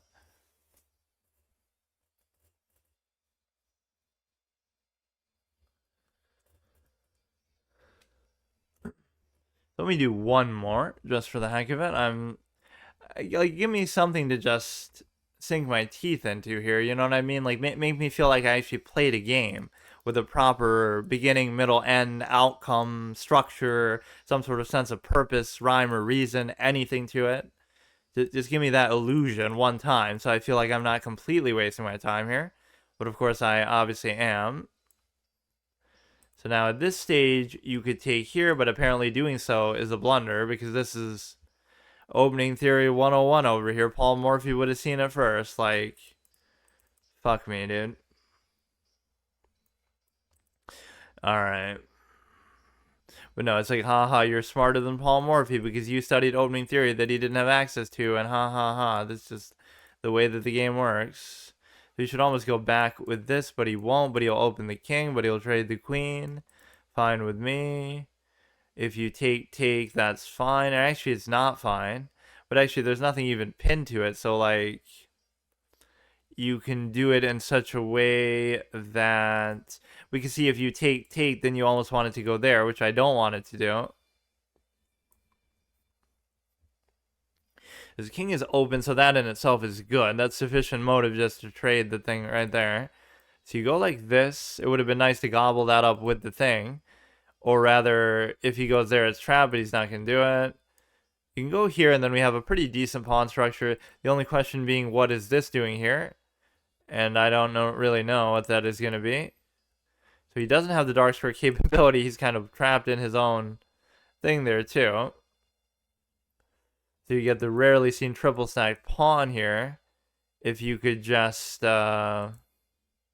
See, sometimes you are supposed to take that, but I don't understand it. Isn't this good? Or I guess it's not, because, like, what does it really do? I think generally I'm always proven wrong that, like, I was supposed to take and I didn't, and so it's stupid. Because this gives you an octopus knight right in the king's territory, or at least a guaranteed trade with the bishop, which itself is good. So it gives me kind of a good justification to do it, at least. Like, that's fine. He's doing these things as if he's pinning them, but he's not pinning them. You got a dynamic, multi-layered, multifaceted, epic kind of move here, which at least should guarantee the trade with something, or maybe it doesn't. But this actually kind of does, because now you have to address that, also covered by the knight. They're kind of bitching this bishop a little bit. Oh, look at him, dude. Look at him. Look at the fucking nightmare purgatory that you found yourself in. This is like me playing chess, like trying to search desperately for something that's just not there. So now you're pretty much trapped for a trade, but you're still not. But you kind of might be. You go like this, but then, I don't know. Like, it's just kind of annoying what he's doing, but at least I can do this, and then I can turn that into... Wait, what the fuck? He can still do something with that. This you don't want to do necessarily, but... He's avoiding the trade like the plague at this point, just trying to sidestep the knight here a little bit. Like, at least this matchup isn't too far off, but some of these have been kind of wild. Even playing that 1600 that I technically was beating and I should have beaten, and I think really at the beginning stage of chess you should never worry about time, but I guess I've already done that where I did play classical a lot, so now I'm trying to kind of balance it out, or I'm kind of also trying to do it in such a way that you're able to basically whatever, I don't even know what I'm saying. So you want to go like this, you take, or you could just take this, I guess, period. You don't even have to worry about anything. Because you're more than adequately covered. Then you can come back and try to take something as well. You're not really going to win anything for doing it unless he goes behind there or something. You check here. He can go to the dark square. You can basically go here. He's not going to give me a chance for a trade. Wait, what? But I could have just took it anyway. I guess it's fine. I didn't want to give up the bishop, I guess. Fuck. There was nothing wrong with it before, so do it again. Chess 101. Nobody could ever miss anything like that.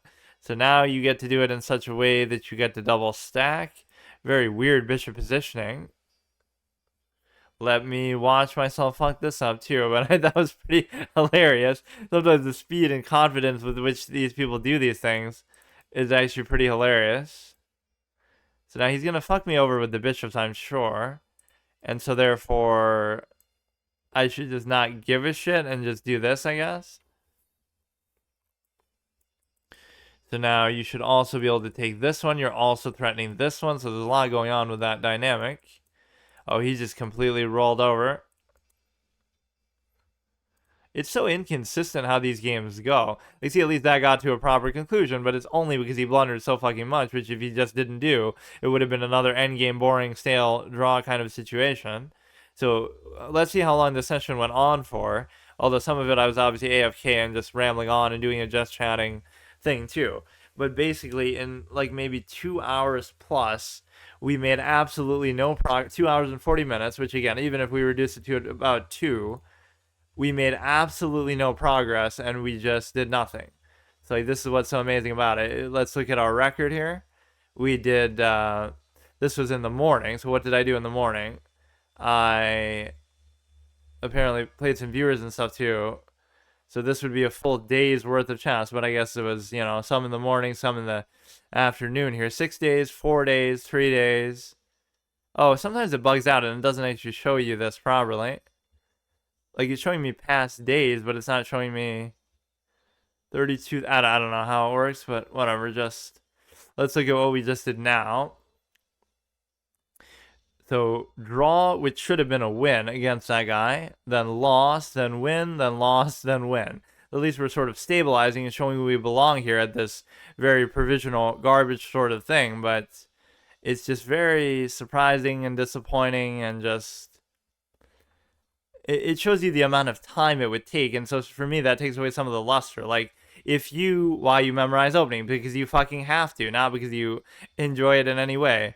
But no, it's like, you would have to do it because, for such long periods of time, so that kind of undercuts the joy from it, because it's like, it's not satisfying, because you know the only reason why you're in the position you're in is because you put in that much time. So that explains it. Instead of feeling like there's something more to it, and there kind of is at times, but or it's more like how well you use your time, both in the course of the individual games, but also in the course of the actual like active studying. Like how much do you improve and at what rate do you improve and stuff. Okay, the last couple games I've been getting a little bit triggered here. Maybe it's because I'm expecting it to be too easy or something. But when I first got to 15, not too long ago, obviously, but like not even first, but when I first got back to 15 here, I was actually super immersed. Like, oh, now we're finally here. Now we're gonna break new ground. And not that I haven't been this far, but technically, we're pretty close, right? 1559. So I'm not gonna use that as an excuse. Like once I get to 1559, then I'll start taking it seriously. But there has to be some psychological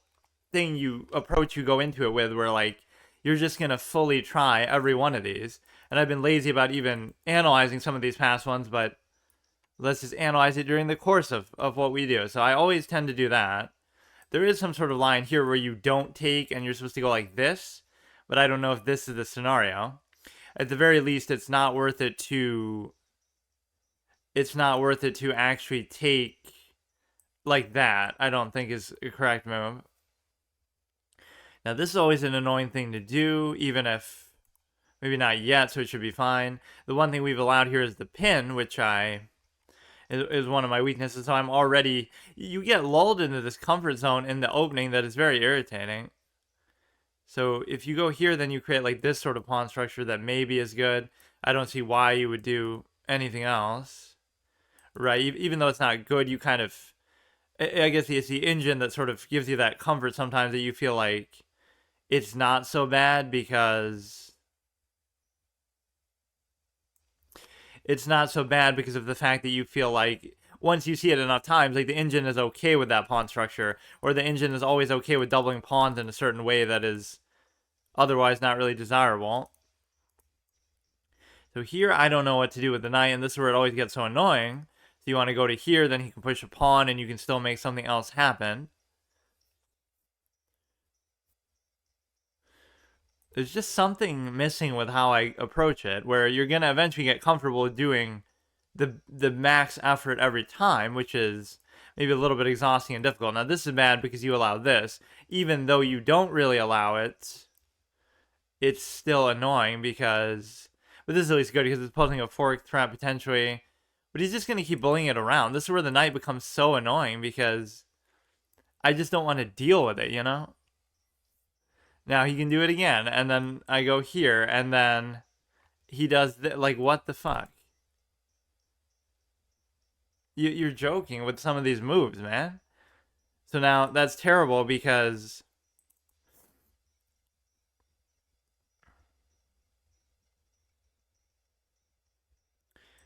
you're gonna get forked.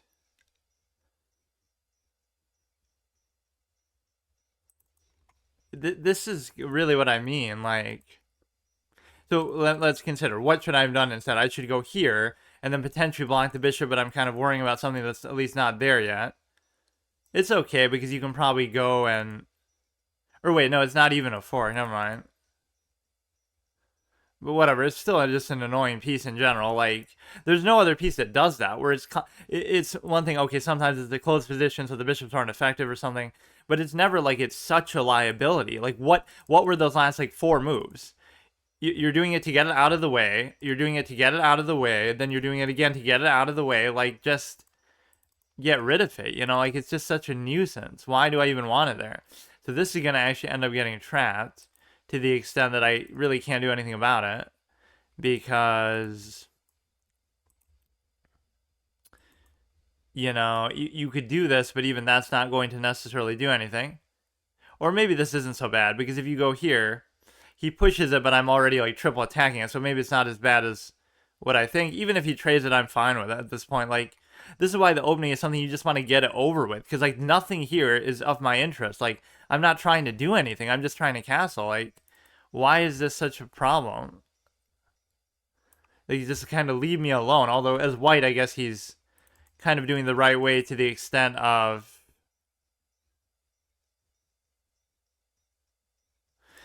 like, you should be a little aggressive in the opening as white, I guess, but you could do this, and then it opens up maybe this take. This just kind of makes me uncomfortable, so I kind of want to go here. even if that also makes the Dark Square Bishop kind of useless. So there should have been some trade angle that I went for earlier. See, I'll check only the moves that I want to check, or the pieces that I want to check, but I won't look at everything. That's what you have to get used to doing.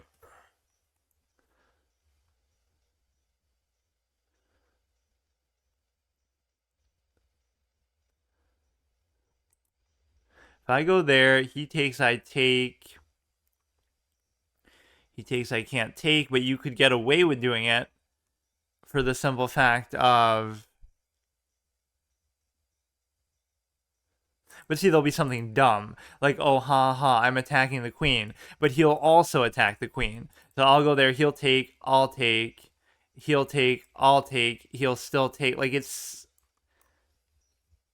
You think it's something simple, like, oh, look at me doing this cute thing, so if he goes there, then I take the queen. But it's never that simple. So you'll take, then I'll... Okay, fine, he doesn't even do it. But now I still can't even really do anything about it because you have to go here.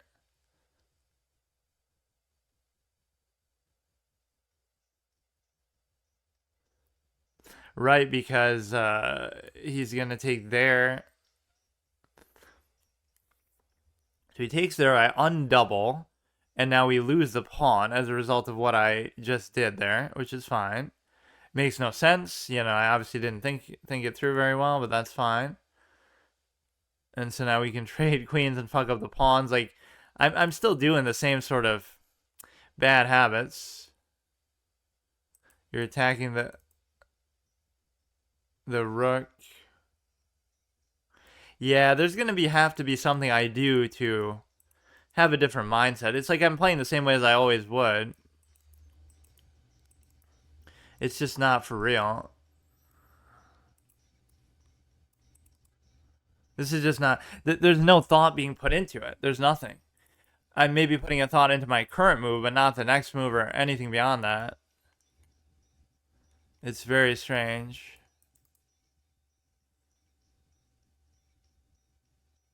Now, there could be something interesting here because he has to move to a light square, so therefore I check. And therefore I take the rook. But it's still not that good because he'll probably be able to take it with the knight or something stupid. And so... I'll be giving up my bishop for the rook. It won't be entirely worth it. But see, then when you get bailed out by mistakes of theirs, assuming this even works out, then you're in a situation where, you know, it teaches you the wrong tendency. Like, this was a terrible game. This was horrible. So I should just study the opening and see exactly how to do it. But I can't even blame the opening there because even after it, I'm doing stuff that I'm questioning. Right? I do stuff just to kind of move things along, not because I really feel too strongly about it. So you can't block this, or you could block it with the rook, but that would be stupid too. But what you'll do is you'll go to a light square, and then I'll check it, and then you'll, you know, whatever you do, I can take the rook, so that should be fine. Or I don't know. See, I have some weird perception. Maybe this is the problem with the online thing. Like, I may use every excuse possible. It's because I'm listening to music. It's because I'm using a custom piece set. It's because I'm doing it online instead of over the board. It's because I'm, whatever, don't have time. Like, so this is fine. It's just, so what you could do is you could, or actually, I'm not even sure because you could block with one thing or the other. If he blocks with the bishop, then I feel like I have to still take it, but then I can check, or I can take it and check. The problem with that is he would just see, I'm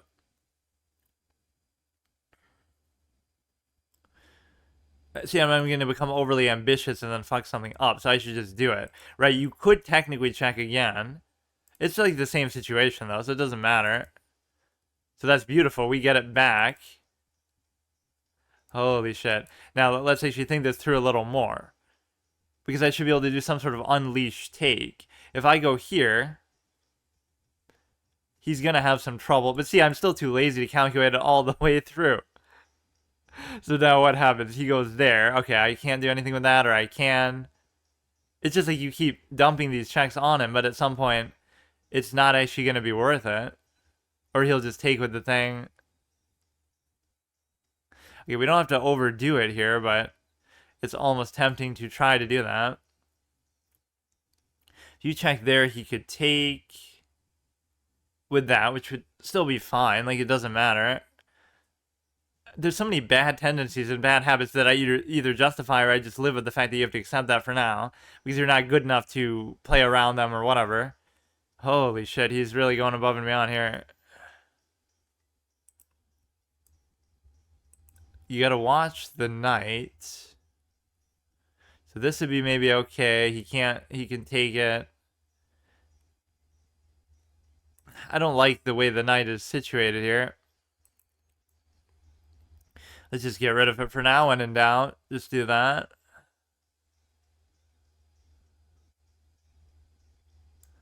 Yeah, but like my calculation is incomplete always. Like I do some of it, but not enough of it. And you can't say, oh, I'm getting bailed out entirely, because what ends up happening is you basically are in a position where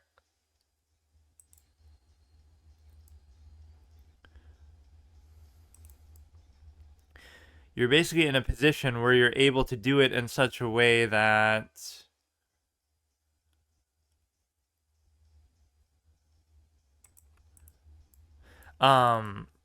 you expect them to make mistakes too. It's not like they're incapable of making mistakes and only I make mistakes, but at some point there's such banal basic ones that it starts to become a little bit irritating. So this he would have no choice but to take, thereby allowing me to take the rook, I believe. Maybe there was even a better way of doing it. You could have... I don't know. That should be fine. But either way, now we get to theoretically double take, or we don't, because I'm stupid, but that's fine. Or whatever, it's still fine. Like, I often miss opportunities that way because I kind of just... Okay, whatever. It's still a fine position, but he blows his lead, then I blow maybe a potential lead, or maybe there wasn't one, and you're just kind of wishful thinking to try to say that you... So, I don't know whether I'd have an advantage in this endgame or not. I can't really figure it out. But that's what probably so many low-rated bad players do, is they don't have the effort to calculate because they think, oh, I'm just not good enough.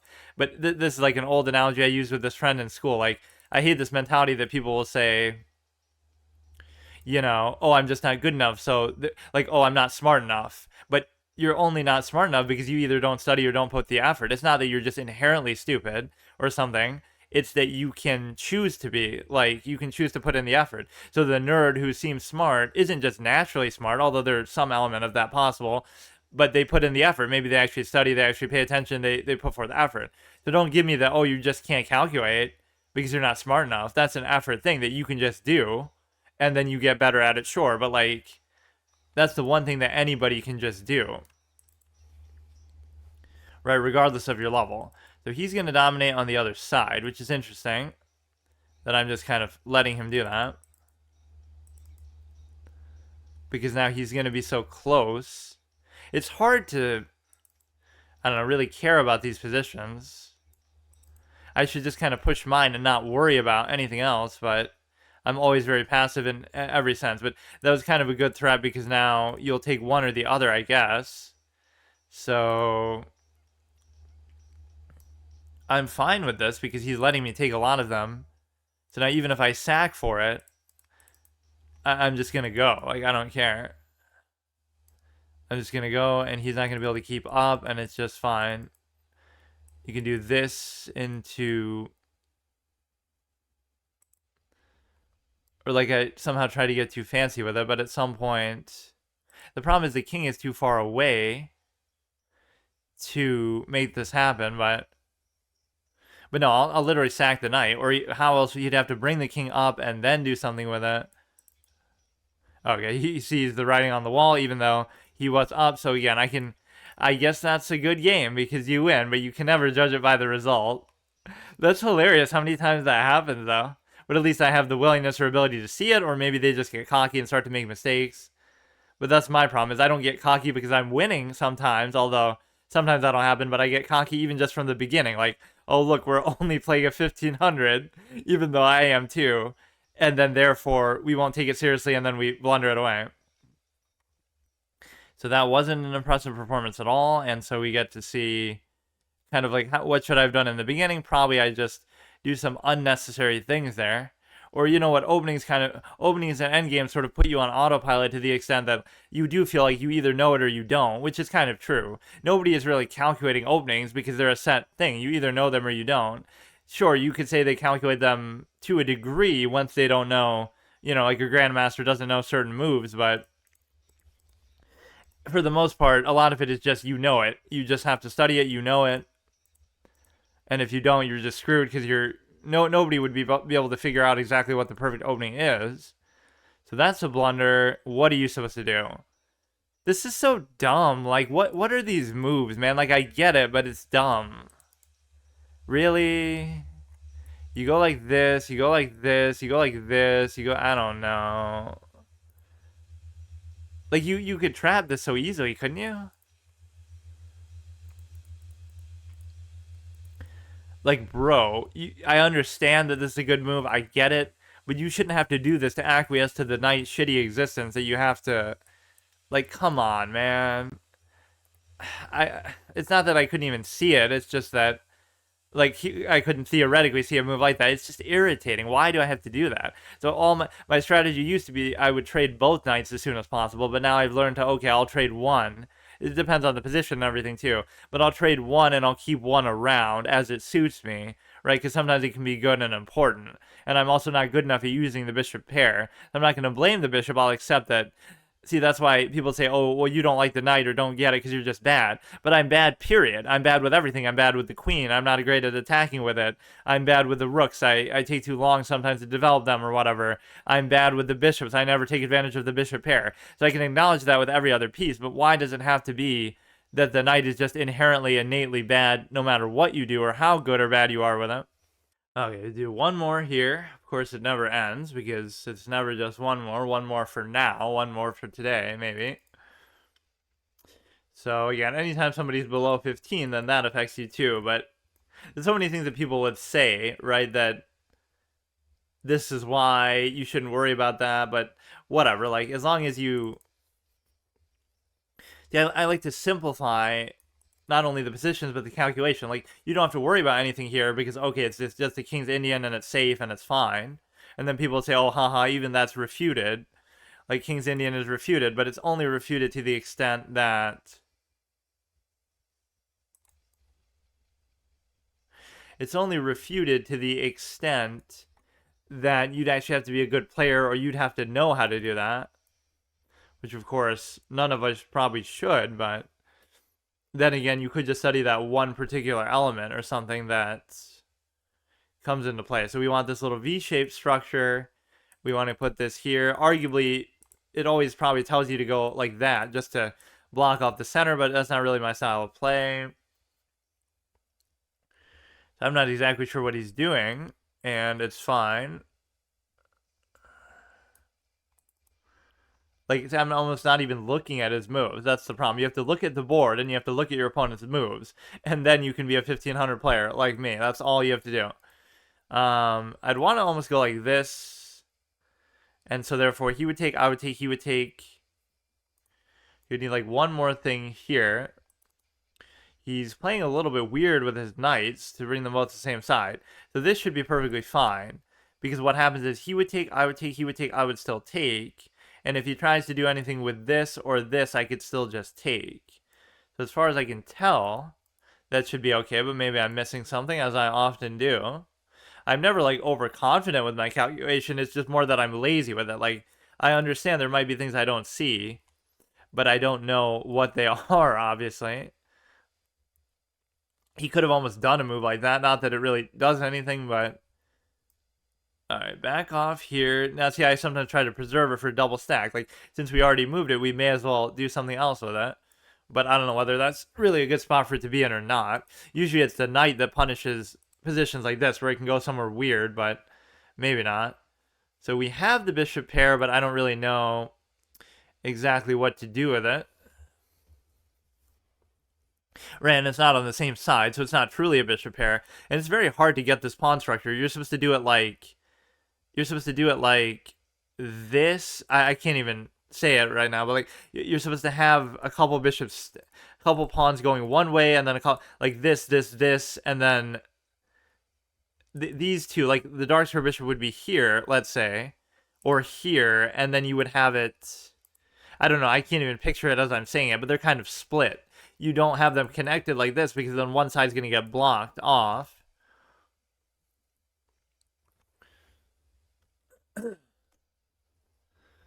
We should get to 1600 by game 1000, which actually should be very doable. Not that it really matters, but I even went so far as to say before, oh, I should get at least 100 rating per 1,000 games, but that seems insanely generous. But later on, that'll be actually maybe difficult or realistic because you do it in such a way that it's like very, I don't know, like getting from 21 to 22. That really could take like 1,000 games or something. It still shouldn't, but you can create a double stack and then you want to open up maybe this file, but I don't know exactly how to do it. There's too many things sort of in the way of the queen all the time. That's the position I often find myself in, where I just sort of ignore that offensive potential that it has. Now, this doesn't seem like a good move at all. There's so many problems with it, even though you could still take that with the thing. He could go there even with the queen, and so therefore if I took, he could still take. But then, see, like, this is one of those moves that I have my doubts about, but I'll still do it. Normally this would be fine, because if it wasn't for well, I mean, it's because of the rook that you can do it. If he goes there, I can just take it. If he goes there even with the queen, I could still take it, and then he could either take it or... Now that one I don't really understand. He would rather destroy his own beloved horse than let me take it. He'll take it with the queen, and then there's arguably nothing I can do, but I'm not afraid of him. You really think you can do this? You watched the Levy video and you think you're something now? Like, what the fuck? You still can't do this particular move. You could do this move, but you can't. Or you did that arguably at the wrong time, I feel like. Because now... Or that's often my escape of having to think too hard either. Is just like, oh, haha, we're going to just like... He would take, I would take, he would take, I would still take. We're just going to do it in such a way that we get to either trade so we don't have to think about it, or we attack the queen and do a cheeky threat so we also don't have to think about it. So now we're pinning to the queen in such a way that might not... Or no, this is actually good too. Now you attack the pawn. We're being very aggressive this game, kind of, but it's still sort of reactive. He's the one who took the initiative to do that, but then... Man, this guy just won't let it be, huh? Well, you can take a pawn. See, sometimes you're satisfied with that, but there could be something better. Maybe I can trap the queen if I do something, but I don't think so. Or maybe there's something worse that I'm also not looking for, just because, you know, I'm kind of putting the thing out in no man's land a little bit. But you can't really bring it to an open file comfortably, because then you'll get somehow trapped in the pawns. If you do this, what... I don't know if it's good or not. Okay, so now this, he's starting to choke a little bit, because that must be a clear mistake. He's just having trouble here, which is fine. So we create a triple stack, but we can't get too overconfident either. You could do a move like you just go overly ambitious, and that's how I used to play, actually. To whatever extent I did play when I was younger, because you could get away with it, I guess, because nobody really knew what they were doing. Whereas now, apparently, people do, in some weird way, that just... So his bishop's not very active, his rooks are not too big of a threat. I can create, like, the rarely seen triple stack here to try to... I don't know, just do something. We don't need to be overly ambitious now, maybe the way that I've been being, but that's my one weakness too, which I feel like sometimes serves me pretty well. It's just...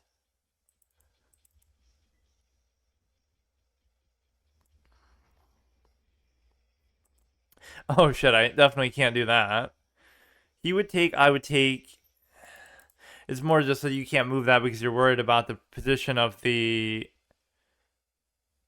You're worried about the position of the Darkstar Bishop. Now I'll fuck up my whole pawn structure just to try to force the movement of this. And the reason why is because if he takes, it's fine. But if he doesn't take. Man, he's very weird with some of these moves. Like, you just have to. I'll just do this, then we'll be absolutely safe. We can move the knight and try to trade. It's not a big deal. So now he has no choice but to allow something to happen. Or no, he could just take, because then I simply can't take back either. So he could give like a light square check there. That is actually a little interesting because I don't know exactly what to do about it. Like, he'll give a light square check, but what does the light square check really do? He doesn't do it.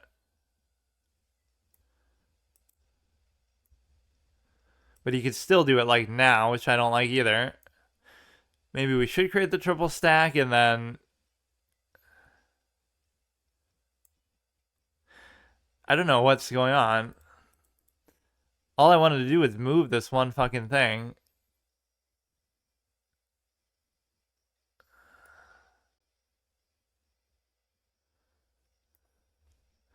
He has no other threatening pieces. You have nothing to threaten me with, nothing to do with all your pieces. You just go here and then... What is he going to do? He gives a check from a light square, which I can't really stop. I don't know what he's doing. Like, I'm so confused. Okay, you can't block that, but you can just move. And then I control the Darkstar diagonal, so that should be fine too. I can bring this guy back even. And at that point, I could just... But I'm going to just keep trying to bully this around, I guess.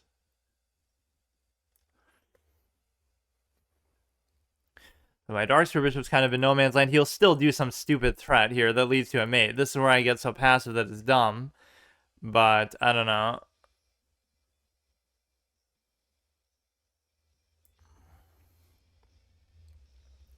This is even covered so he can't even bring his rooks into here.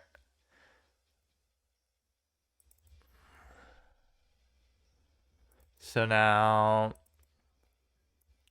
I don't know entirely what I'm doing with this, but...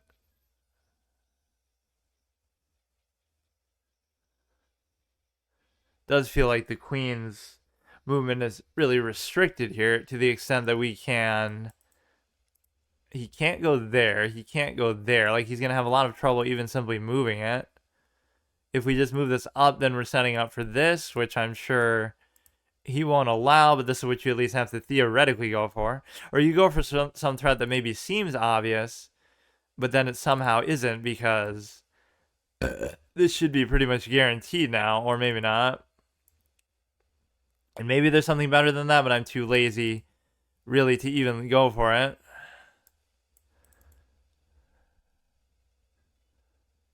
You can go back to the back rank, which is probably better, because if he goes somewhere else, then I can at least do this. So yeah, I mean, trading served me pretty well there, but he played pretty badly. I can't really pretend like he didn't. And again, even there, my time is a little bit struggling to make it feel like it's not really as convincing as I thought. Or I could have done probably better there then.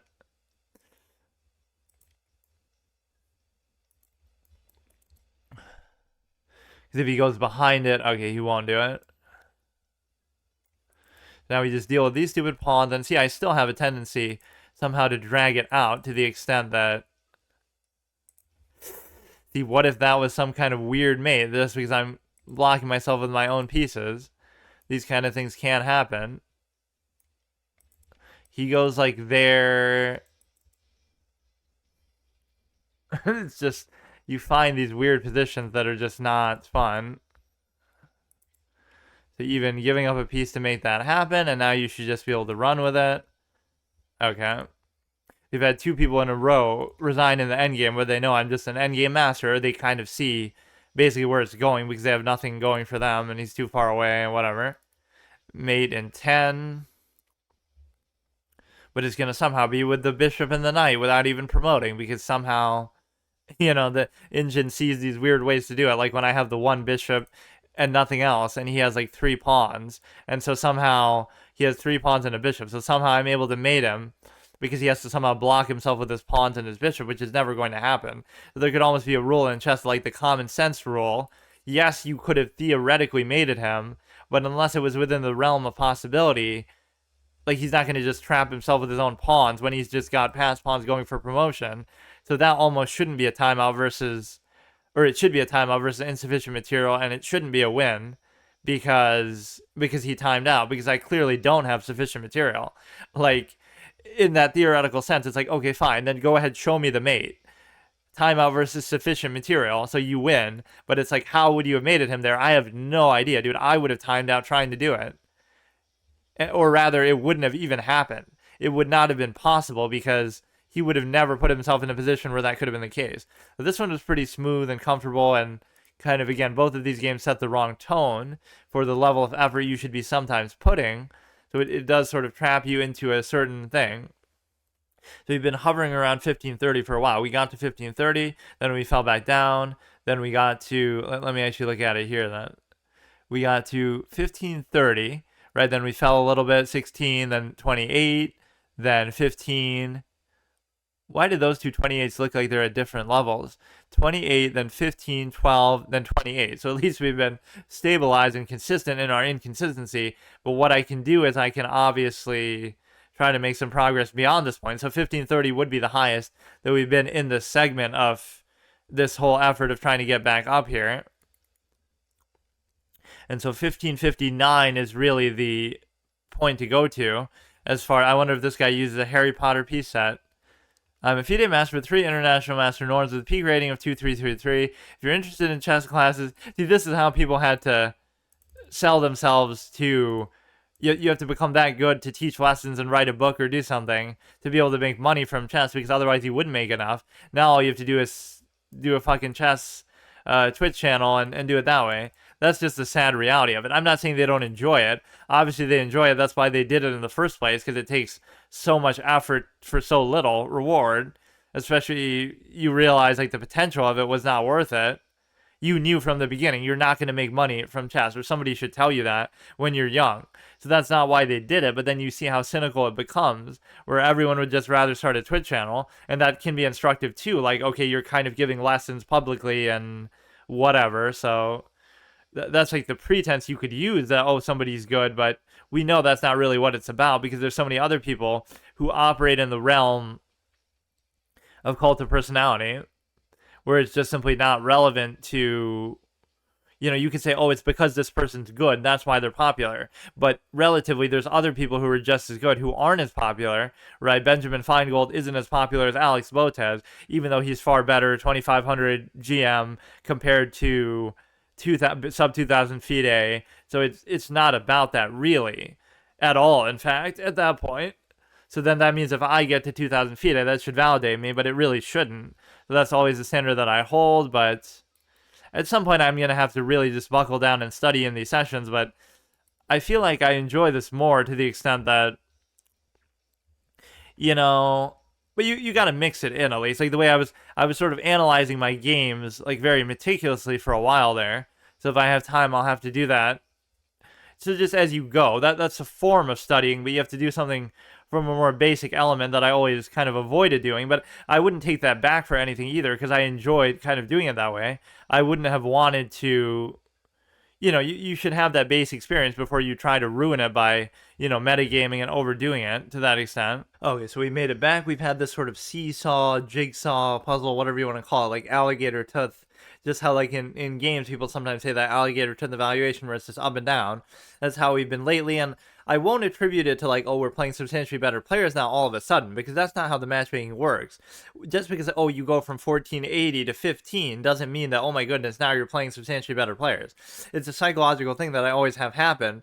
It's almost like winner's burnout or something, where again, it's not like it was that big of an accomplishment, but whatever. It's like as soon as we got to 15, or even like we got to 1530, now we've been sort of up and down because I'm either getting overconfident or not taking it seriously or whatever. So we're on a 3-game win streak. The one thing I haven't been as good about lately, because as much as I say like, oh, I never like to study and stuff, at least the one way that I typically do is I look at my games and analyze them, and I haven't been doing that. Like, I've just been so focused on just playing, which is maybe part of the problem. But some of this stuff, it doesn't feel like you commit to memory especially well. And he just doesn't give a shit even about what I did there.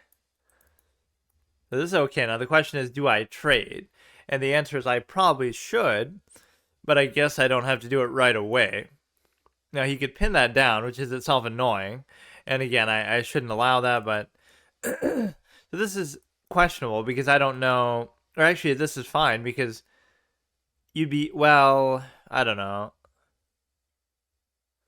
It's like you'd be guaranteeing the double take, but it wouldn't be...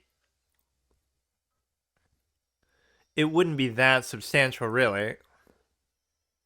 Or now you aren't. I don't know what happened there. Yeah, I don't normally like to keep this around though. Like it doesn't. I don't end up putting it to very good use, so I can accept that. Although it could kind of stay there and actually be fine. Like you could do a weird move like this that you normally would never do, because otherwise it could get trapped. But here that's not really an issue. He's playing with the pawns a lot. This is like that one classic game where there's a few of these games that I reference, like, oh, where the first 17 moves were only pawn moves or something stupid like that. But in the context of this, the engine always tells you like it wants you to make a move like this, like a double pawn push. The reason why I don't agree with that is because I like to put this here. So I'm not entirely sure. And my level of development is pretty bad because even though I'm making fun of him for like only making pawn moves in the early game, it's a case where you can't really do it because or like I'm still behind him even despite that. I'm very confused about the position of the... See, the one thing you got to do with calculation isn't just trying to calculate your own moves, although I guess if you're good enough, you could maybe get away with that. What you have to do is you have to guess, like, what do you think they're trying to do? Like, that one's not very hard to figure out. What he'll do is he'll pin it down, though, I guess, too. So you might be better off doing this for now. Although I do sometimes question this pawn structure. Right, you have to kind of understand the logic of their move. Even that's often what I'm sometimes better at. I'm better at reactively figuring out what they're trying to do, which is why I sometimes turn into a defensive style player than I am at actually figuring out for myself what I'm trying to do. I struggle with that a lot, or I get frustrated with with the lack of payoff. Like you think you're doing something, but you're really not. I don't like this development at all, and as usual, the knight gets in the way. See, I don't know how to use the light square bishop. I have no idea how to use it. Like, I'll leave it there and I'll accept the fact that it should be safe. You can't do anything with the pawn that would ever affect it, right? So, oh my god, this guy's doing a little bit too much.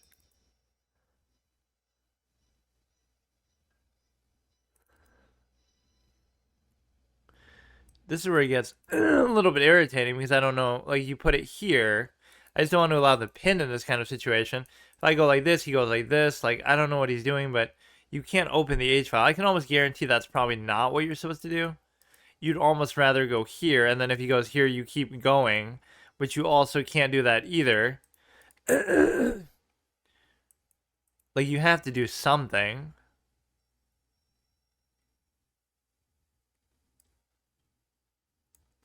I'll do it, and I think what it results in is he pins it down, but I can cover it, and then he'll still go here. So,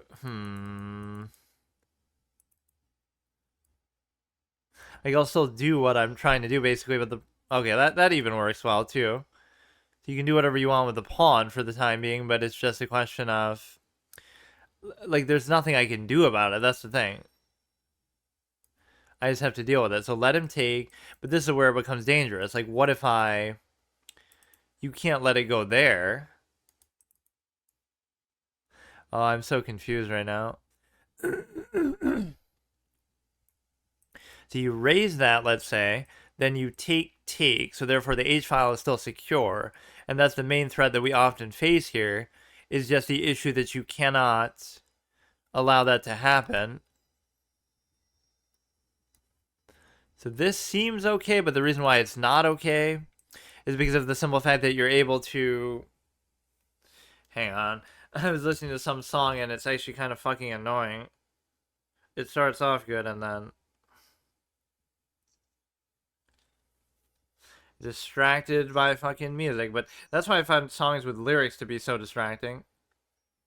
Right, like, there's like 3 levels to it. Instrumental is the least distracting. Songs with lyrics are the most distracting that you can understand. And then the middle ground is songs that have lyrics but that aren't. They're like in a different language or something, so then you don't care as much. He would take. I would take. He would take. I would take. He would take. I would still take. I'll do it because I can't think about this too properly, but I don't like allowing it to be taken for the night. I'd be fine with this too. Like, I don't even care if he doesn't. I don't care if he does the queen trade here. He would take. I could take with the pawn still. You might think I should have taken with that first, but now it'll fuck up my pawn structure if he decides to do something else. See, he would either have to do it or he would have to recommit to something else. Now, this is not mate, unfortunately. But I mean, it'd still be stupid not to do it. So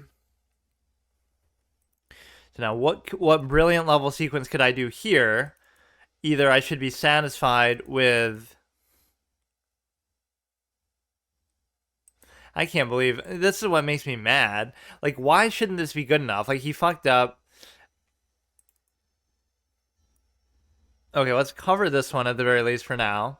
I don't see any other threat that he's really posing for the time being. So we'll leave it there for now. We'll create maybe the triple stack. He could just go here, though, is the problem. But then I could still take. So his position is not very good, but these are the moments that piss me off more than anything in chess, and it's kind of part of the fun of it, I guess. You have to make... Fuck you, dude.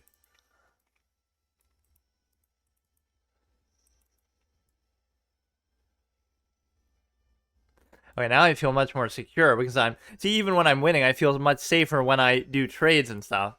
That was reasonably efficient, but again, the guy's moving too fucking fast for his own good. I guess this lets me listen to stuff that even I'd be a little apprehensive to listen to sometimes on stream, though, like, because I always play it. So, you know, and you get some kind of copyright little things here and there, but it's not like a big deal. Because what do I really do with it? It's not like I'm... Even if I upload the videos, like, I'm not going to monetize it or anything yet. My channel is not even monetized, so I don't really care about stuff like that.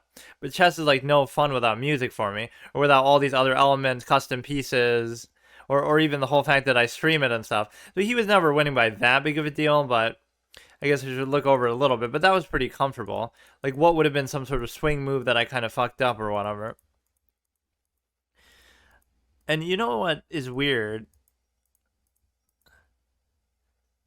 Okay, why is that a blunder, though? I mean, obviously, trading down a bishop for a knight should be a blunder, but...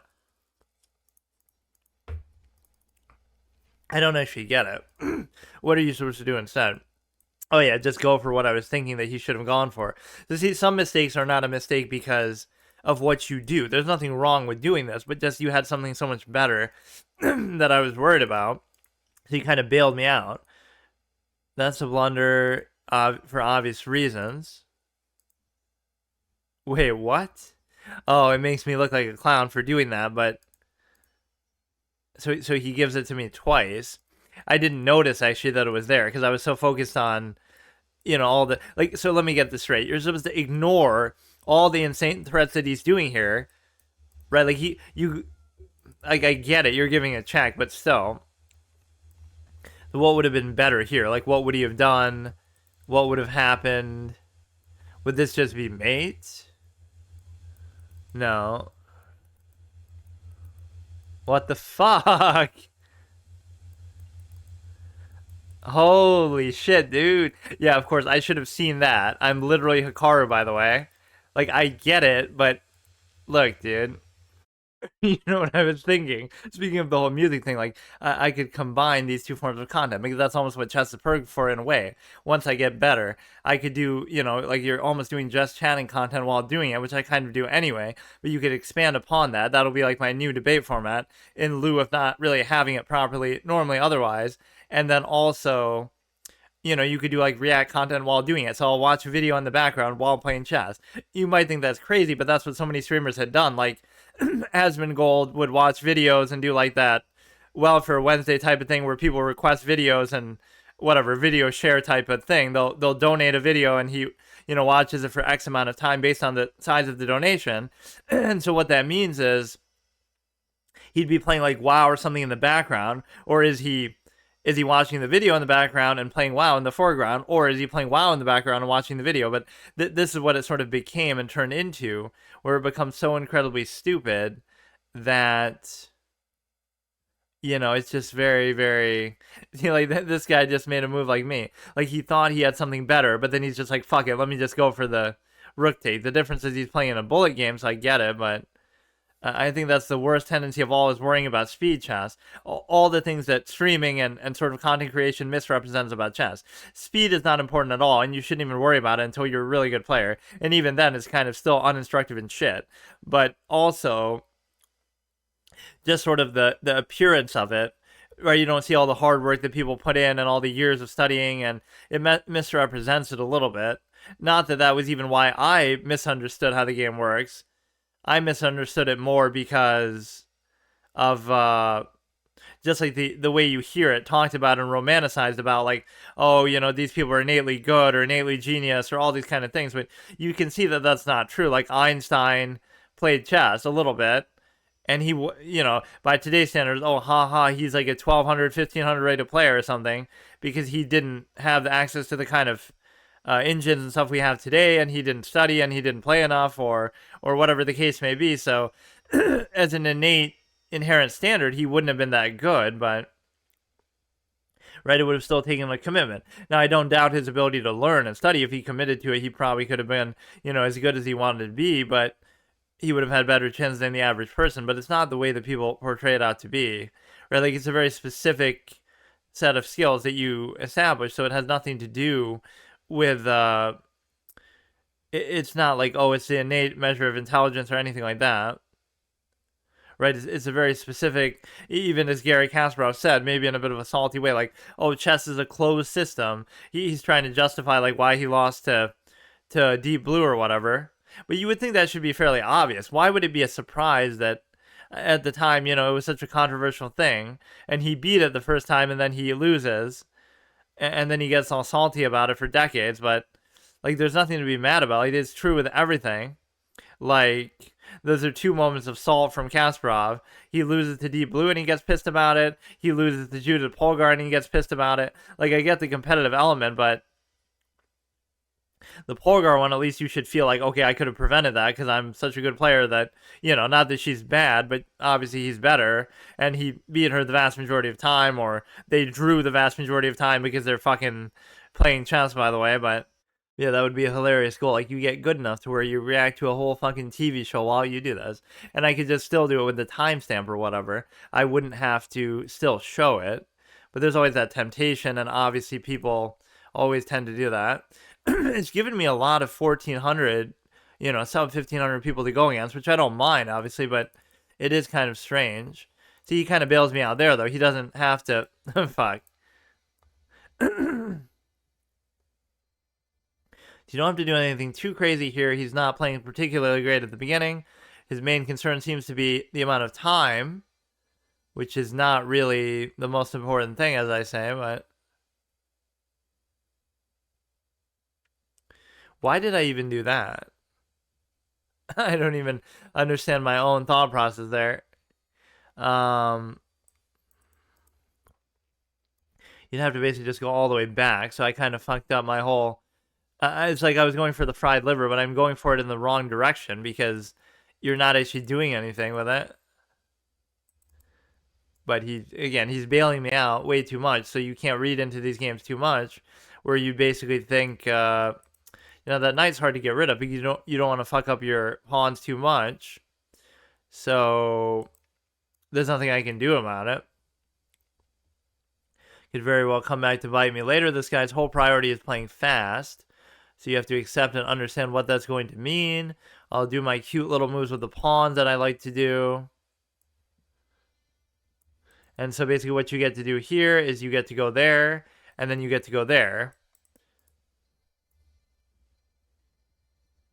I mean, even that should be fine, I think. I don't see what the difference would be. I guess you just lose the cover on that one, but that becomes kind of a target, kind of an easy target. Right, so there's going to be no adequate cover on that particular square. And he's kind of overdoing it a little, isn't he? So, like, I could take, he could take, I could take. I'm not so sure about this one, but it won't really matter because, like, what's he going to do? He's going to double attack it. And then if I move it, it's still adequately covered. I think what I'm more worried about is I don't know where I would move the bishop itself. Like, so you could easily double stack it. But you're covered in so many different ways, even without the other rook, which is about to be covered too, that it's just not that important. So we can deal with this a little bit sooner and a little bit easier to the extent that, oh, wow, he could do it. And then if I took with the queen, maybe I can wait a move. If I took with the queen, he could have forked, right? He could have forked the queen and the king. I'm still not worried about it because all I would have to do is move this. I'm wondering if there's like a play here. You take, then take. I take, and then if he takes, then I can take, but it doesn't really matter. So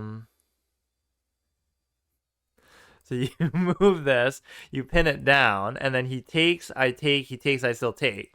So it doesn't matter because I don't even have to take with the queen.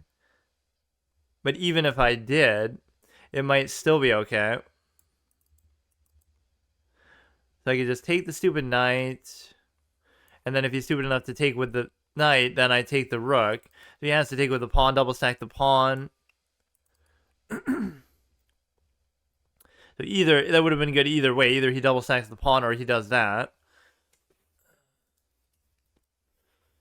So now I'm not too concerned about anything like this. This could pretty much sit here until the knight takes it, obviously.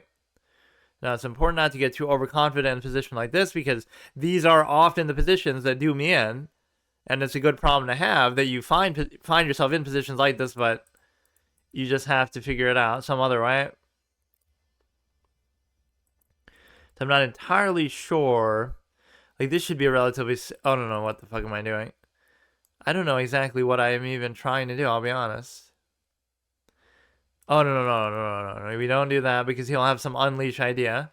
Or maybe it's as simple as just, you know, keep the king kind of out of arm's reach. Then you won't have to worry about that. But that might be a little too overly aggressive as well. I was kind of wanting to do this, try to bait the trade, but there was no real reason to do it because let's not even worry about that. Like, let's see what he's got, and then either he takes... If he goes like that, it could be a little bit annoying, but I'm a big fan of these locked pawn structures. One of my chess fetishes, actually, which is kind of a weird correlation to how much I like the bishop and hate the knight, because of the simple fact that you're able to... This seems good because you're kind of... You know, you're giving a check, but what I really wanted to do was open the rook to it, and that's because... You know, now you can have something better going here. So this is the real point of concern that I can't seem to do anything about it. Like, it's kind of irritating actually because you can just do nothing to displace that knight. So despite the fact that I am up material and whatever, I just can't seem to... do anything about this, which is an Octopus Knight. So maybe it was part of his plan. Like, it was worth it to give up the rook for an Octopus Knight because it's going to be just that good, but I kind of doubt that that's actually going to be relevant. I'm not really sure what's happening. I can't do anything about the fucking knight. This is the problem. Just trying to look at where the knight can... Oh!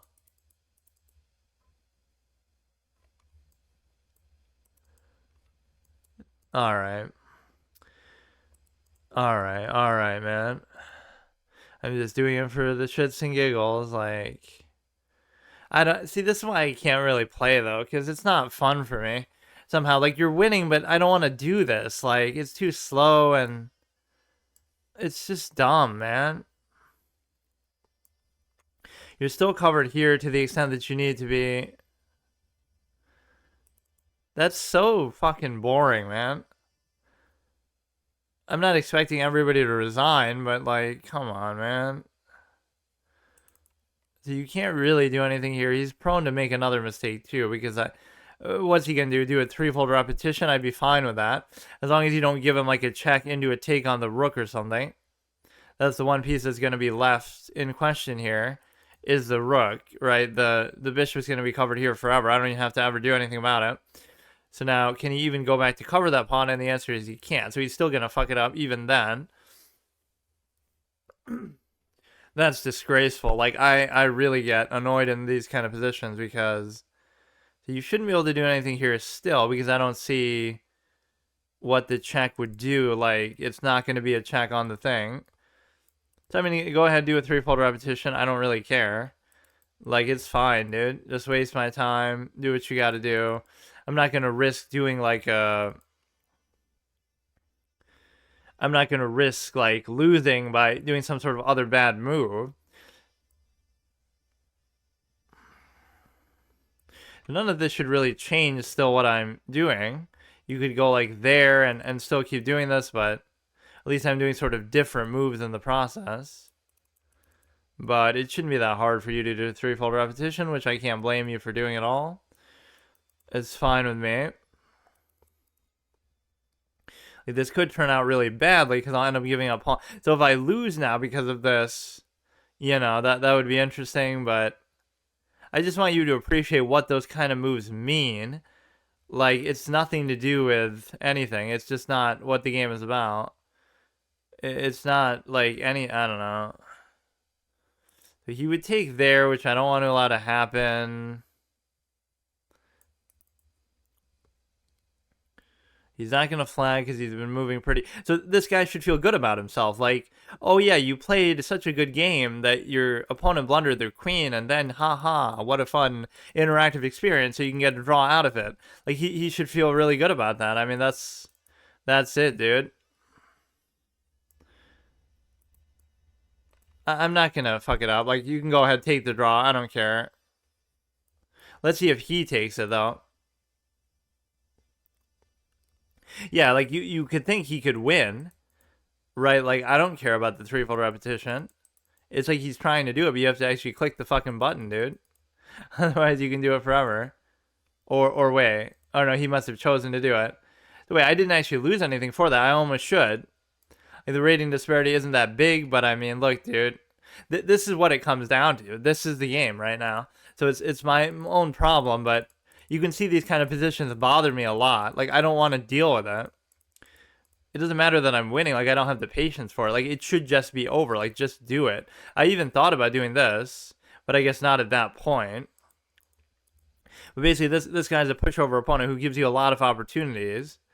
And so I'm very confused. Like, let's try to think, what was the move here that confused me so much? Just because I'm annoyed by the position, and I don't know what to do with it, so I end up doing something dumb. Like, just going back and forth and doing stupid stuff. Like, there's just nothing really happening with that position. So it really is like you get sort of burnt out and bored of the position. So that last game was, you know, haha, Botez Gambit. Where's my million subs? Where's my, I'm a Stanford graduate. I'm a psychology major. I'm a marketing expert. Genius masterclass. I do that on purpose for views and clicks. Ha ha ha. Sub 2,000 feet a player, which I guess I also am as well. Like, it's, look, dude. Look. It wasn't because of time. It wasn't because of anything. Like, I just don't. It really is. Like, you have to understand what that is, though, still. It's not an excuse, but it's like, it's a lack of interest. You don't really care that much. You don't care enough. Well, that's a little bit tough. But, you know, by some metric, that's a blunder, because you have to...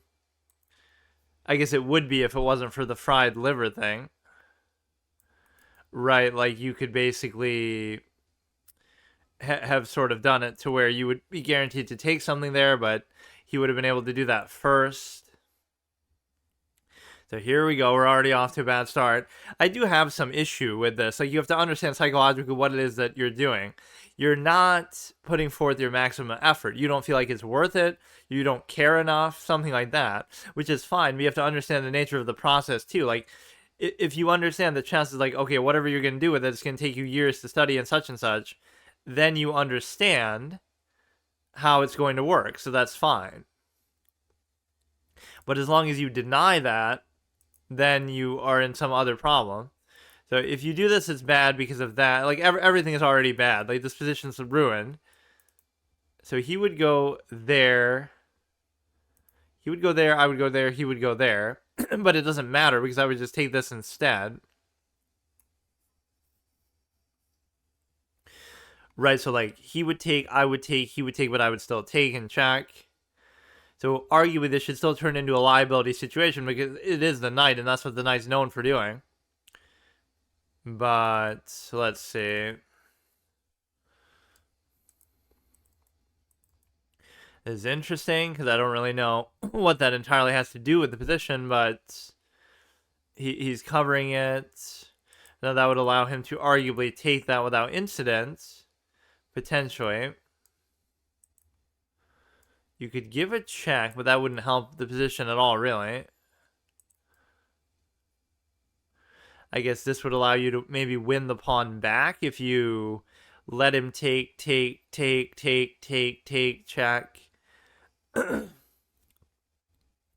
So, look, dude, I appreciate his willingness to play with the knight, but it's going to backfire, as it always does. Every knight has its horse. Every horse has its, I don't know.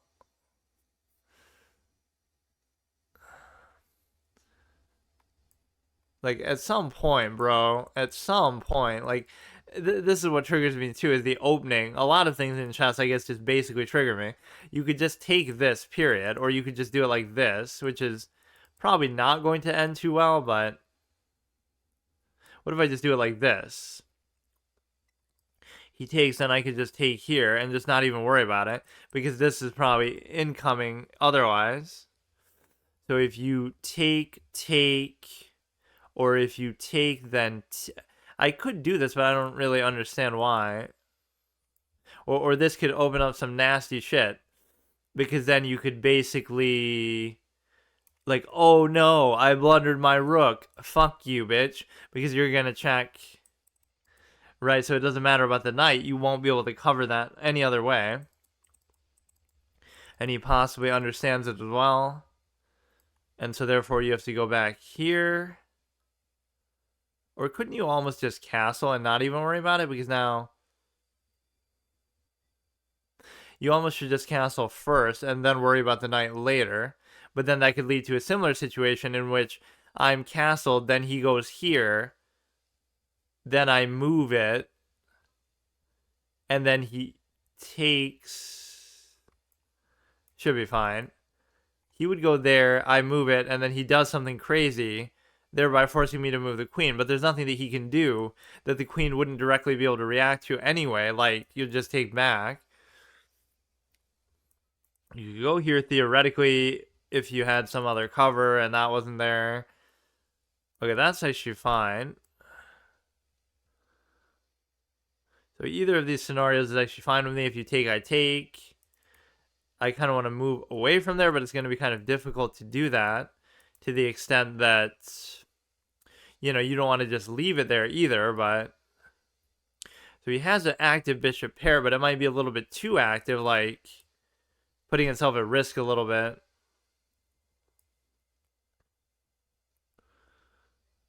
So if you do this, you're trying to fiend for the trade.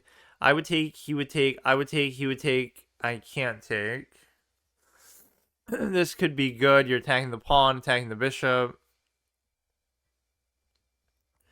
Again, the only move I'm worried about is him putting the rook behind the bishop in such a way that it could be good, which he does do.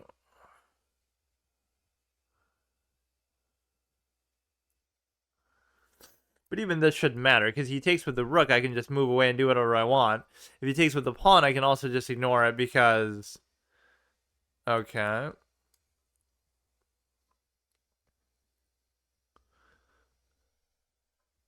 There's no meaningful threat posed by anything going on right now, as far as I can see. Right, there's nothing going on with this position, even if it looks a little bit scary. If he had taken with the pawn, I could have just moved the... Or actually, that might have been bad, I don't know. I'm feeding for trades a little bit too aggressively now, but it's the best way sometimes to develop something too, because you get to...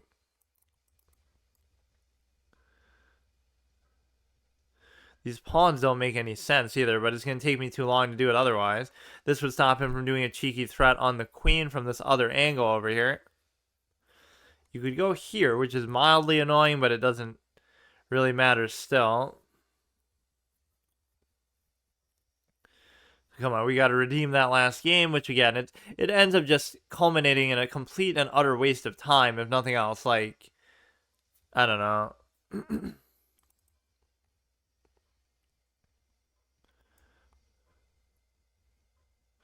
A lot of trade ideas going on here, but I can't seem to capitalize on any of them. If I took, he could fork, but it wouldn't be a true fork. He might double stack. His queen move doesn't seem to have much pertinence or value to it either.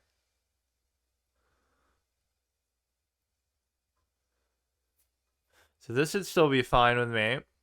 I'm listening to like the DBZ soundtrack by Bruce Falconer, so that brings up all kind of topics like people get all salty if you say, "Oh, it's better than the Japanese," or you're just some fanboy or whatever. There is one problem with the version of it though. It's not so much that the music isn't great, because it is better than not only that, but just like a great score overall.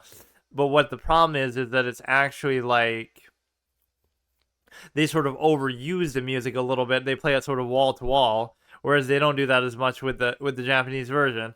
So that element I can at least agree with, that like the direction is flawed there, but I'm not going to hold that against the music. I guarantee you I wouldn't have liked the series nearly as much if it wasn't for the music. That unironically was like a major part of it. Like it would still be good, but that actually improved it substantially because it's so above and beyond. So you can still praise something without diminishing the other. Like I'm not saying the Japanese one is bad, but I'm saying that I would take, he would take, I would take, he would take.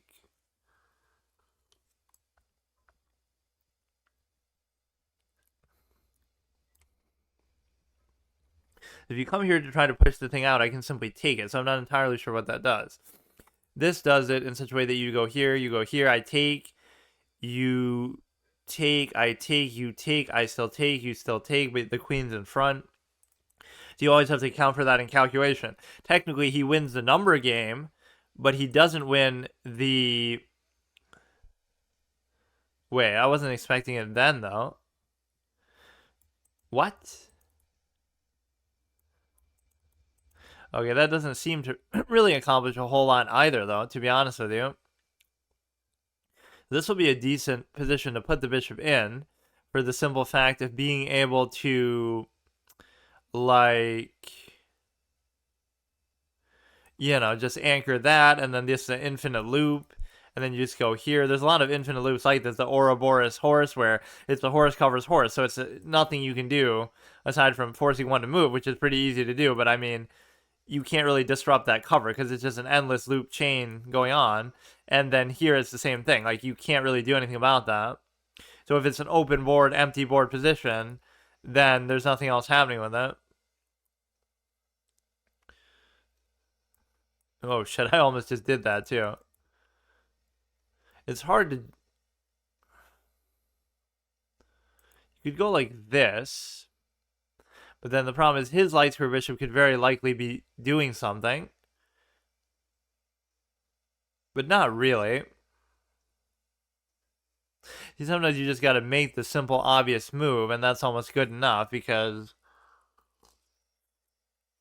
at some point they're not going to really be able to do anything about it. Eyesore Fushi. Yeah, that last game was sure an eyesore, but I mean, again, it's for the wrong reasons, and don't think I'm trying to make an excuse. It's just something I gotta overcome. Like, there's so many boring, stale positions in chess that are irritating. Now, if you make the natural move like this, then I go here and then I do the trade, and then I'm fine with it. I can probably figure out this position, even though I am technically -1. So I arguably shouldn't want trades the way that I often fiend for them, but there's a lot of things going on here, but none of them are going to amount to anything. It's all just irritating. Like, why shouldn't I be able to figure this out? But it inherently disadvantages me because I can't.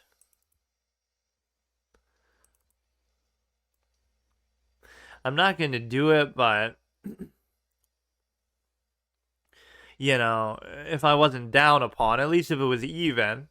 But he still shouldn't have been able to win that endgame. Like, it's not as simple as what you would think. It's just somewhere along the line he could slip up, but he seems pretty solid. Not that he's great, but he's playing like me, like where you just kind of try to win by attrition and you just try to make less mistakes than them or try to punish their mistakes or just try not to make any mistakes even if you don't do anything above and beyond or brilliant or really impressive either.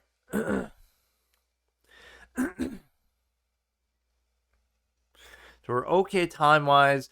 Sometimes I play my best when I just forget what the time even is, but then it sometimes does come back to bite me too. You were putting constant pressure all the time. This would, of course, be a back rank situation that I'm allowing for. So it's hard for me to say. Almost might be what he's trying to bait me into a little bit. This would create a problem with respect to the potential bishop because you get to basically do it in such a way that. But how? But how does that make any sense? I'm even praising this guy. He's playing solid and safe. Why the fuck would you do that? But no, I was going to go here and then try to threaten the mate there and then threaten this as well. And like you would have like a multifaceted threat going on where it could be very difficult to stop all of them together, basically. Even after that, I'm only +1. It's very rare that you get like a +3 because like unless they just blunder the piece outright, right? Like it's not really going to do anything because they're going to get like a pawn back or something else back for it anyway.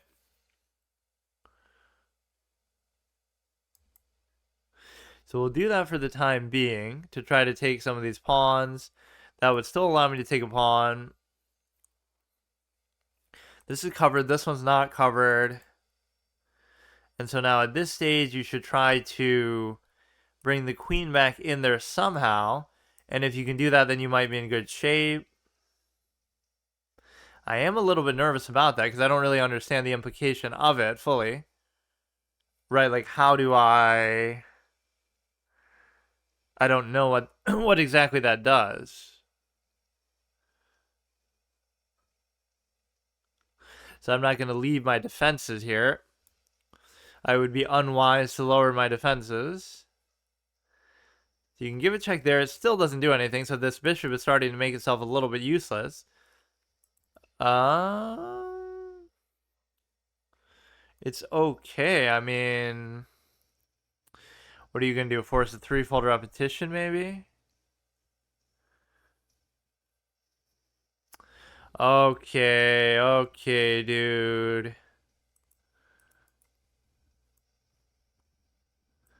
Are you serious? And I don't even have to still abide by it. I can go here. And then if he brings that... No, then he could just do that. Alright, we'll take another draw, dude, even though I'm +2, which makes it seem a little bit stupid. Like, it's fine, dude. We'll just draw every game, so we're safe. Here, let's just give a check for the fuck of it, because I'm getting kind of annoyed, but he could very easily mate me, and all it would take is effectively the ability to give a check with the rook, and then you have this there already ahead of time.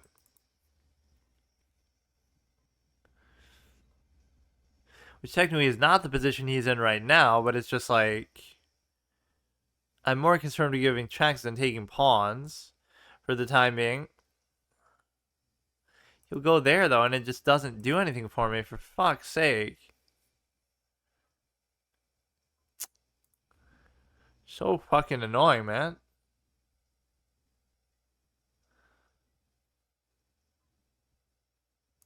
It'll just be either an endless check chain or he'll do something else even beyond with it. I don't think he can check and really take that, but that could be a dangerous possibility, maybe. I'm afraid of the rook check, but I just don't know exactly what it's going to do.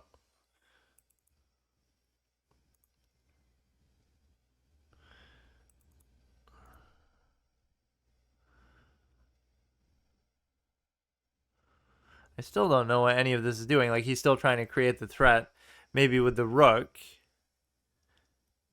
He raises this and it opens a check there, but then I won't be able to check the other way. Like, it just never ends, man, all this shit.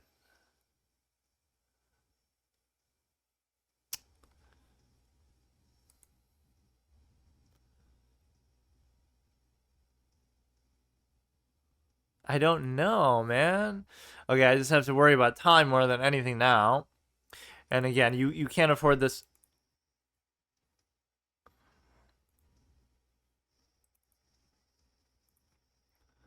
Alright.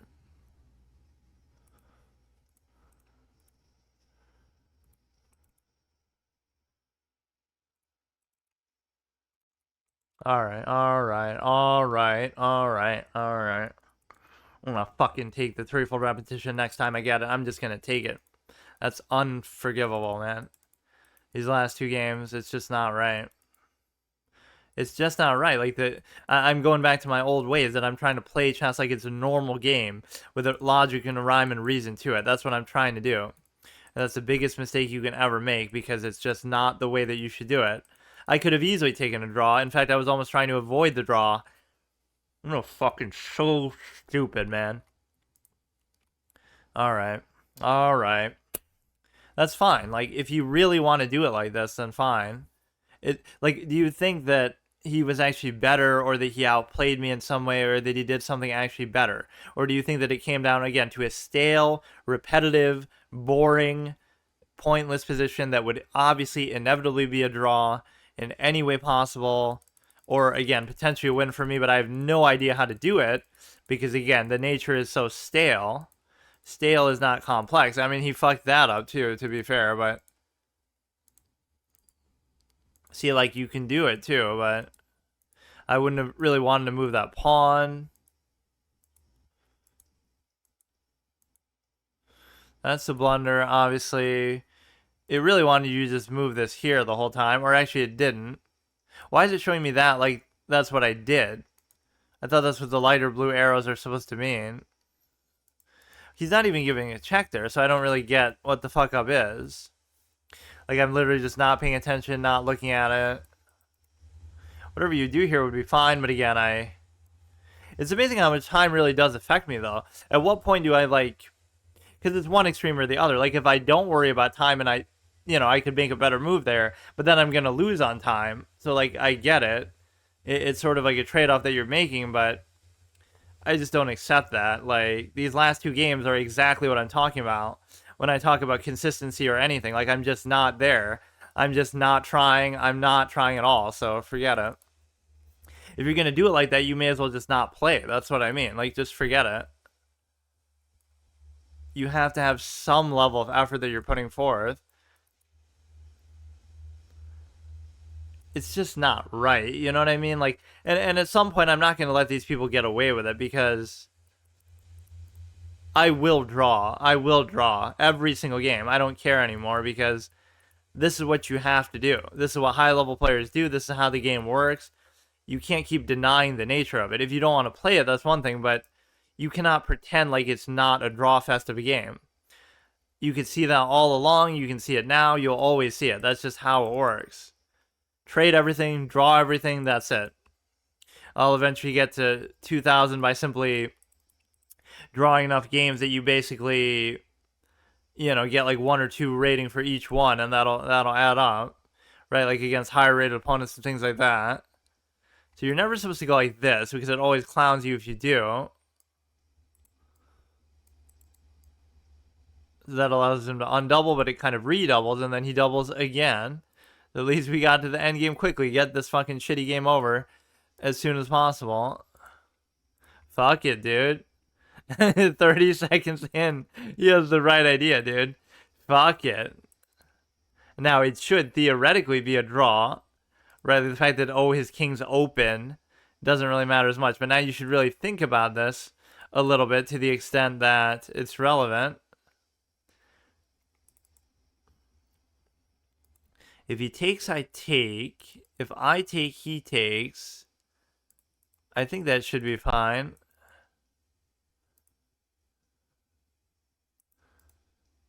Because you have enough adequate takes no matter which way we go here.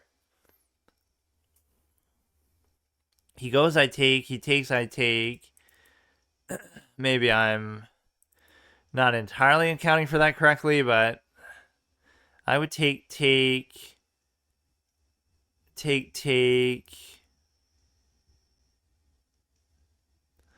If he goes there, take. It wouldn't matter whether my king's there or not, I guess. Sometimes it's better just to move them one at a time here because you're trying to sort of win by attrition almost. But this is kind of cute because you could try to promote it here. But let's see if that actually comes into play or not. Because he's going to do something with this whole clump in the middle, and I'm not entirely happy about it. I definitely can't move any of those. But his king can't also get through, so let's see what ends up happening with this. He has to worry more about mine than I have to worry about his. And at any point, if I just cut over to the other side, like check, take, then just block his king out, and then you should just win. So that pawn is there as sort of a bait in that way that you'd be able to... I would take, he would take, I would take, he would still take. I would take... I would take, he would take, I would take, he would still take, and then I lose. Or no, I still wouldn't lose. I would take, but then he can keep going. I would take, he would take, and then I keep going. Right, he takes and then I keep going, because then you don't have to worry about it. You don't take, because then if he chooses not to take, then you lose, because he could just keep going. So now you block there, and then you could take this one. I think we should be fine, but it's going to be the sort of attrition thing. But he's the one who has to stay connected there. I could just kind of leave it and go the other way. But I'm kind of waiting for one of these moves. Because again, you would either have to move the king somewhere, which actually that might be pretty good. But all I have to do is, like, he's so out of position that I could... fuck. Well, now I don't really have a choice but to do this here.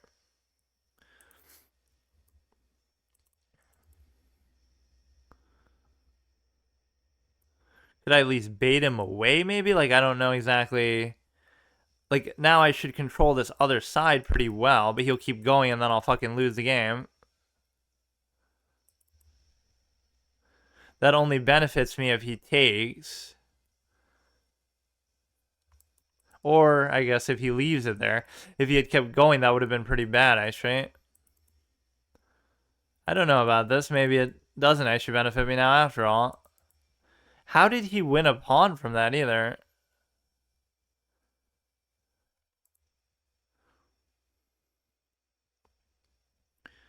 You don't want to let his king get in too comfortably here, but I don't know.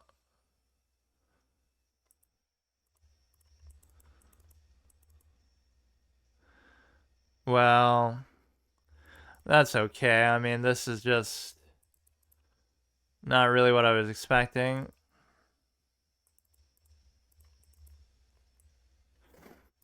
He wouldn't be able to actually get in to do anything there, but again, you're losing by attrition to the point that I can't stop him from doing this.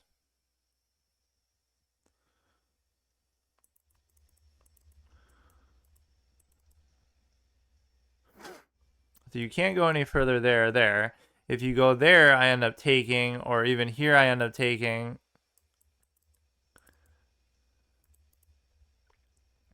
The problem is now he has too many options here, where I'm not going to be able to stop both.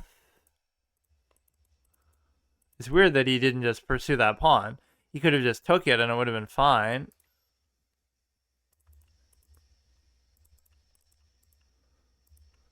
You don't even have to worry about the king. You can just move the pawn.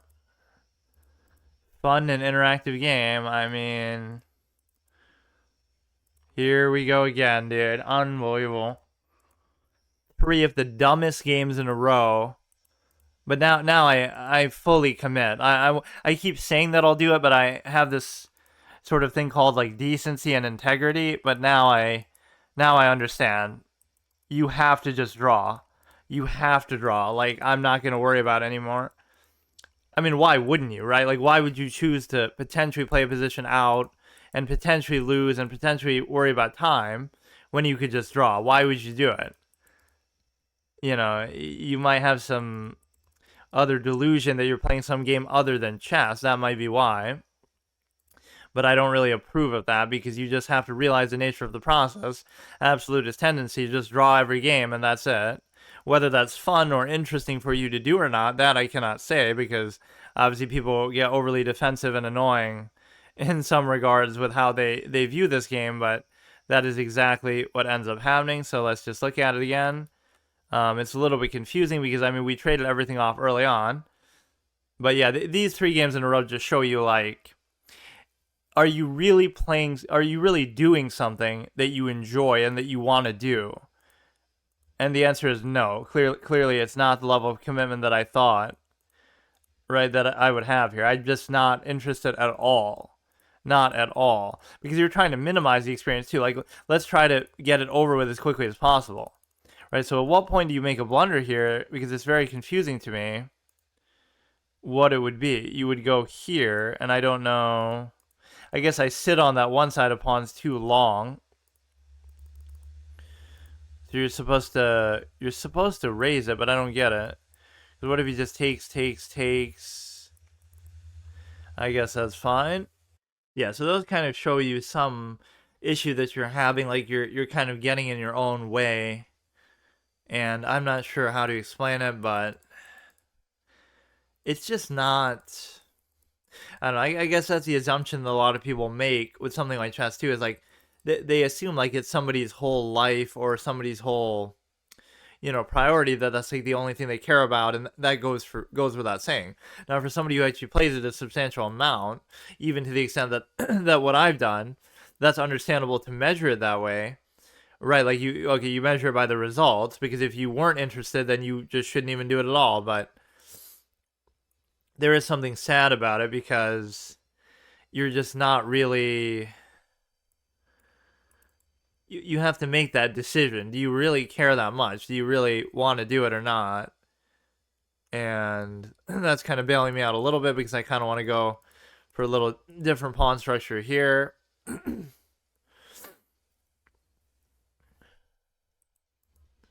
Okay, he at least did that pretty deliberately because he knows the dark bishop is no longer present there. So you could just do it like this, because if you take with the pawn, I take the queen. If you take with the knight, I take the knight. It's fine. So now you should be able to take that for sure, even though I'm exposing my queen in the process of doing so.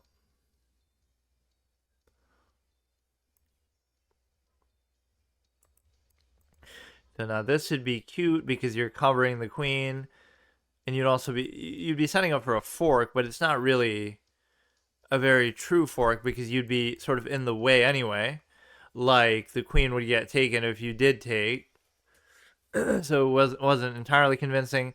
You might be able to still get away with doing it now, but you won't because it's not covered then if you do that. So that sort of caught me a little bit off guard, the fact that he just kept going with it. You could double stack on it, but I was still taking the queens in front. So, I mean, at some point you should probably get something out of this, but who knows? Should probably put it on this side anyway, but...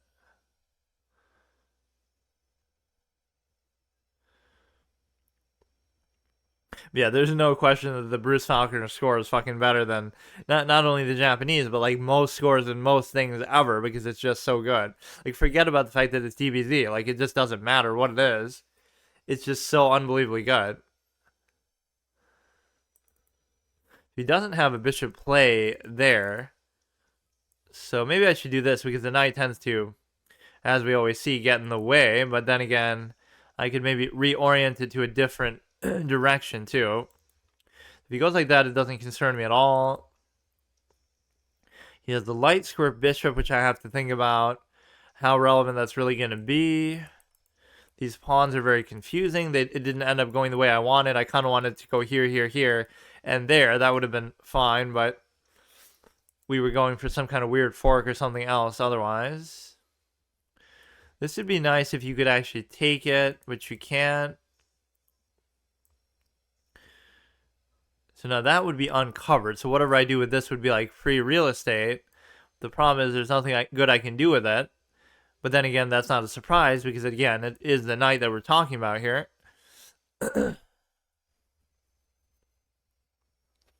Could make a whole compilation if I was a bigger streamer or something. Some fan would probably have done that. Like me being salty about knights' existence for X amount of time. Just like, whatever. For no other reason than that. Just like, I don't like them and they suck and fuck them. So now basically, I'd be fine if he took it. But if he doesn't, then it kind of clogs up my whole thing. But that's kind of where I wanted the bishop to be anyway. Like, back here. So the problem is the knight can't do fuck all, anything, ever. So that's kind of a interesting thing to be aware of just in the game of chess. Like, if you want a piece that actually does something, then you don't want the knight.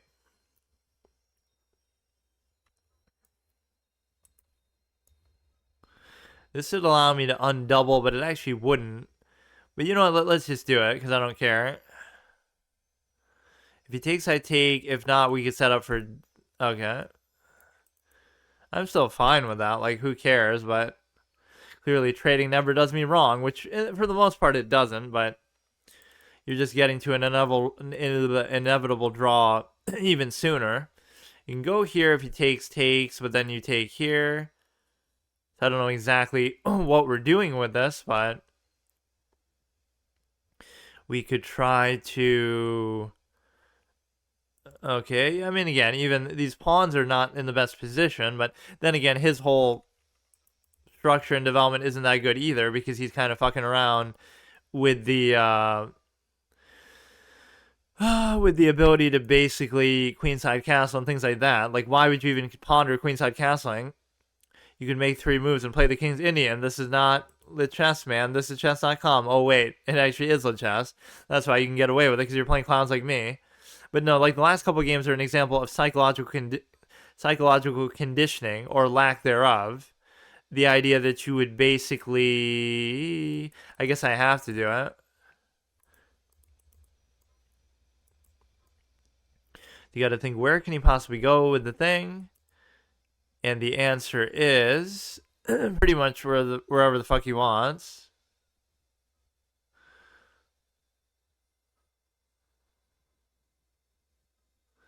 So we're threatening a pawn. The knight is still there. These pawns are very fucked up in their position. His aren't the greatest either, but I mean, he's got to still be aware of what he's trying to do here.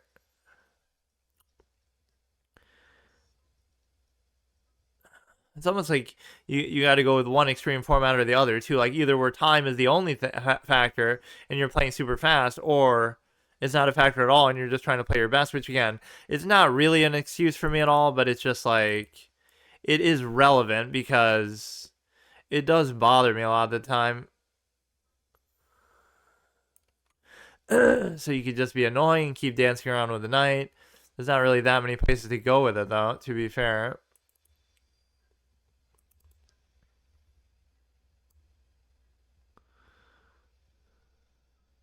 You got to double check your work all the time. Attacking here, attacking here, attacking here. The ability of him to save one of these pieces, to me, would be a fucking miracle. This is factually, objectively impossible to save everything here. You cannot do it.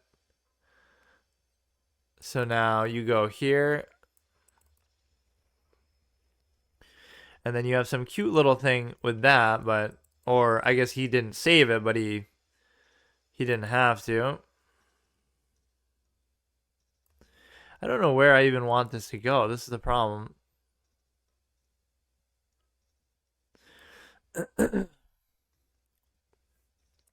Anywhere you put it, it's going to get in some kind of trouble. Maybe I should go like this.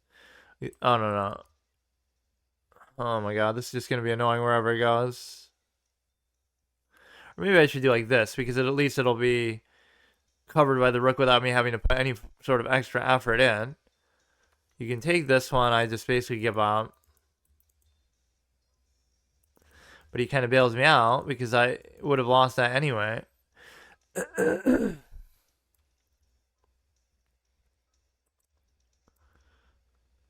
So if he raises it, I could also take.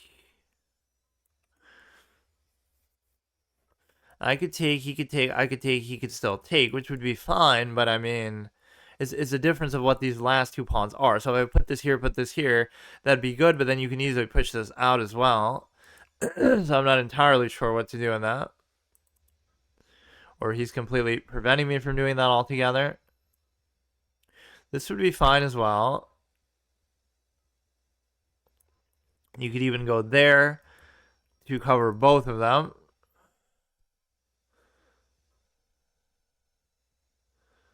Yeah, I can never bring myself to really fully take it seriously, but I mean, this is the time to do it. If you were ever going to do that, now would be the time.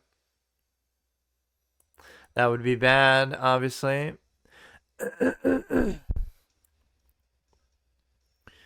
You can't do anything with that.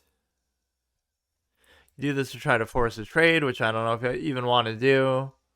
Simplify the position as much as you can.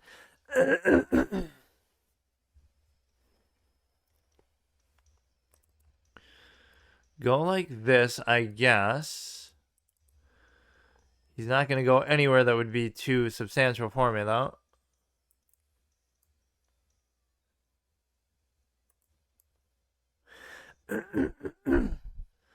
At some point, I don't know where the bishop is going or what I'm even trying to do with it. I will openly acknowledge that. So we have plenty of time still to think about it, and I'm in an okay position, but again, the positioning of the pawns is just so awkward, I don't know what to make of it. You could go to here, you could go to there, he would just take. This kind of makes more sense, because at least you're covering both for the price of one. Like, you're not really... I'm not really sure what to do with the bishop. It's very confusing. There's no spot that really makes sense for it right now. It is a pretty open position, so you would think it certainly has the advantage over the knight. So there's all these subliminal scoring system that goes beyond this. Like, I'm probably more than +1 because of the presence of the bishop or some other positional nuance, maybe. But then also you have a case where, you know, I don't know. Okay, you do have to take there. There's no question about it. Because you're kind of fucked otherwise. I'm attacking the knight, so now what he could do is he could give an endless number of checks. What is kind of good about this, though, is he's not in a position to be able to use the other rook very well. Right, that's the one good thing. He's almost trapped his rook, come to think of it. I just can't really attack it there, so it doesn't matter, but...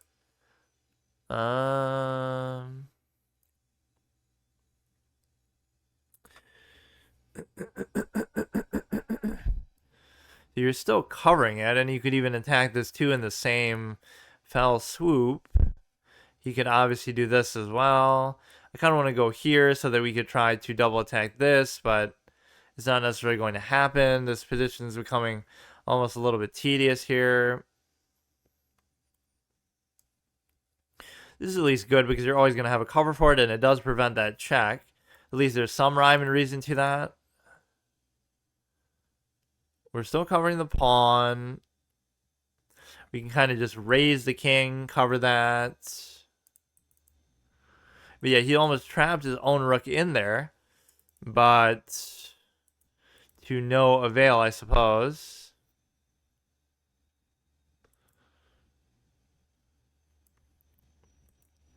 So where does he go with it? He'll take this. And if I move this, it's in trouble. So you may have to go here. That allows you to take on there for free. Or no, it doesn't. Never mind. But if you can displace the rook in any way, so you could, for example, take here, because then if I... No, but it wouldn't be worth it.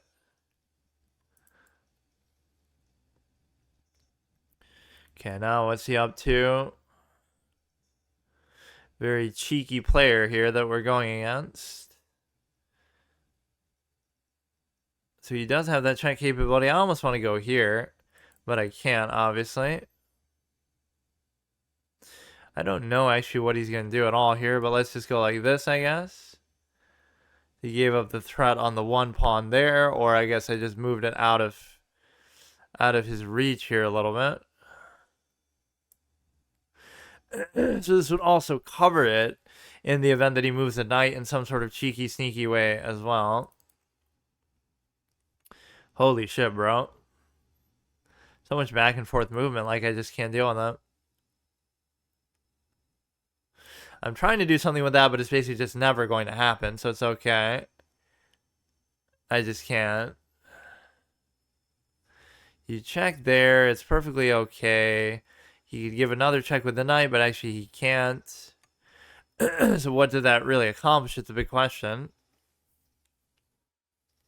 His rook is basically out of the game, so you would think it's not that bad, but fuck if I know how to do anything about this position, so... Like, I'm fine with leaving it there covering both of those, but I'm going to end up being a little bit too passive. This is perfect because it allows you to basically... it allows you to basically either take or do that.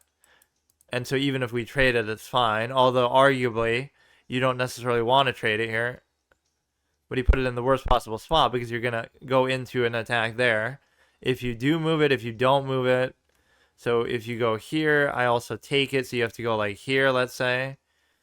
And again, I almost don't want to trade it, but I feel like... So fucking annoying, this guy, man. What if I just start trying to push this? Like, I'm getting kind of irritated.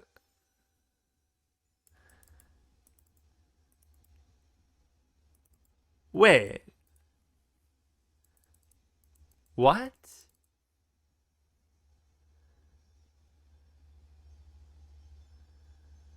Wait a second. What?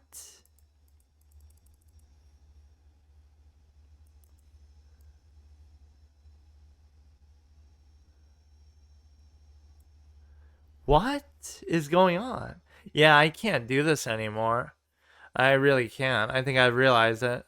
We got to 15. That's good enough for me. I think I'm done. We did what I was trying to do. It's okay. I'll take a break, or I'll do classical again, or I'll do something over the board. I can't do it like this. It's just not. It's not worth it to me. There's something happening that's like I'm just not trying at all. Not at all. Like, even before I was trying, I was putting forth a genuine effort in the context of basically, you know, trying to just actually get to a certain goal. But then as soon as I get there, I just completely give up. And we've seen that happen a lot before. Like, it's not even a question of necessarily ability sometimes. It's just... Wow.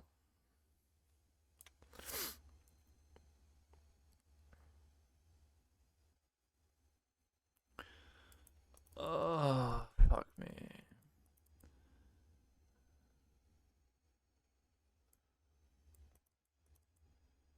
So it'd be amazing if we actually promoted. It could even be to the point where if we did promote, it still wouldn't matter because we still wouldn't win. Like, it's actually still okay because you're not going to be able to still take it. Or I guess it's worth it for him to take it, but it's still a little bit questionable. Maybe we'll get a check and a take on the rook and come back, but in best case for a draw. This is sad. Like, I'm actually... The amount of time that at least I'm committing here does not make it make sense, but let's just keep going. Like, I got nothing to lose for it anyway. Yeah, I'm not happy with this right now. I think I'll start doing classical again. We can try to get that back up to 17. This just isn't the way that it's supposed to go. Like, it sort of kills your immersion to some extent. I was pretty into it when I was sort of climbing there. You could say, oh, it's because it's gotten more difficult, but again, some of these opponents are the same that you'd be facing along the way, like 1450, right? You would be facing 1450s anywhere from 1350 to 15 because you'd still be matchmaking up and down and stuff like that. So I guess we'll do one more here. All right, let's just do one more. This has just been convenient for me to do the 10-minute ones because of time's sake, but you shouldn't feel like you have to rush and get in the raw number of games. You should feel like you have to, just whatever. It's a legitimate format, don't get me wrong, but it's just not my style, especially at this stage. And that shows you how much I would ridicule Bullet or something else. Like, if you can't even handle this, or if you just don't enjoy it, then why would you do something else entirely? Take, but then I could still take.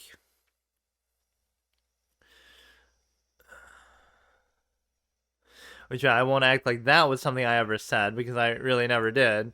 But it's more just like the cheeky phrase I always said. This is totally worth doing because now he can't kingside castle, assuming he even wanted to in the first place. This you don't really want to do, but I also don't understand it, because if you don't do it, well, that makes even less sense, but I thought it would just put the pawns in a weird position that you don't want them to be in. So this would be kind of bad, so I'm not sure what to do with this either. If I do this, he takes, then takes. He's just going full clown mode. You never go full clown mode, and then I don't know what this is. Like, he takes. If he raises, I go here. I just don't get it, but okay. Now what this does is it at least guarantees you that the H file isn't open to oh. Alright, I mean, look, there's ups and downs in the experience, so it's fine. Nothing to be too surprised about, I guess. Maybe he'll make some random mistake here that you just wouldn't expect, but even this wouldn't matter because it would still be a check to the extent that,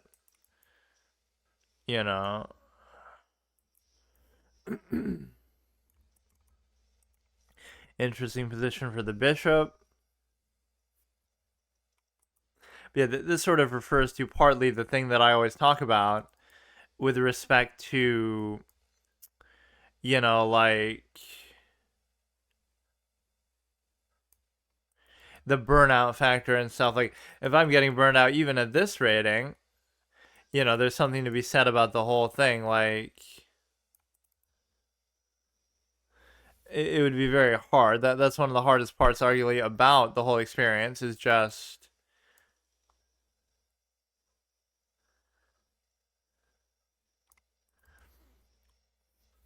can you stay motivated? Can you stay engaged and things like that over a long period of time and studying, and do you really care that much about it and things like that? You could try to spam check, but it's not necessarily going to do anything.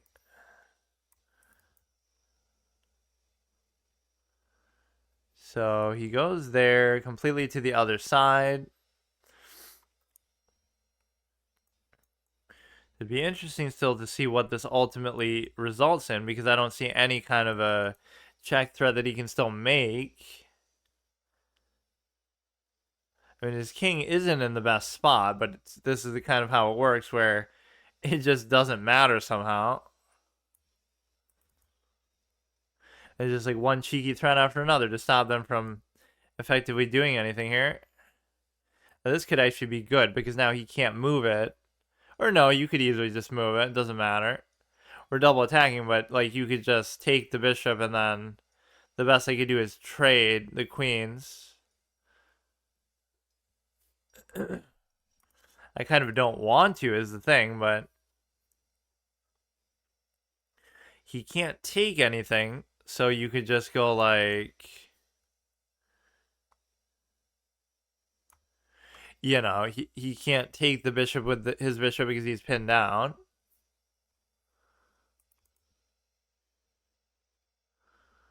I'm almost trying to avoid the trades very strategically here, to the extent that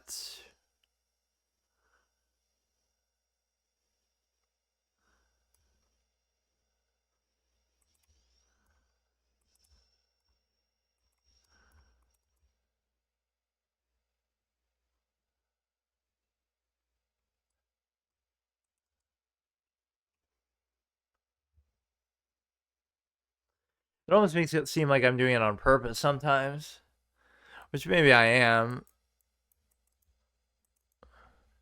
Here, we'll just do another one. It's okay. Like, I don't care about the rating at this point. Like, we got to 15, so like, what is the thing? What is it that I'm doing? These positions are just kind of like irritating me somehow, that I expect it to be too easy or something of the sort. Okay, I'll do one more just for the sake of it then, if this can hurry up a little bit.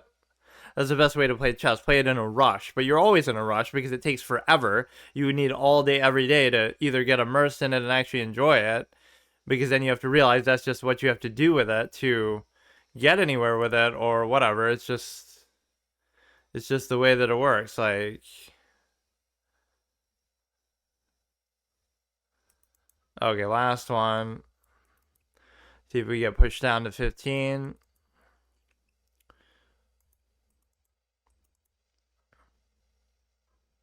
I wouldn't say, though, that the level of play has vastly changed, right? I think I'm comfortable still saying that it's not really that big of a deal, to the extent that it's mostly just my own misgivings. If you look at these last several games, there's nothing about them that's remotely anything. Like, it's not a big deal. It's not impressive. They're not playing at a crazy level. Their ratings aren't any different or higher than what I've been used to doing here. Now, this should almost win you something there, but I just don't know. Because he could just keep it attached, or maybe he can't really too well. And that would be cute, but unfortunately, so fucking stupid, man. But he won't be able to attack it in time. But you'll have to cover it. Why don't we just do this first, and then we're setting up to do the same thing? Which, of course, he'll clearly address it now, but if he takes, I'm fine with that as well. If he keeps going, I'm fine with that, I guess. Although, I don't entirely get it, because now the knight is going to be a problem. This is where the knight can really be irritating, because what you're trying to do is basically, I don't know, you're trying to move it and you just can't. So I don't know what to do there at all. I have no idea, because you have nowhere to put this that would allow the knight to move, and so you're just kind of fucked. He could take, I could still take. This is crazy, bro. You could go here and try to do something with it this way.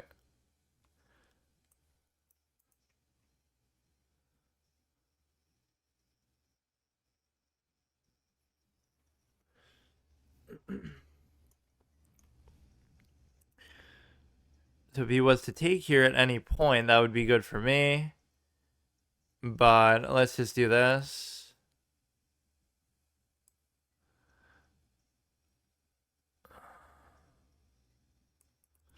Then you could finally move this. And then you could finally castle.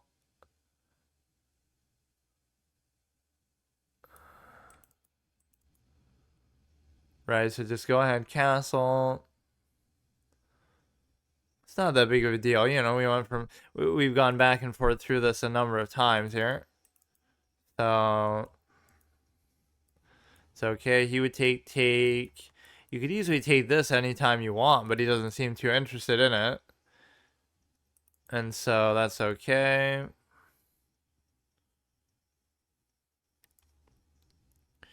So this would be interesting because you would basically... You could take this and fuck me all over. If the thing wasn't there, that could be very good. No, but you have that as a cover too, so it's not going to be that big of a deal, really. So I'm not entirely sure what we're doing here.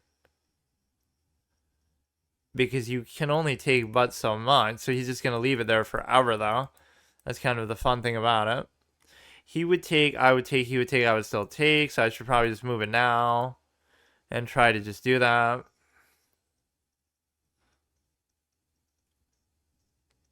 But yeah, maybe like a vague back rank possibility that was there. He takes, doesn't matter.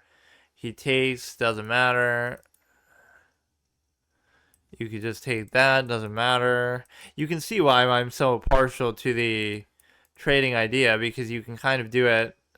If he takes with the queen, I actually win the game, which you might not think about entirely. Right? Oh no, please don't double stack your pawn. Right, you could make a mistake like that, but I guess you just can't.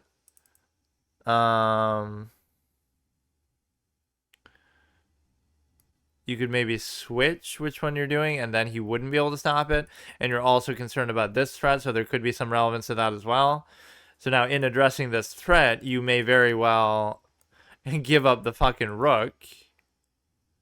So that in itself is worth it. Maybe he didn't entirely have a choice there, but that's still kind of worth it.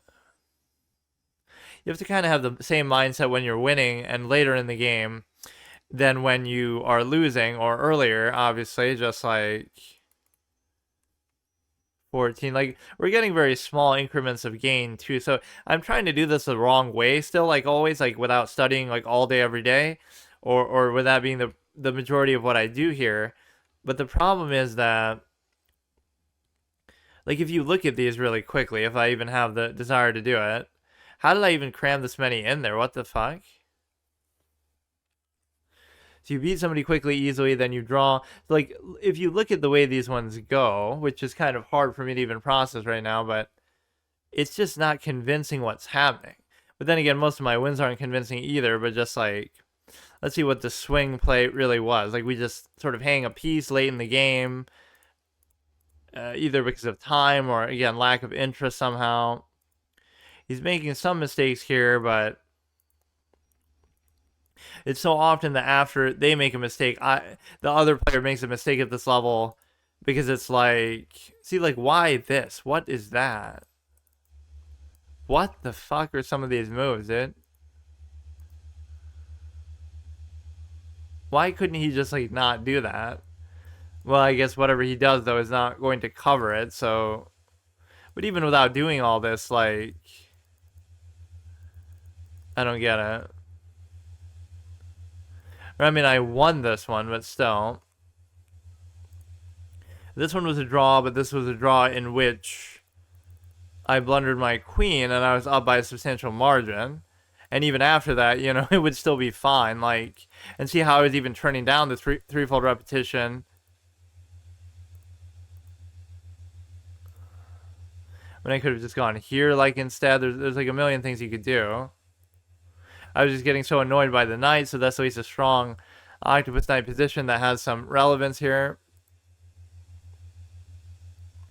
We actually got to a new level here of 1533, at least for this segment of me doing it. Like, obviously I was 1559 was the highest before, but so I don't know what's going on here.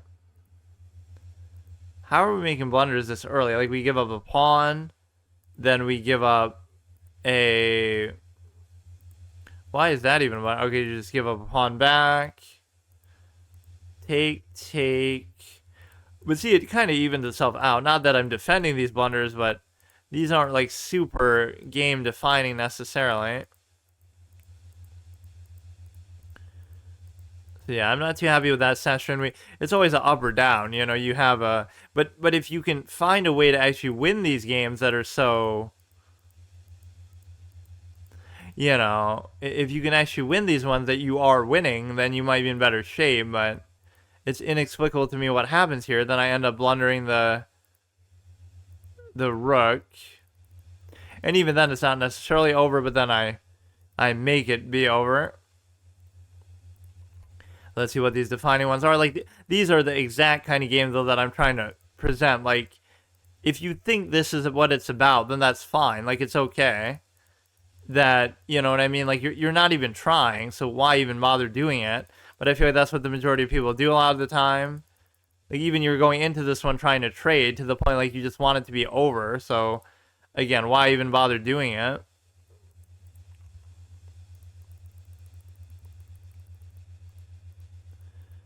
So that it's just sad because the amount of time that you're putting in is just not matching. You're putting in time, but you're not putting forth effort. So you think you can compensate for effort with time, as I sometimes say, compensate with ability for with time for ability, like in terms of the act of streaming or doing like hard modes and stuff. Sometimes like you would just try it so many times that you'll eventually get it.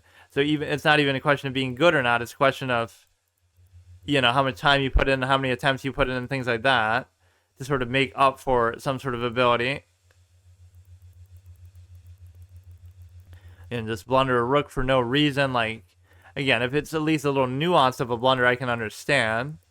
But it just never is. So we're already messing up in terms of the pawns, but I'm sure we get back in it, as these games always go, and then we end up losing again after that. What was the issue here? Like, yeah, just forget it, bro. Okay, so the last session we went 2 and 4, so that was not very good, and I don't know if I'm trying to rush it in the sense that I'm like trying to play too many games. I guess in two senses. Like I crammed in, how many did I do? I did at least 6. I mean, I would have had, no, I guess I did 7 because one of those was a draw. But basically, I'm not doing classical either. So it's like I'm trying to do quantity over quality, and it's a bad standard to set, but it's not like 10 minutes is really that short. Maybe I'll just do 1 here, but I don't like the standard of 1 a day because that's never going to be enough. And even the day Tuesday where I commit to doing it like on stream, it ends up being pretty short anyway. It'll just be like an hour, so that's only like a couple games anyway. So there's 2 stages of the game that have been bothering me. One is obviously the opening. I can sometimes get triggered by something I'm not familiar with, or whatever the case may be. And then the second thing is the, like, later in the game, the late middle game to the end game, where I'm up even by a substantial amount. Like, I blundered my queen in one of those games, just hung it, nothing even in return for it, and then it's still a draw. So that shows you, like, you're so vastly better than everybody that you can afford to blunder your queen and you still get a draw. But, like, at what point are you going to really take it seriously? And I just don't know what that is. There's always been something wrong with my approach. Maybe when I was younger, I didn't think I was good enough, even though I was better than most people I played, who maybe even had more experience and everything. And so I always thought, like, it is an interesting way to look at it. Like, I always thought, like, oh, I was better than everybody pretty much, but that's still not good enough. So you look at that elitist standard, even from a young age, I like it, but it's like you always give people too much credit. Like, I said the same thing when I was younger about, like, there's this really notable moment that I remember. Like, I'm overhearing people in another room. I can't remember who it was, like some family friends or something, and they're talking about religion, and he's like, they're like reassuring each other or something, right? And it's like, I didn't understand that at that age. I was really young, so it's like, oh, there must be something to it that I just don't get, right? Why else would they appeal to this thing that seems like a fairy tale, fantasy, whatever it might be? But then you realize after a while, no, they really were just doing it for peace of mind. And despite them being adults and more experienced in life or whatever, that doesn't mean that they're immune from, you know, believing something just because they want to. Like my old expression, I should make a collection of these, like all my old quotes and stuff. You cannot dissuade with reason what came about by desire. Speaking of religion or similar things, like just because there's a logical basis to it that you can easily sort of disqualify something doesn't mean that people will care about it, because they'll just say,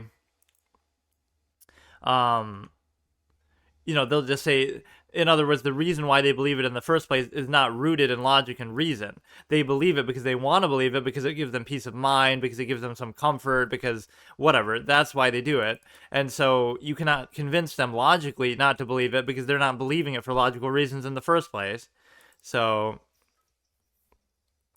the point is the whole romanticization of something, like where you don't see all the time that people just put in, which doesn't diminish it necessarily. It kind of does to me, actually, but okay, we got to figure out what we're trying to do here. I wanted to do this, but I don't think I can do it now. He would take, I would take, he would take, I can't take. There's always this like deeper level. So like you don't give people enough credit, so you don't put forth your maximum effort either.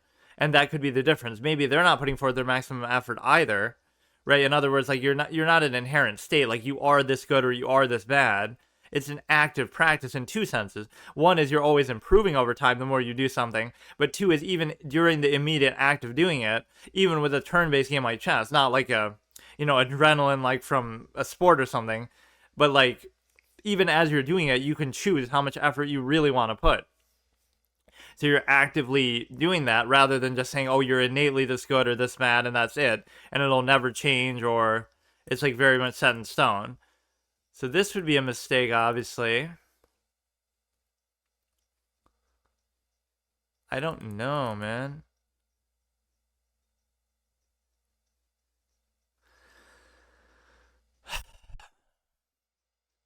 Always these knights get in these annoying spots and then I can't do anything about them. Then I start to do just random, desperate sort of things just to try to make something happen.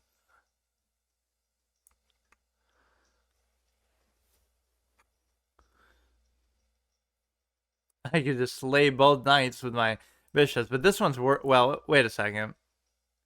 It would be worth it to this extent. The idea that, no, fuck. I thought he would take with that, and then I could open that, so otherwise it's completely useless. There's just one stupid pawn here that I can't do anything about.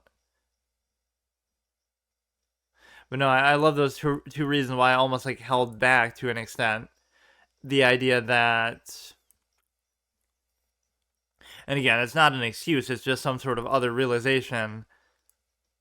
Maybe I was a lot better than I thought I was, and maybe all it would take is time, and maybe I've never still put forth my full effort because I feel like it's either not necessary or I just don't care enough or something like that. So this is a good move, and the reason why it's a good move, well, it's theoretically would be a good move, but fuck.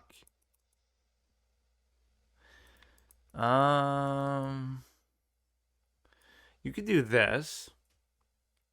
But no, it would have been a good move because you're forking these two, so it guarantees a trade. The thing is, he can unleash, but then I could still just take, so that would be fine. I don't see what that really opens up besides. So if he moves the thing, so a move like this would be great, but he'll still take this, which is still okay with me, but I mean, there's no reason to really do it like that. He can't give a check at the very least. This is like a very claustrophobic position, but it's possible that a sack play of some kind could be relevant here.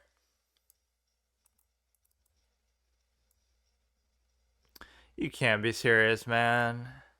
How many times does the knight do this to me and I just never learn my lesson? That like the knight's just not a good piece or something. So if he moves the knight at any time, I'll just take his queen, like with no hesitation. I will take this queen without hesitation. Okay, that's fine with me. Best way to deal with the knight's shitty nature is to, lose a pawn for it and all this other shit. So if you do this, no, you can't do it though. Now he'll bring his Darksphere bishop in or something, and then I could be in trouble. There's nothing I can do to push it out, though. This is where the knight can be good, actually, as much as I trash talk it. It's just like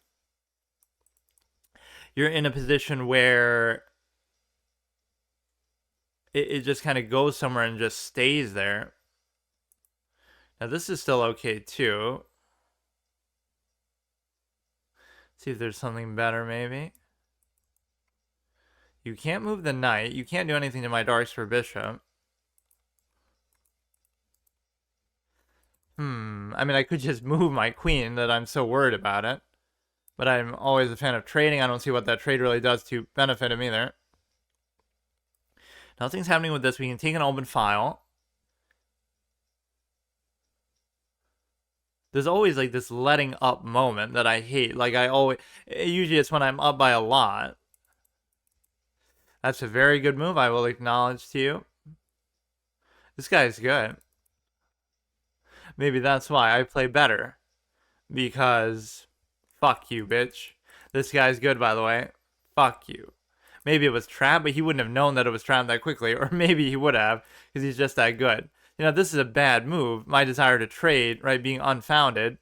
And the reason why is because you're trying to get a passed pawn, but not really, because if he takes, you would get one anyway. And then he's going to get one too. So that could be a little problematic. Why was I acting like I had a rook there? Like I could just... He's going to do some stupid mate. We all know it. I can't take the pawn. In fact, I forget about even taking the pawn. I can't even block this. So I have to do something. This one pawn has pissed me off like the whole game, man. I guess I could go here, and that would just allow me to block it with the knight. Right, that should be fine. So you go here. I mean, first of all, you can't even go there. What is with this pawn? Like, why can I not... Wait, now he can't even give the check at all. If he goes there, I could simply take. He could go there. It's not a big deal. You could check there, which wouldn't be as impactful as you might think. Let me guess. He's going to somehow do something here. He could do this, and then I'd be forced to move this, which leaves the knight kind of exposed a little bit.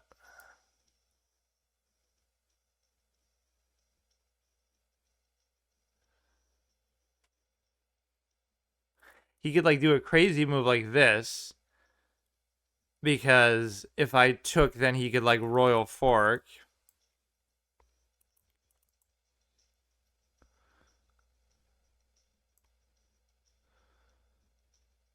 Like, how you have the confidence in this position to play like this? That's my question. Like, what is it that you're even trying to do? Like, he'll win because of this. Like, I'll sack the knight for it. I'm still fine. I'm +5, but I guess I give people this level of confidence that I sort of... I don't know. I give people this level of confidence that they're able to base... Okay, I've had enough of this guy. I really have. Now you can do it because at least the king's in the proper spot. Or maybe not. Let me guess, dude. Let me guess. This can't be happening. You can't, man. You can't. Like, I don't know what it is with me. I just sometimes can't. I totally lose interest in a game as soon as I am winning. Just fucking do it. Like, you'll mate me somehow. I don't know.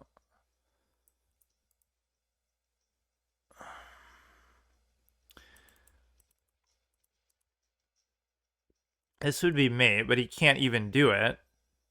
What can he do? Like, why is this so hard for me to figure out? I could do this, and it's fine. Because I don't see any possible move he'll make, but I'll miss it. How do I miss so many things when there's so much less on the board? Like, it's not that complicated to figure out. Now he'll move the rook and therefore initiate a fork with this. So if he could do like some crazy thing, but take. Can I please just like give a fucking check and put this guy out of his clown misery? I mean, this would theoretically be good, but you still can't do it. Now, aren't I up by enough where it would be okay even if I did this? But it is stupid still to do. Like, whatever it is that's happening. No, but you're losing the 4 right there, so... He can't do anything with this, that's the thing. As long as my knight is there. Oh, but I'm losing my cover. See, this is the problem.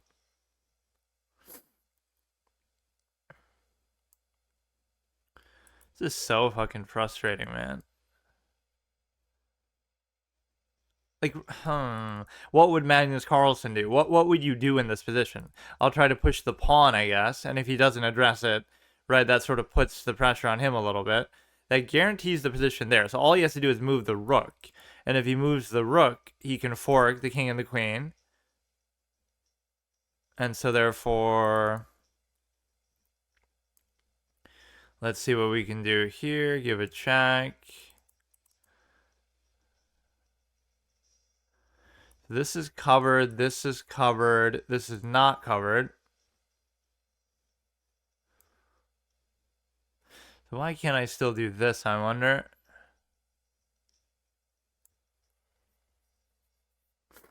You can't take there. You can't do the check there. He's going to just body block it, which is annoying because there's nothing I can do about it then. Like, so irritated. These positions piss me off, man. This is what makes me question even playing chess as much or committing to it. Like, this is just annoying. Like, you know you're gonna this is what it's all about, and this will turn into my specialty. I'll take some special 6 satisfaction out of this. Like, what does it do for you though? What does it do, man? I don't understand. I mean, you would think he doesn't really know what he's doing either, but sometimes it just doesn't matter. So I would gladly do the double take, but he won't let, man. Just forget it. I'm so angry with these positions, really. He'll go there, like, do it then. Do it. Do it. I don't care. Please do it. This is what I mean. Like, you're up and you're just trying to sack, or you're just let me do something, man. All these stale, repetitive, draw-heavy positions, even at a low rating, that you can see the inherently flawed nature of the game, that the majority of games are meant to be draws if you play them even remotely correctly or evenly or safely or whatever style you want to say. Like, all I would really want to do is double take, but it will take pretty much the rest of my natural life to actually do that, so it's just not going to happen. This is where you can beat me, man. This is unbelievable, the way that these games go. Almost every recent game has gone like this. It drags out, whether it be because of time or whether, like, that being the reason why I lose, or just the sheer length. Like, what is this position that you are wasting both of our times with? Do you really think, and you're not wrong for doing it, because at some point I have to be able to deal with these a little better, but they literally, like, turn on the fucking, I won't even say it, but like, go ahead, man. Go ahead and win this position. Like, I'm so happy with it. Like, fuck it, man. You should have thought this hard when you blundered your fucking queen in the first place.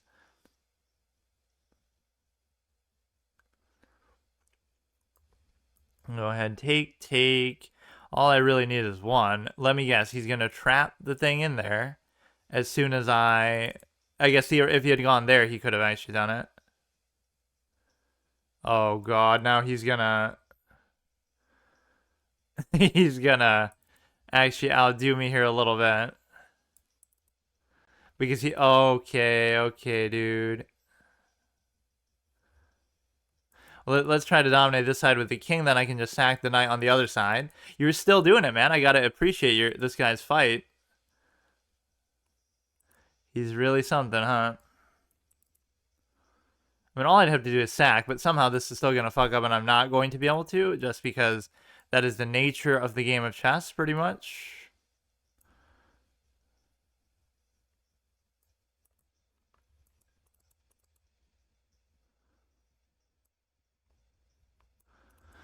Can I not do anything here?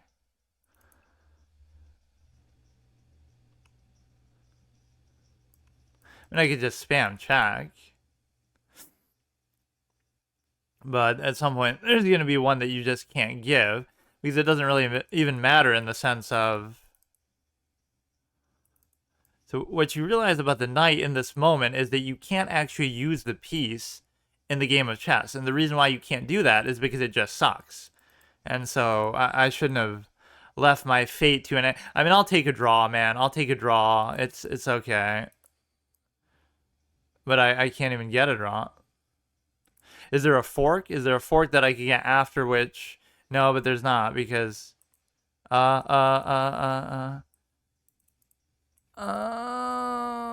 my god.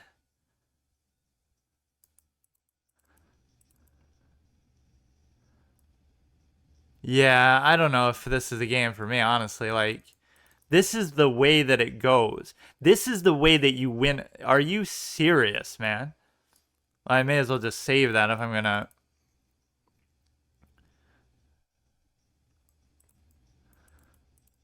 You with the help of this, you might actually be able to do something, but not with 3 seconds left. I can't do it.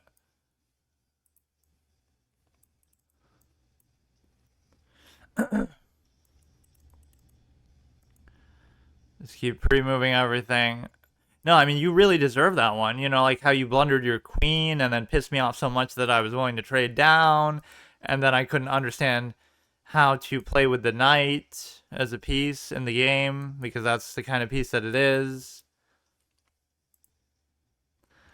Yeah, I'm questioning this a lot.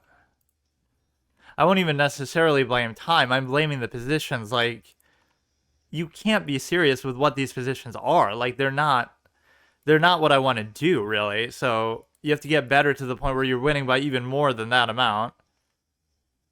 Like, that's a loss. That's not a draw. That's a loss. Try to understand that. At some point, I just don't want to be a part of those positions. Like, it's just not.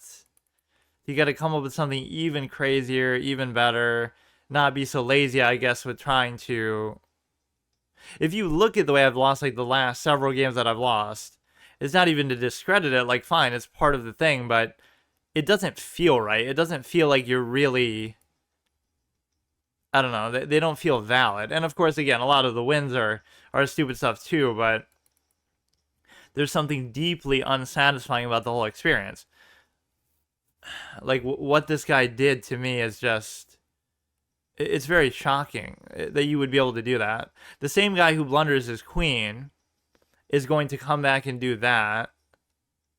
There is something wrong here. I never like to accuse people of anything, but it just doesn't. Something doesn't feel right. How is it possible? Like, who are these people? Why do they play like that? Why are they so inconsistent? I guess I'm kind of like that myself, but. So you were supposed to take the other knight, and then you would have been able to, like, take the pawn, I guess. But I mean, again, any trade is a good trade for me. But this position was so unbelievably stale that I got very upset.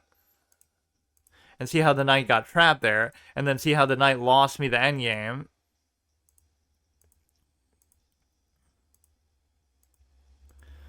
So you try to explain to me what it was that I was supposed to do here. Just try to explain it to me because I don't get it.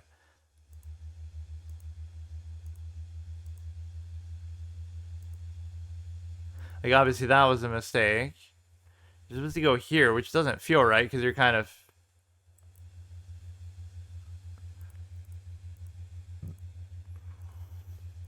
You're still in a great spot, but it just doesn't look great. Oh, was that mate? Okay, I'll even accept that that's it's not the kind of thing you're used to seeing. It's a very unusual position, but even at that point, this is what I hate too. Like, even at this point, it's still fine, but how? How are you supposed to deal with the other side then? You go here and you of course, you should disregard the knight even more. You go here, and then he has to take, because if he takes this, then I just promote. So you got to treat the knight even worse than what I do. You're still fine. You're still fine. So instead of... Oh, fuck, I can't even do that. All you had to do is set it up to sack, and that's even what I was saying. Like, I was more than willing to sack. I just couldn't get in the right spot to do it. So instead of that move, you should go here, and then it's fine, because... Dude, come on, bro. All you got to do is stay on top of some kind of a thing, right? So by the time he does all this shit... Oh my god, dude. I mean, even there, we would have gotten a threefold repetition by him doing this shit over and over. You're actually bringing the king in to help because the knight's too bad of a piece. Yeah, even man, you should understand the way that chess works. That the knight is just garbage in all situations ever. Okay, so here I'll just do one game, and it's interesting. I'll have to measure these sessions to see like whether doing one at a time, like there's kind of a dual interpretation you can have of that. Maybe doing several in a row gets you in a good rhythm, but maybe also it gets you tilted. That can always happen in both senses. Like you win and you do really well, so you get overconfident, and then you mess up the next game, or you lose and then you get tilted and salty, and then you play worse. So no matter what happens, you can potentially still play worse. So it succeeds no matter what the outcome in stressing you out. Or worst of all, if you draw, then you feel like you just wasted your time. I don't feel like that one is so bad, but I also don't know. See, I don't have the conviction here to really know. Like, if he pushes it out, a good player might go back and figure something out later, but you, being me, would not do that. So he doesn't do it. He instead pins mine. He's doing the old adage of, like, trying to mirror back as black. Whatever white does, you just do the same thing, and that can be fine. So you could go here, but then you're blocking the darks for diagonal, and therefore, see, if I commit to that, then it's fine, but I could mess something up along the way too, and that's not going to have a cover either. It's this knight move that always makes me nervous because it just feels like it can be pushed around so easily. So basically, in doing that, I'm committing fully to taking this. Double stacking the pawn, which again, arguably that can be a bad thing if you are in the mindset of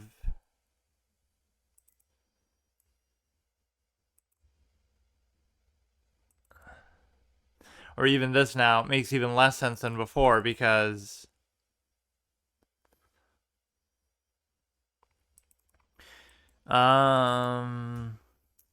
this makes less sense because now you have to change the structure again.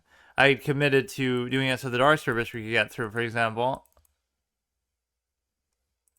What is he doing?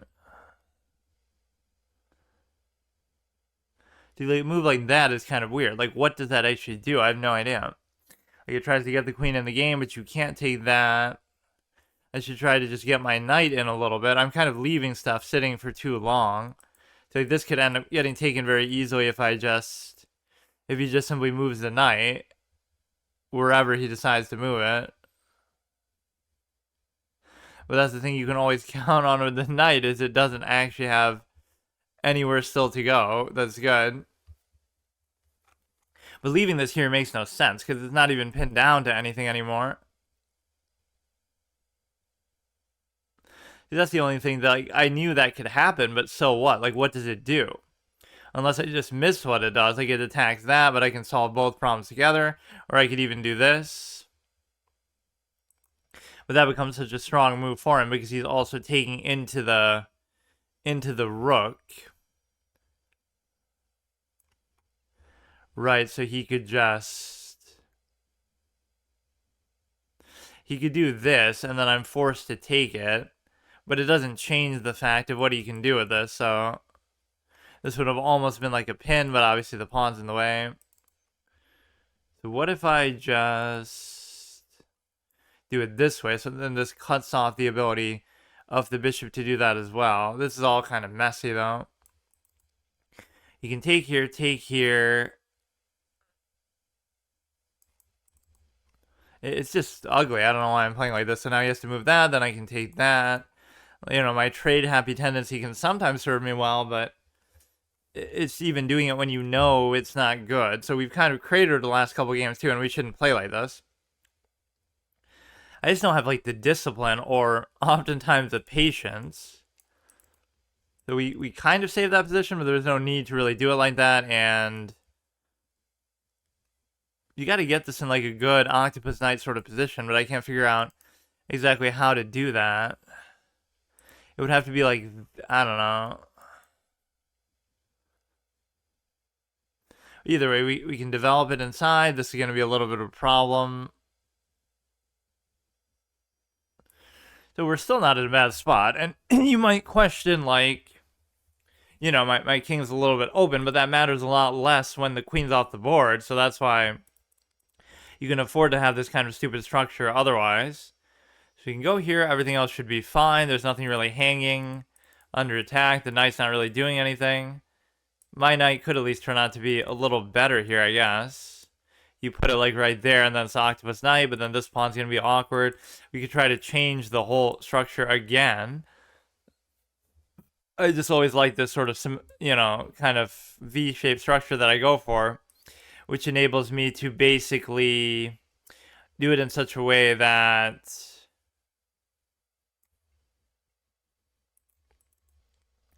it enables me to do it in such a way that you're able to effectively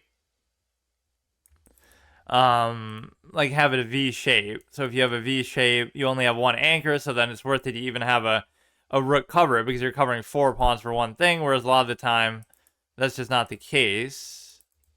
What is this really doing though?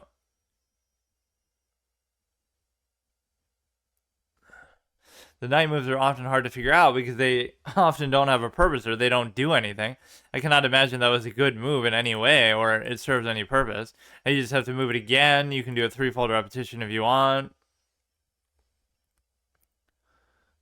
It is obviously a psychological thing. As soon as I got to 15, I started like playing different or doing something weird that was just not needed.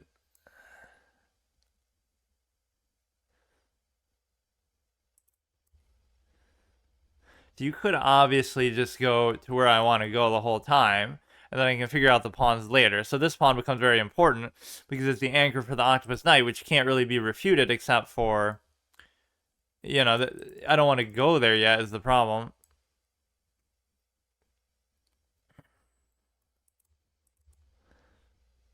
Nothing I can really do about it either. You might create a double stack. It's a little bit confusing because I don't really know. You could do like this, but it creates an awkward pawn structure, then you're giving up this. I'm just so fixated on this idea that I'll probably tunnel vision and mess something else up. Okay, so now I can afford to maybe just move this because I don't want to take a chance with this at all. He would do this, and then I would take. I still don't see the threat, but this is at least where a threat could theoretically be posed. Where if you, I guess I could meet it with my own double stack, but that's even worse because, but the act of him moving it would allow me to take first. That's the thing that I don't really fear. So let's take my chances because I don't see anything. Sometimes you do have to trust yourself. If he takes here, I can take there first. Then he would feel like he has to take. He could like check, and then I can't take. He could take back. So now he can't move this either. So this would force me back, and then he could check and fork, or even if it forces me back here, nothing really happens. Now we could do this, but that still doesn't serve much purpose, because even if you take, like, I would take, he would take, I would take, he would take, I would take, he would still take. It doesn't serve a purpose in that sense, and the pawn can't really get there. If he does this, I don't know what happens. See, it just doesn't really do anything. That's the problem.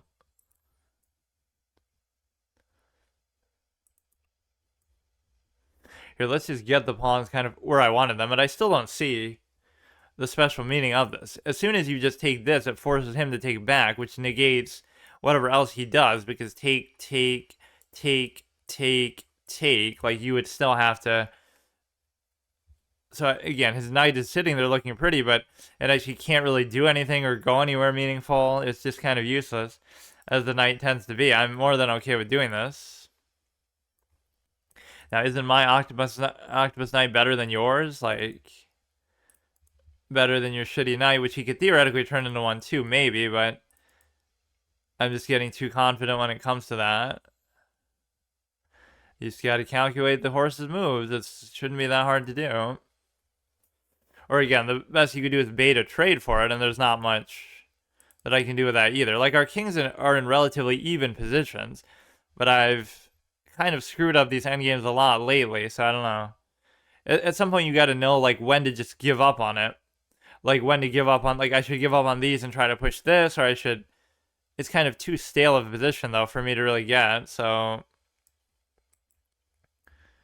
yeah. Now the covers and everything don't really mean anything. So I'm not really sure. I'm just gonna try to needle his pawns over here, which probably isn't going to work. He can come in there, and then it doesn't serve me much of a purpose. I check, I can't take. You just have to not let him get through there, but...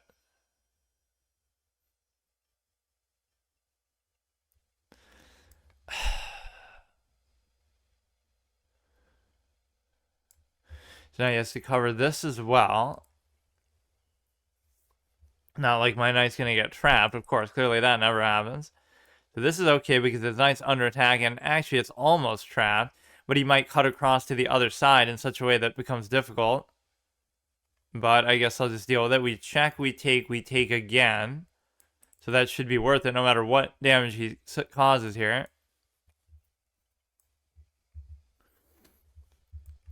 Right, that alone was a pretty good sequence of moves. But it could be all part of his master plan that he knows it's still ultimately winning for him somehow. I don't know, see whether you should trade the knight or not. I can't decide that.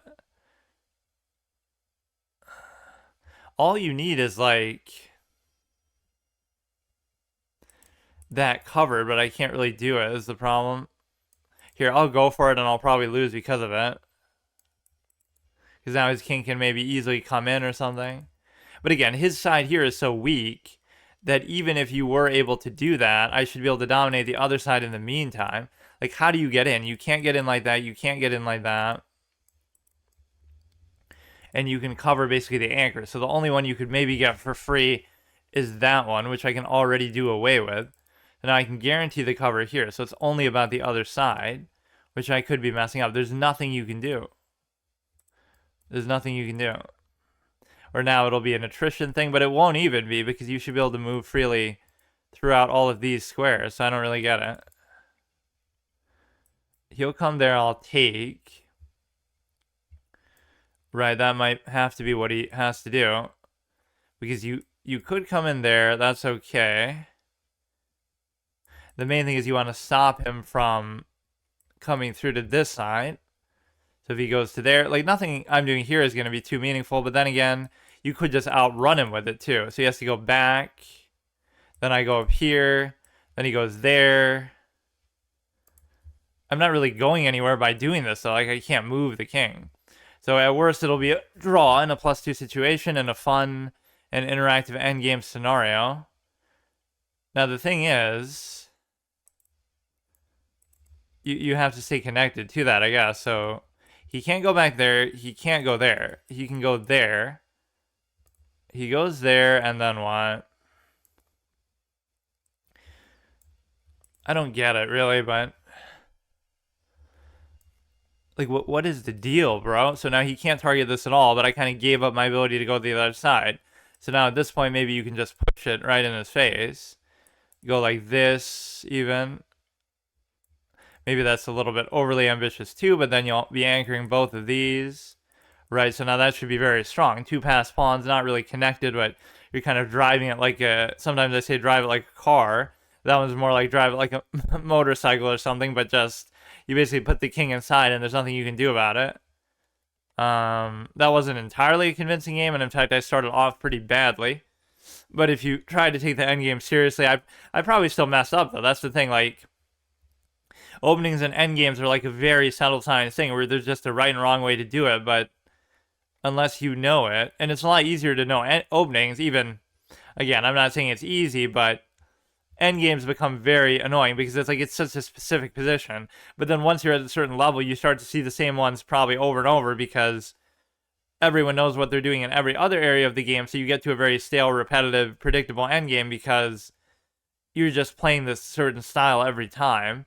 So the most variety actually happens out of the opening and in the middle game, but then it sort of bogs down to a similar position, especially if you're like me and you trade everything off, which better players typically don't do that. But I think that can be a legitimate style probably sometimes, and in fact, sometimes probably people do that because depending on their style of play and the number of draws that they sort of fiend for. So he was winning throughout that way, but not by enough, obviously, to really take advantage of. But you're always at like some sort of a threshold like this. On this move, if he does something like a little bit better, right, he can really put the clamp down and he'd be winning by a lot. So it's almost up to him at that point.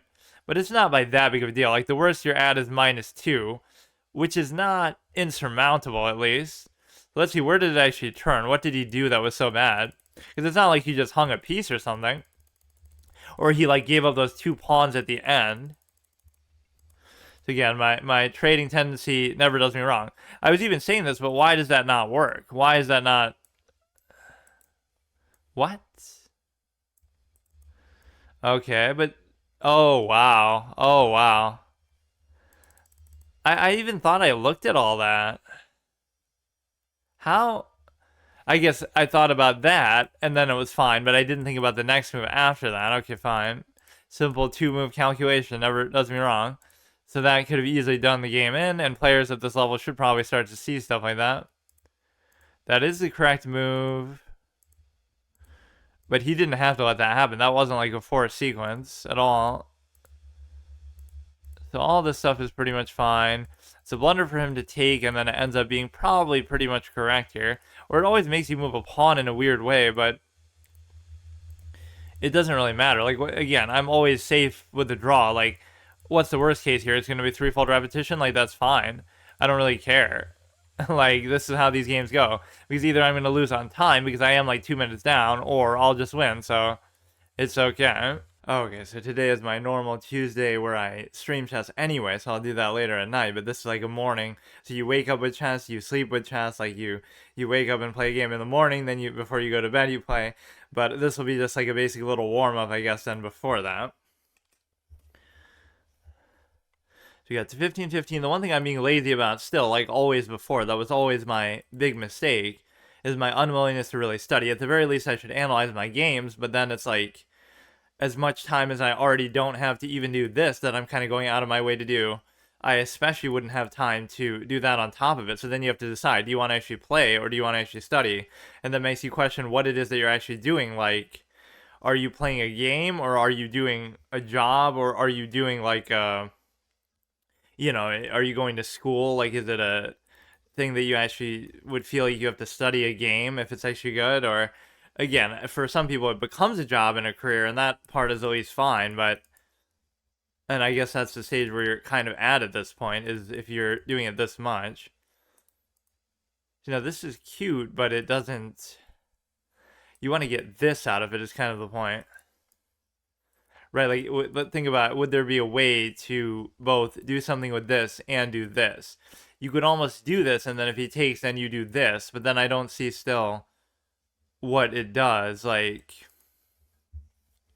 there could be some crazy line where you end up there and you I don't fucking know. You should basically just let him have it. So now here you... Oh, that was a big mistake, though, because now you can just do whatever you want. Even if he pins it down, it's okay. Right, this should be fine. And it even covers that, arguably, although maybe it's a little bit of a... See, I think too much in one direction. Not even that I'm aggressive, but just like... It seems like he made a mistake, so I'm punishing the mistake, but I wouldn't even consider that it might have some negative effect for me. Because, like, I just genuinely think that they made a mistake. It's not like, oh, they wouldn't be capable of doing such a thing. Yeah, you almost wouldn't even want to take, but... Like, I don't know what to do in that. That's tough, because if you take now, you're wide open. I don't know. I honestly, even as dumb as it seems, I would feel safer like this. As a defensive expert, you gotta take my word for that. It seems incredibly dumb, but I don't know what to tell you. So you don't have any thread there because you could have potentially tried to do some fried liver thing. So you can pin this down, so I should probably just move it. And in fact, I should try to just take this, but I don't really know how.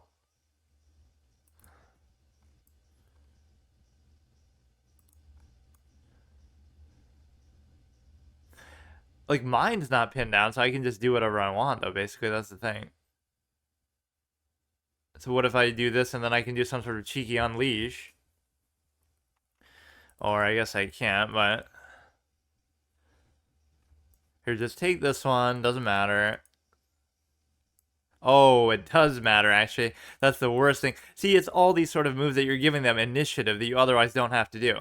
You didn't have to do that because...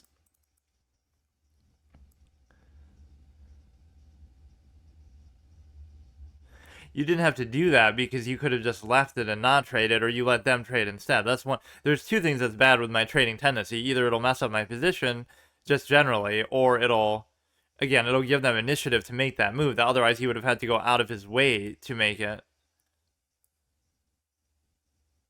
I mean, at this point, I just started doing random stuff, I'll admit.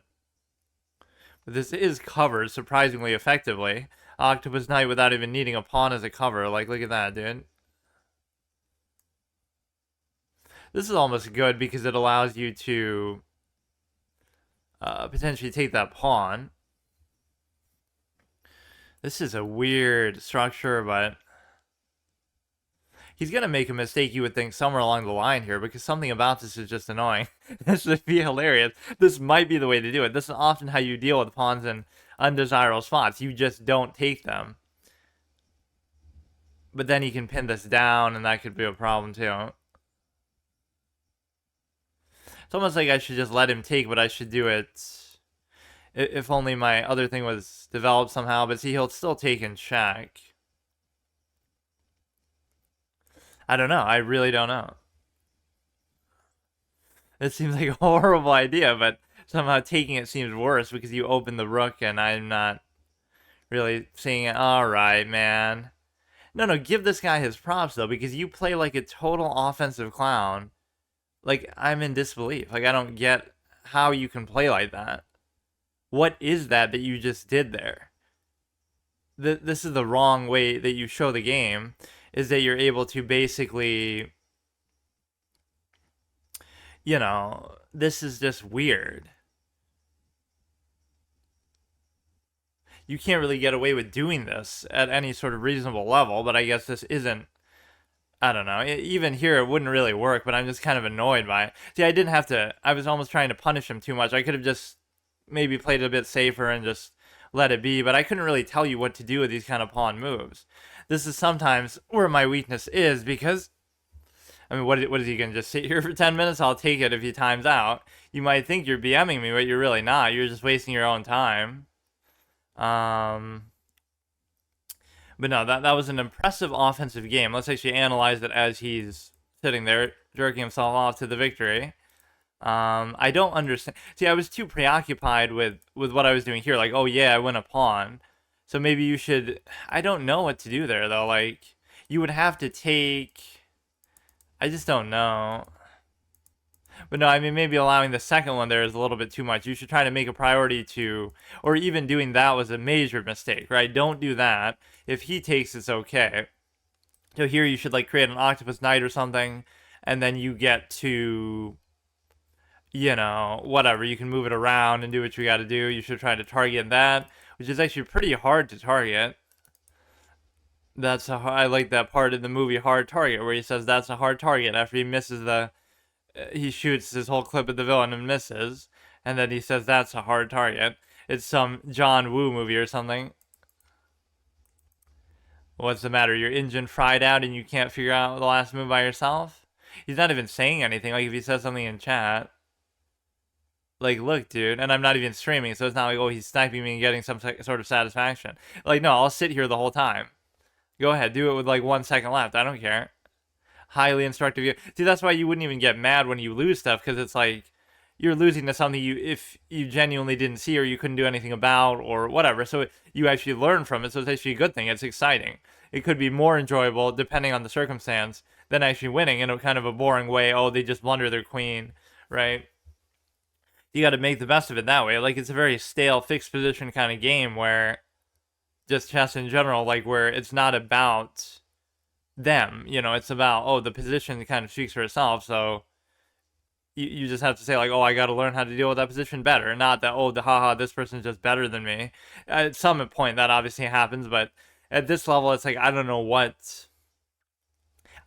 that was. Like you would look at it as a 2000 rated player, and would you recommend this guy to play like that? It's like even when I win, people question like, oh, but you still played stupidly and you made blunders. You cannot do what he's doing. It doesn't work. Like this is not good. I guarantee you, there's a number of blunders. I probably didn't punish them, or I like tried too hard to punish them, but I did it kind of in the wrong way. Like, obviously, that was not a correct move, but I can't think of what would be. Even if I did that, you're not stopping him from going there. So, like, what if I went here?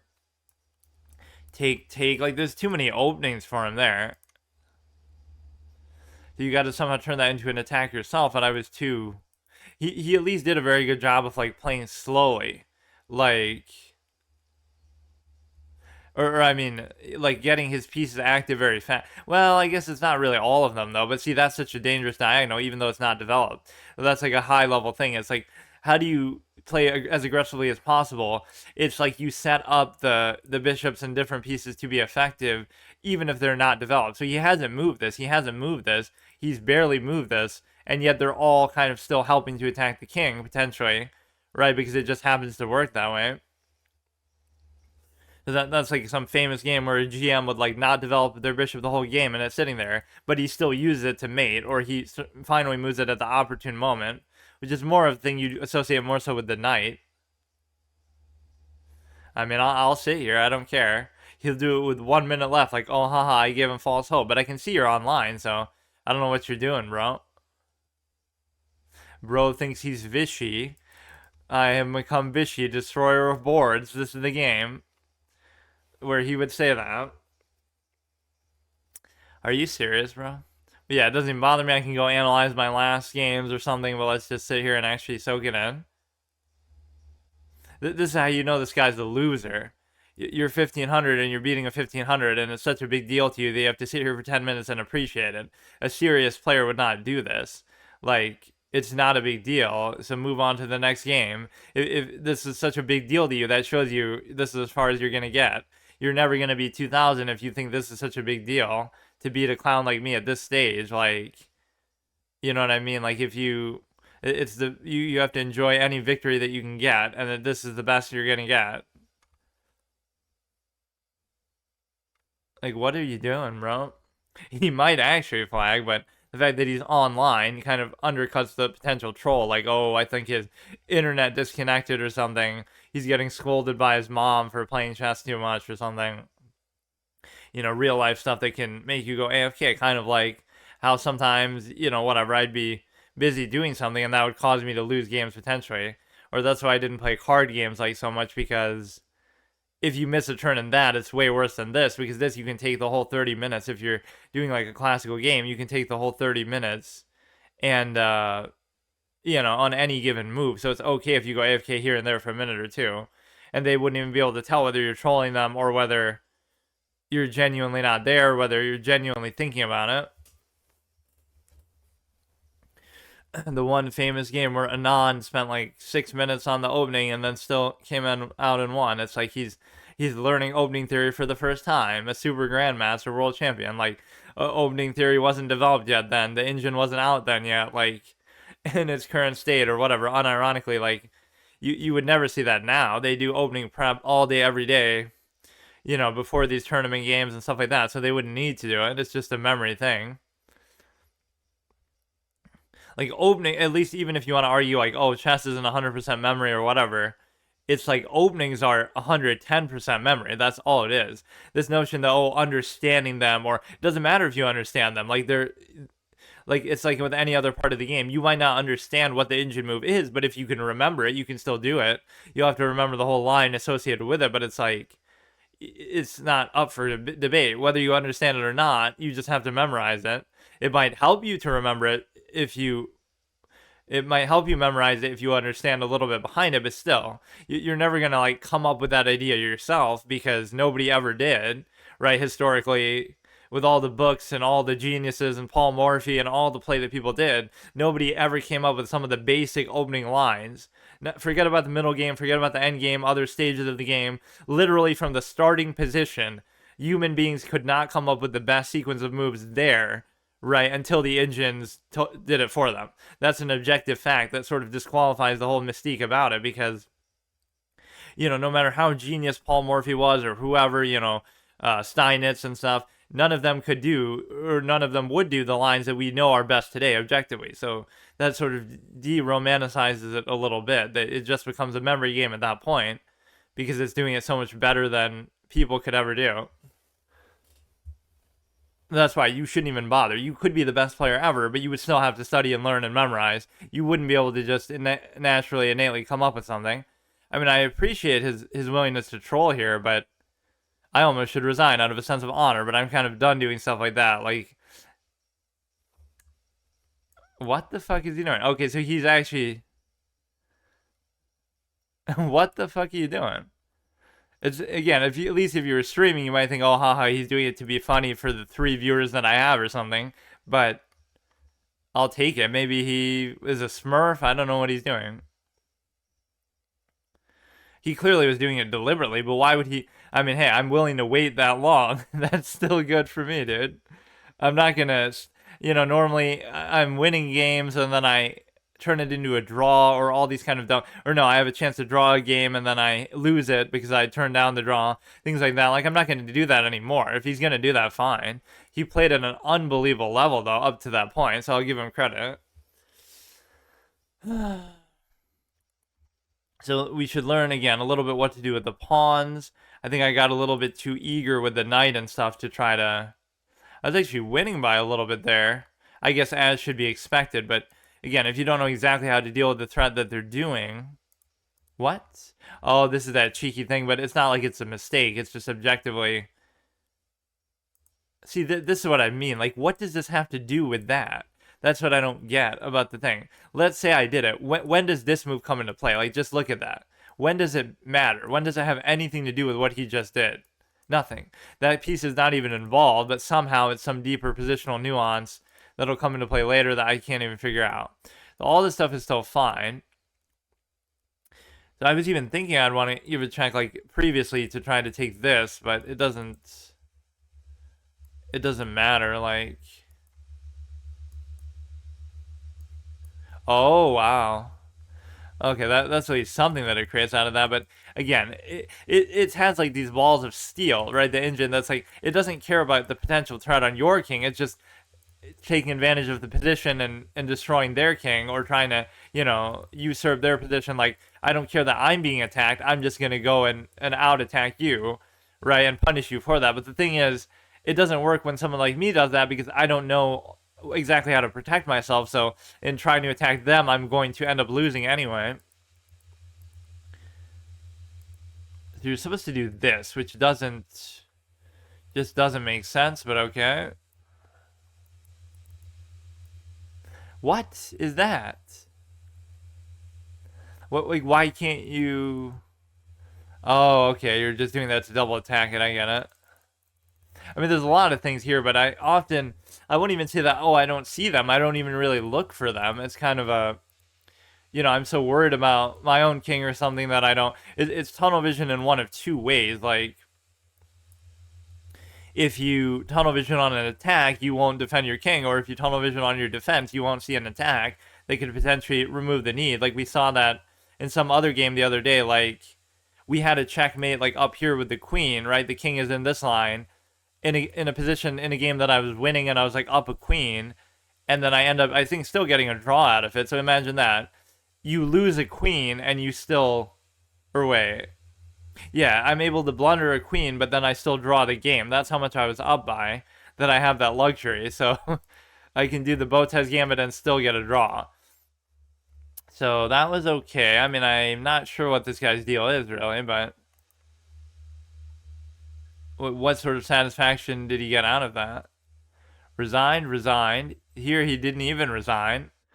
See, the problem with even analyzing that is, like, everything it's doing is aggressive. I don't know how to defensively deal with that, right? You're sort of doing things that are predicated on knowing what you're doing the rest of the way. My sort of moves are one-off, innate sort of things. Like, I feel safe in that one particular moment, of what I'm doing, and I'm reacting to it fully that way. I'm not saying like I'm thinking about the big picture of the game and what's going to happen next and things like that.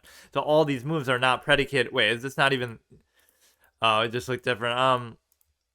It's predicated on too many other issues of like what you're actually expected to know. So I would make one of these moves. This is not even what happened though. I'm so confused. What are we looking at? Oh, I'm looking at it like from his perspective. How did that even happen? Oh, because I'm looking at it like maybe from his profile, but like, yeah, everything it would expect me to do wouldn't make sense on its own, and it'll come into play like 10 moves later. So how am I supposed to really know that? So even trying to learn from that, it's like you have to accept at certain point. I like the way that board looks. No, it's like you have to accept that you don't know enough to really deal with that right now. So I would just wait. And then, what was I saying? Oh, yeah, that's another reason why you never resign, as they say. Like, either because your opponent will out-blunder you and clown up and blunder their queen, or do something worse than even you did, or they'll time out, or their internet will go out, or, you know, they'll get distracted in real life. They won't be able to play. You know, they'll flag because they're doing something else, or they'll try to troll you and BM you and flag that way, or like that last guy, even just out of a sense of honor, maybe because I didn't resign, he felt bad and said, okay, I'm going to let him have this, even though I'm going to wait the whole time out. Like, I don't get it. And so, all these reasons why you don't resign that have nothing to do with actually a good sense of honor and trying to actually win, or, you know, this sense of courage and fighting and all this kind of stuff. You're only doing it because you know, you're trying to game the system and get some sort of fucking technicality or something. So this is all fine. This move sometimes scares me because... But see, it shows you I'm still not putting forth a good amount of effort, really, because, again, I'm sort of just coasting like, oh, let me see what I can get away with, instead of let me really fully take it seriously from the beginning and try to make sure I'm just comfortable and confident in what I'm doing, which I'm not. So we're mirroring back his black a little bit. So it's the knight that we really got to think about. To the extent, see, now this is kind of a telltale position. I've seen this many times, and there's something weird that can happen here that's not good. Let's just do this anyway. Like, he'll go there, and it'll kind of disrupt something. Let's get that out of the way. So everything else feels relatively okay. It's just a question of going here, maybe. This structure at least makes a lot of sense, although I would still prefer the V structure, but that only makes sense if you only have one bishop. You know, something bad could happen maybe with the pin, but I guess maybe not, because you could just take there. There's always this move where they bring the rook to the middle, even though the pawns are there, as some sort of later... something that comes into relevance later on. That move I'm not really too sure about.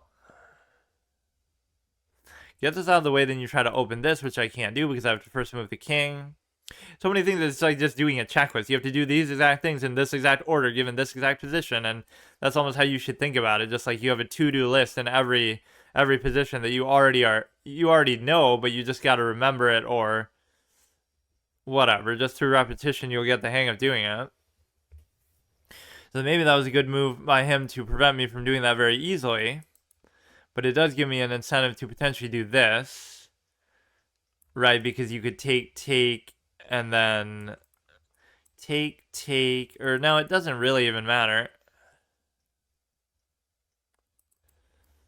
Or now it makes sense. If he didn't move it, actually, I might not have been able to do a whole lot about it. He would take, I would take, he would take, I would still take. Even though I don't like the idea of giving up the bishop for that. That dirty, dirty horse. But yeah, we gotta somehow fit in studying to this equation in a way that almost just doesn't make sense to me. So again, you're safe to pre-move stuff like that only because it'll only happen if he takes with what you expect he's going to take with. Unless there's two things he could take with, and then he takes with something unexpected that somehow hurts you, but... There's nothing wrong with this, although sometimes you don't want to raise the rook above the pawns. That's one of my golden rules almost, that this can often get it trapped, or at least you don't want to keep it there. So maybe it's not the best thing to put yourself in a position like that where you have to bring the rook up only to bring it back. Right? It's maybe a little bit counterintuitive. If he moves this, Okay, that's cute and all, but it doesn't really matter that much.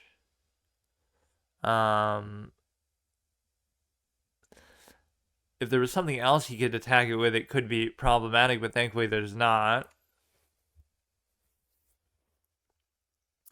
And so therefore you get to... Still, we have to move the rook so we can create a double stack, but again, it could be difficult to maintain that in any meaningful way, but at least it's a good excuse to move this regardless. And then at that point, we get to finally move the knight. So you see how it can be such a nuisance to deal with, although it's kind of my fault for putting it in this position, but it's a common position that you find it in. Let's see.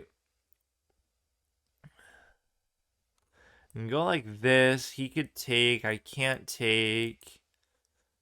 He could take the knight here, which is fine with me too. This just doesn't seem like a good spot that I really want it to be in, but there's nothing that the bishop can even do. Like the dark square bishop isn't going to do anything. This is a great attack, but I don't know how to get rid of that stupid knight. So he might take there.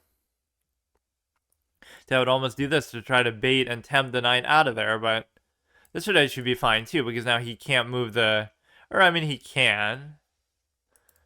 I don't know what I'm doing. But yeah, this is kind of scary to me, because then he does this. I could do the rarely seen triple stack over here. Did I just start doing stuff, though? That's the problem, which is sometimes still okay. Do I really look like a guy with a plan? I'm a knight chasing pawns. I just do things. Or I'm a horse chasing pawns. I just move things. If we move this, I double take, which still wouldn't be enough. Even if the queen was there, it still wouldn't be enough, because you would... like this move, I'm going to have trouble rationalizing. I don't know what to do here, and I have no idea. So... I'm just doing random stuff. I'm just moving that so it's no longer under threat. So at least I can move the queen now freely. But yeah, even the triple stack without the knight there, take, it wouldn't actually do anything. Or I mean, it would still be satisfactory to me because of the trading capability. You know, let's put a threat on this instead and say, forget about the pawn. Because if he takes with... No, it doesn't do anything, though. If he takes with this, it doesn't help me. But too often, you know, low-rated players like myself are tempted to trade stuff, even like pawns, way too often, where it ends up just being a little bit problematic. Okay, that would be covered, but I don't know what the point of going there is, like what the follow-up really is. Doesn't seem too good. We could almost try to do something with this, but I don't see why. See, I'm even telling you outright, like, I'm doing random stuff and I don't really know what I'm doing. Like, you're trying to look for something, but there's just nothing there.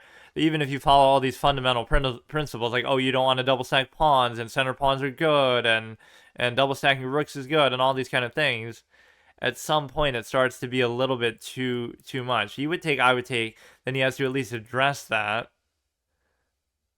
And that might not have worked if the queen was still there. So he could take there, but he actually still can't. That one was trying to look like what was their threat or what was their logic behind it, but...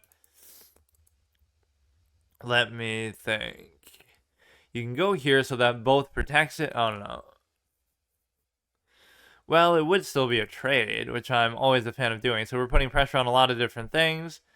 The act of doing that also would not allow him to take this, or actually it would allow him to take it, so I fucked up. You should have kept it connected, but not done that. So that was the blunder of a pawn, just outright, because now he can just take it, which arguably would have still been worth it, but he chooses not to do it. This is a fork, so the best he can get out of it is a pawn. So I don't know why he walked himself into that for no reason. He could have easily just taken it. Because, yeah, that's what he would do. He would rather sacrifice his own knight than to let me trade a knight for his bishop, because the bishop is just so much better. That's totally an unnecessary thing. So now we could take there, but even better. What if we double... No, wait. You could go there, but I could still fork it. So I don't see any threat from this. Maybe there is one I'm just missing. He's forking. But the fork doesn't matter because of the simple fact that you would first do that. I'm so confused. What is he doing?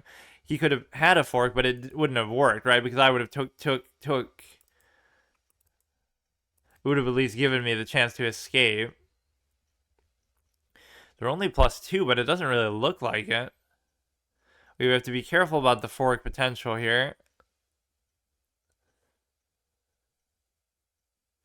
So much of it is just like how much effort you really put into, you know, how much do you want to calculate, how much do you really want to think about it. So you can check there, and then from there I can't really see anything crazy that he can do. We got the 2 knights. We have this, so we almost want to... We'll cover this. We'll activate the knight a little bit. Like, the knights have one mechanic that can potentially be good for them, which is a fork. If they don't do that, they're pretty much useless in most cases. Or they just sit there, take up enemy space, sure, but that's more so the job of the pawns, like just to take up squares on the enemy side of the board.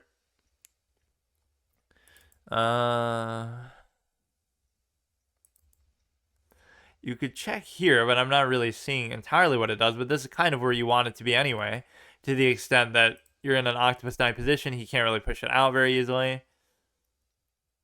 But yeah, I don't see anything crazy it'll open up. Right, even if he wanted me to fork him, I don't see how I can do it. The problem is here now we have a double attack that I won't be able to take advantage of because of the Octopus Knight that I went for. And now we're giving up this, but not really because we could still take it. I'm just like sort of unfocused. And again, especially when I'm winning, I start to just do this. Like I don't really care. I feel like it should be good enough. I gave up the Octopus Knight in doing that. Now this could potentially turn bad because there's too much. It just makes these too much of a target, sort of skewering your own knights a little bit. So now one of them is going to get trapped just by me trying to go after the pawns and stuff. So only +1. I kind of threw away 2 pawns there for 1 only in return, so it wasn't worth it.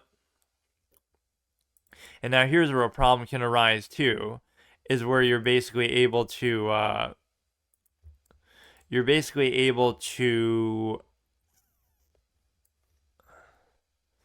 you know, tend to be so passive that you kind of get in trouble with respect to just being able to, you know, let him take the initiative even though you were in a potentially better position and all this kind of stuff. It's happened a lot these recent games, like where I get frustrated by like a winning position, just how I'm winning by a lot, which isn't even the case here, but you're winning by a lot and then you just can't finish it off, or you get kind of, you know, you sort of take it for granted a little bit. So it might almost be worth it to trade that for the 2 pawns, because then it's a dead drawn position and whatever. Why would he even be up in that scenario? If I did this, no, he wouldn't be. I find it laughable that you would even think to do that, but it is the knight here that we're talking about, so what does that move even do?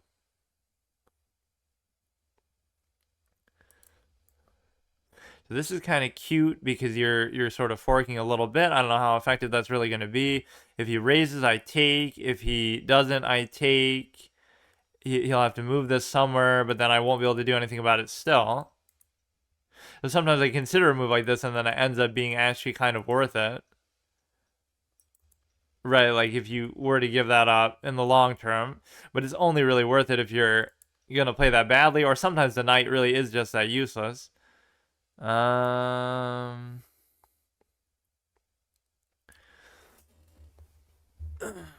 important just not to lose on time. But yeah, see, at this point, I kind of just give up. My ability to at least give up on trying to win. My ability to figure this out is just not going to be adequate. So you may as well just go for a draw and just accept that that's the best you can do with it.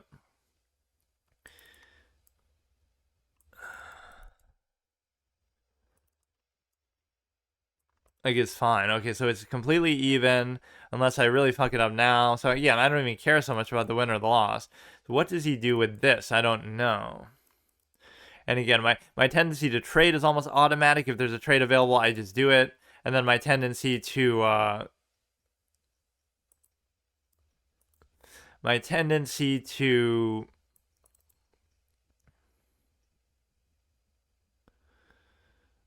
to give checks. Like if you see a check, you just do it. If you see a trade, you just do it. You don't really think about it or the implications of it or anything like that. This would be beautiful, but it's not going to be a mate. And not only is it not going to be a mate, it's going to actually put the knight at risk. And there's no real benefit to be had from that. Unless you're going to get him with a pawn here somehow, which I just don't see how. Or we could like trade this off, but in a suboptimal way with respect to the pawns. Like, that was totally unnecessary to even do, too. Put it here so I can check and take it like the clown that you are.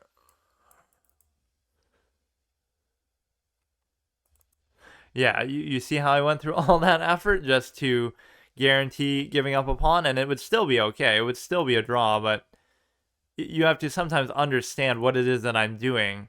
And it's the wrong mindset to have in chess because it's like you're trying to get it over with. You're trying to shortcut it. You're trying to, you know, do as little as possible, which is just not how it works and not how you should go about it.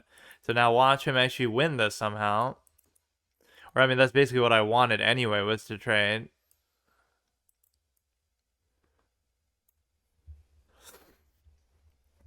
So it's like in chess, there are no, I don't know, you have to do everything the hard way. There's some sort of expression I would say like that. You have to do everything the hard way, but not only do I not do everything the hard way, I'm even looking for shortcuts all the time.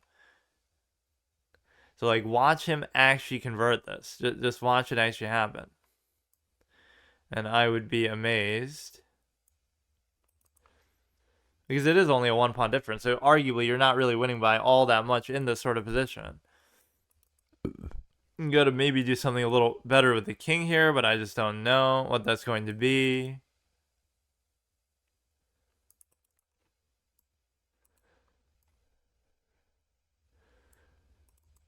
Or he'll somehow checkmate in this position, which I don't think is even very likely to happen, but it's just still my mentality is wrong. And I think that's the biggest reason why, again, people call it an excuse, but that's the biggest reason why sometimes people are bad at chess, is that they find it boring almost, or they just don't want to play the way that you have to play to be successful at it.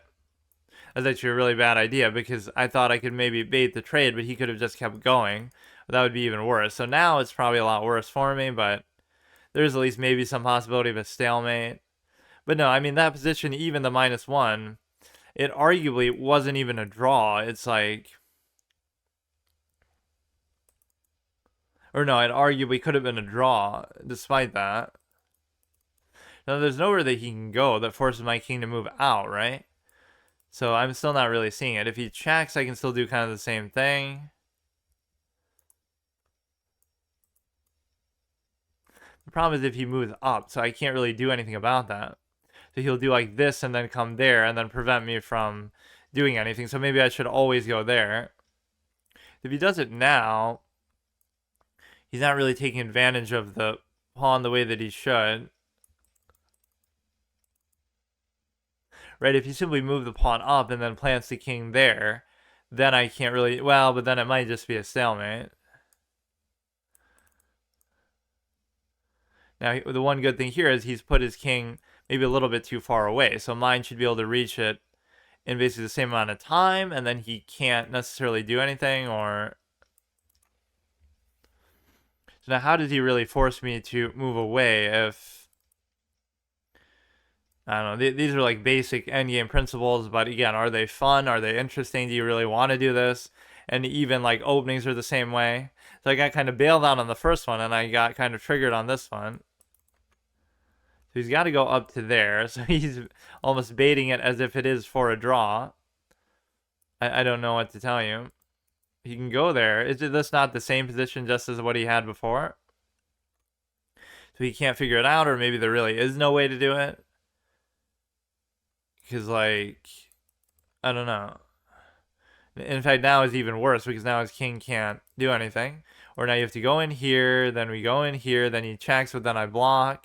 And then it is going to be either you have to give up the pawn or you have to just get out of there. So there's no way I actually do it. Like, what the fuck? typical outcome of a chess game, a mere 1500 rating, which you might say, oh, well, I love how people defend that. That shows you the objectively flawed nature of chess as a game, where games, there's a winner and a loser. That's a game, as Red John would say. Even Red John doesn't like chess, where the majority of games end in draws. It's like people will say, well, the reason why it was a draw is because you're both evenly matched, or because you are both low rated. But then at the high level, if it happens, they'll say, well, the reason why they drew is because they're so good, they're the best in the world. Like, so in other words, it's like there's always a draw no matter what. It's because you're too good, or because you're too bad, or because you're evenly matched, like you normally would be in most of your matchups. Like, that's just the nature of the game itself. You can't try to explain it away. I hate when people say that, oh, it's because they're super grandmaster versus super grandmaster and they're both so good. But it's because they're doing it the right way. So if you do it the right way, that's what you have to look forward to. Right? Be the best at something, study something for 20 years, study a board game for 20 years so that you can get not a majority of wins, but a majority of draws. In what other context would that be your goal? If you're trying to play a sport, you want to win the majority of games. If you're trying to do any sort of other activity with a win or a lose outcome, with a positive or negative, the majority of the time you're trying to do the win the majority of times. That's the definition even of a game. This is like some sort of Dear Esther, Total Biscuit type of thing, right? Like there's got to be a failure state to a video game. There's got to be a victory condition here. So if you're drawing the majority of games, it does show a flaw with the game, and yet people are so stupid that they kind of, so it was like drawn like the whole way too. Apparently White was winning briefly there, but he didn't take advantage of it, so that's fine.